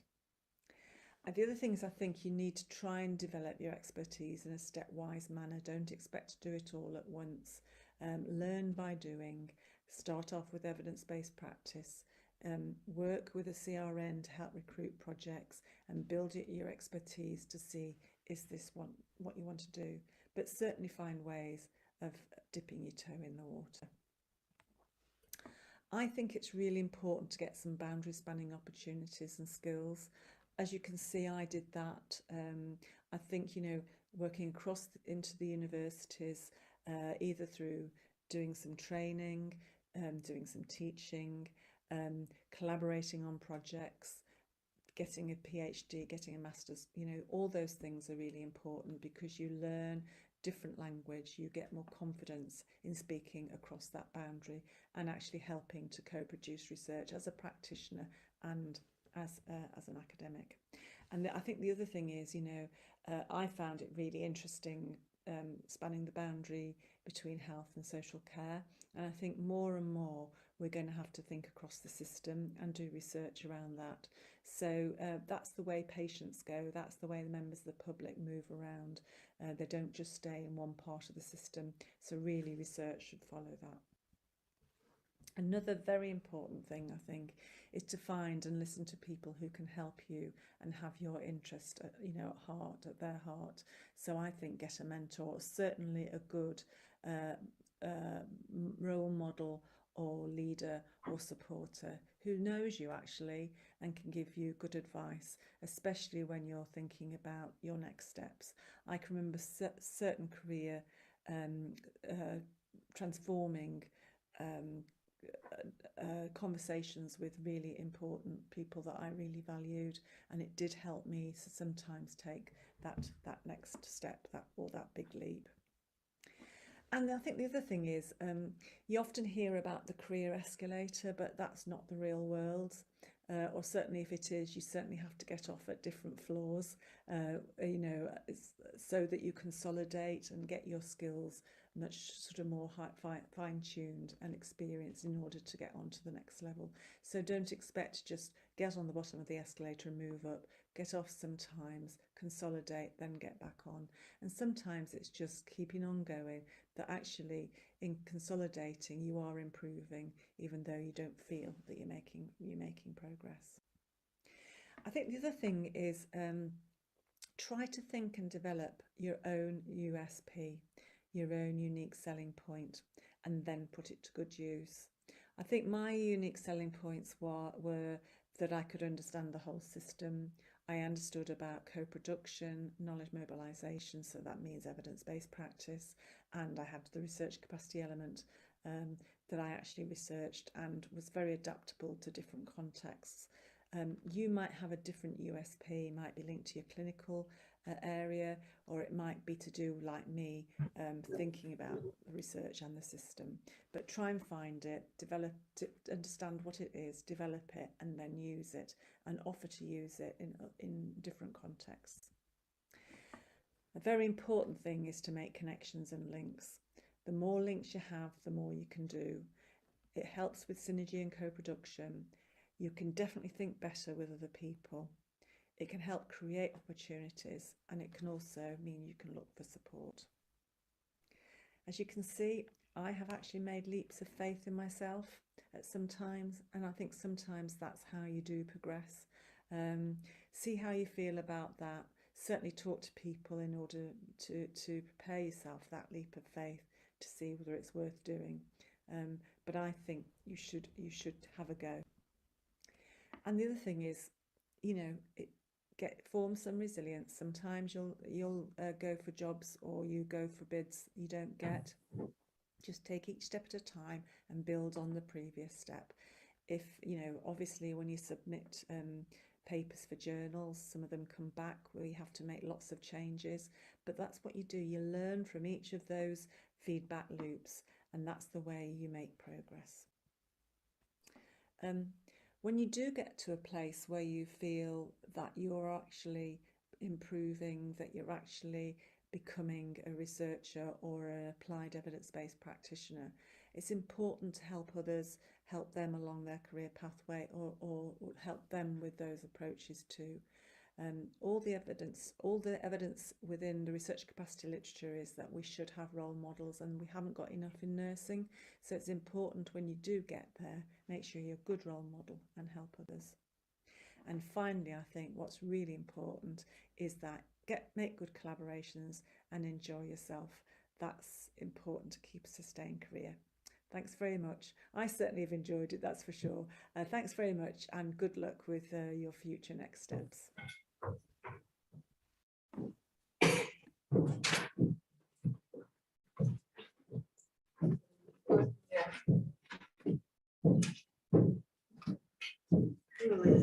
Well done, well done, well done. Let's just go on to should I suggest do it from there now? You don't want to do everything. Yes, please. Yeah. But not online. You'll have to. I know. I'm waiting for you to be done. We'll do it yourself. So. Oh, right, okay then. Oh, good. Are we ready to go? How are we, Fred? Have you done? Is this our slides? You can just go on to the next one. You'll be able to just go on to the next one. Okay, I'll do that. Ah, and it's all live streaming. Yeah. Yeah.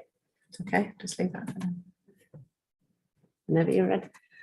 Well, hello, everybody. Thank you very much for inviting me to join you in the closing stages of this first day where we're celebrating nurses across the world. As you can see from this slide, not only am I Susie Brain England, we can talk about the OBE on another day if you want, but you can see that I haven't had a haircut since lockdown. So this is my pre-lockdown photograph.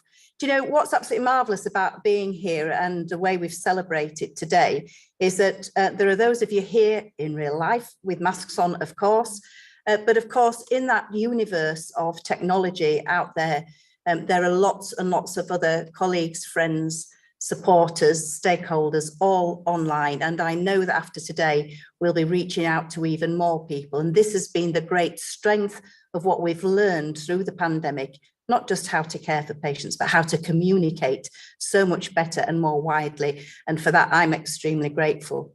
Now, I know you've been communicating all day, and I'll be saying a few words in just a moment, but there's lots and lots of people to thank for a day like today, which we've celebrated. And I will be telling you that there's going to be a day 2 as well. I'm a bear of little brain, so I'm going to now ask Sam, bear of big brain, with who was a nurse in the beginning, but now, of course, gives you great leadership in the field of education and research, for which we're very grateful. But she would like to say a few thank yous to the people that have helped us today. Thanks, Susie. I would like to just echo those thanks to not everyone here, but everyone online as well. And we've had some fantastic contributions around the world for questions, challenge, thought-provoking conversation. And this will be available as well for people to catch up on as well. So if people have missed a presentation and would like to see that, and the contact details will be available. So yeah, I'm delighted to support the closing of our first day. Susie will give us some more details about day 2. And today is obviously one part of a wider celebration of International Nurses Day, and we were delighted to host this event today at Doncaster and Bassett Law Teaching Hospitals. Being a teaching hospital, we recognise the value of education and research, and so absolutely thrilled to host this here today for us.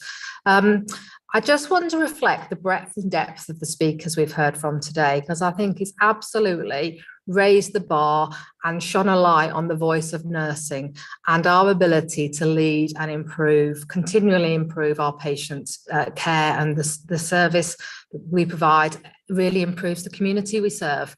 And I think sometimes we don't reflect enough of our nursing contribution to that.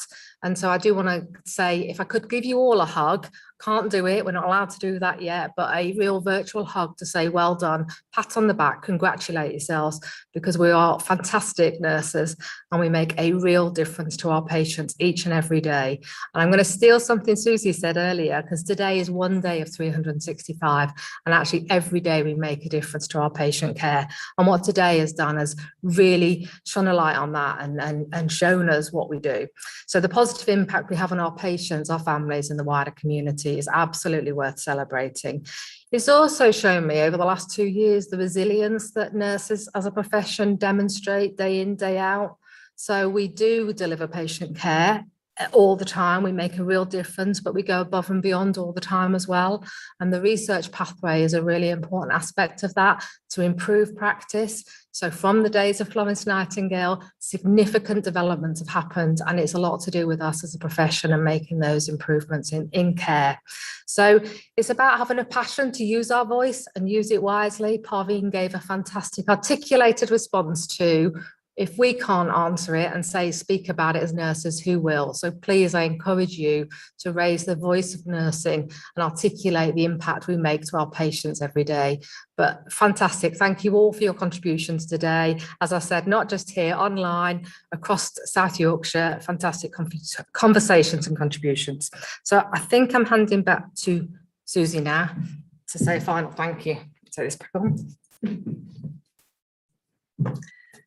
Thank you. Well, these are all the languages that I can't speak with my schoolgirl French, German and my Yorkshire English. But what we know is that this day has been celebrated across the world. And I know certainly Parveen's been online to people internationally. And I'm grateful to Parveen for sharing with me the fact that it was Florence Nightingale's birthday. So yes, what a great day to celebrate. But Sam, of course, has stolen my line, which I was going to repeat about 365 days of the year. We thank you very much for all that you do in nursing. But, you know, today I went round the wards and delivered a little bit of tea, coffee, hot chocolate always goes down really well. Some very beautiful mugs, which everybody was after, but today they're for nurses. The rest of the trust will get that lovely mug on a day when we celebrate their contribution to the work that we do. But I didn't mind sharing the chocolate biscuits with our allied healthcare professionals, with doctors, with our cleaners, with our administration staff, because, you know, great nurses are great team players. And I thought you wouldn't mind me letting them have one of your biscuits, because there were plenty to go around, and it is teamwork that makes the dream work. And I thank you for that. But I want to invite you to do something else, and that is not just be proud of what you do every day here, not for us and organisations, just for our patients, for our communities, you know, the people that we care about. But, you know, when you go home or when you're on Facebook, just ask somebody else to think about a career in the NHS, please. There's lots of room for lots of people across a whole range of professions, and nursing is a key one of those. If people feel shy or scared and don't think it's quite right for them, let them dip their toe into the NHS water in any shape or form, because through our education and research programmes, we can help anybody to achieve their aspirations. So will you do that for me? Will you go out into the world after today, spread the voice of nursing, spread the voice of the NHS, and don't forget, tell everybody to come and work at Doncaster and Bassett Law Teaching Hospitals, because we've got vacancies to fill, jobs to give, careers and futures for people in our communities. Now, we're not going to end today, despite the fact that today is the birthday. We are going to go on to day 2. And day 2 of the conference is being hosted by Sheffield Teaching Hospitals and the University of Sheffield, from the medical school, from Royal Hallamshire Hospital. But yet again, it is available online. How wonderful is that? But more's the point, after today and after tomorrow, anything that's been shared, all of the speeches, all of the inspiration and the motivation will be available online. And I'll tell you a little story that one of my corporate jobs as the chairman is that every year we have to run an annual meeting for our members. You'll know as members of staff that you are members of the trust, but we also have people in our community who sign up to be members because they care about the services that we deliver. So once a year, we invite them to come and scrutinise our activity at an annual meeting. Well, in the olden days, that's pre-COVID, is the olden days, we used to hire the football stadium, put teas and coffees on. I think many of you will have been there with stalls promoting what you do. And we'd be lucky if we got 30 members of our community coming to listen. But in the last couple of years, we've put our annual general meeting online, and that 30 is now 5,000 every time we do a general meeting. Now, to me, that's what we as a district general hospital should be about. We should be transparent, open to scrutiny. We should be sharing that good work with the widest population base we possibly can. And that's why I'm grateful for the technology and our staff who have managed to manage it all to get the message out there. So having been an ambassador for the technology, let me return to what we're here about. That is to thank you, our nurses. Stay with us. There's jobs for life here. Take advantage of our education, research, our training offers, and move on up through the ranks. Because when I go, you could be a future chairman. When Richard hangs his Pna up and as a former nurse stops being a chief executive, you too could be a chief executive. These are the real life stories of success of people who've worked their way through with the benefit of libraries, education, training and research. Take advantage, but let me just say thanks for all that you do.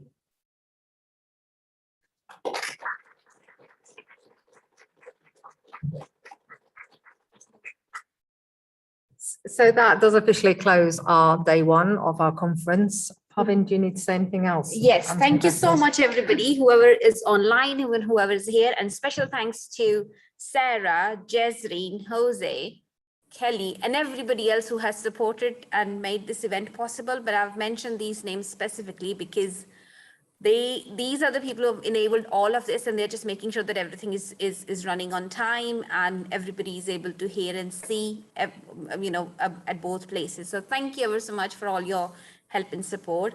And hopefully those who are joining us tomorrow, we'll see you tomorrow. Thank you. Bye.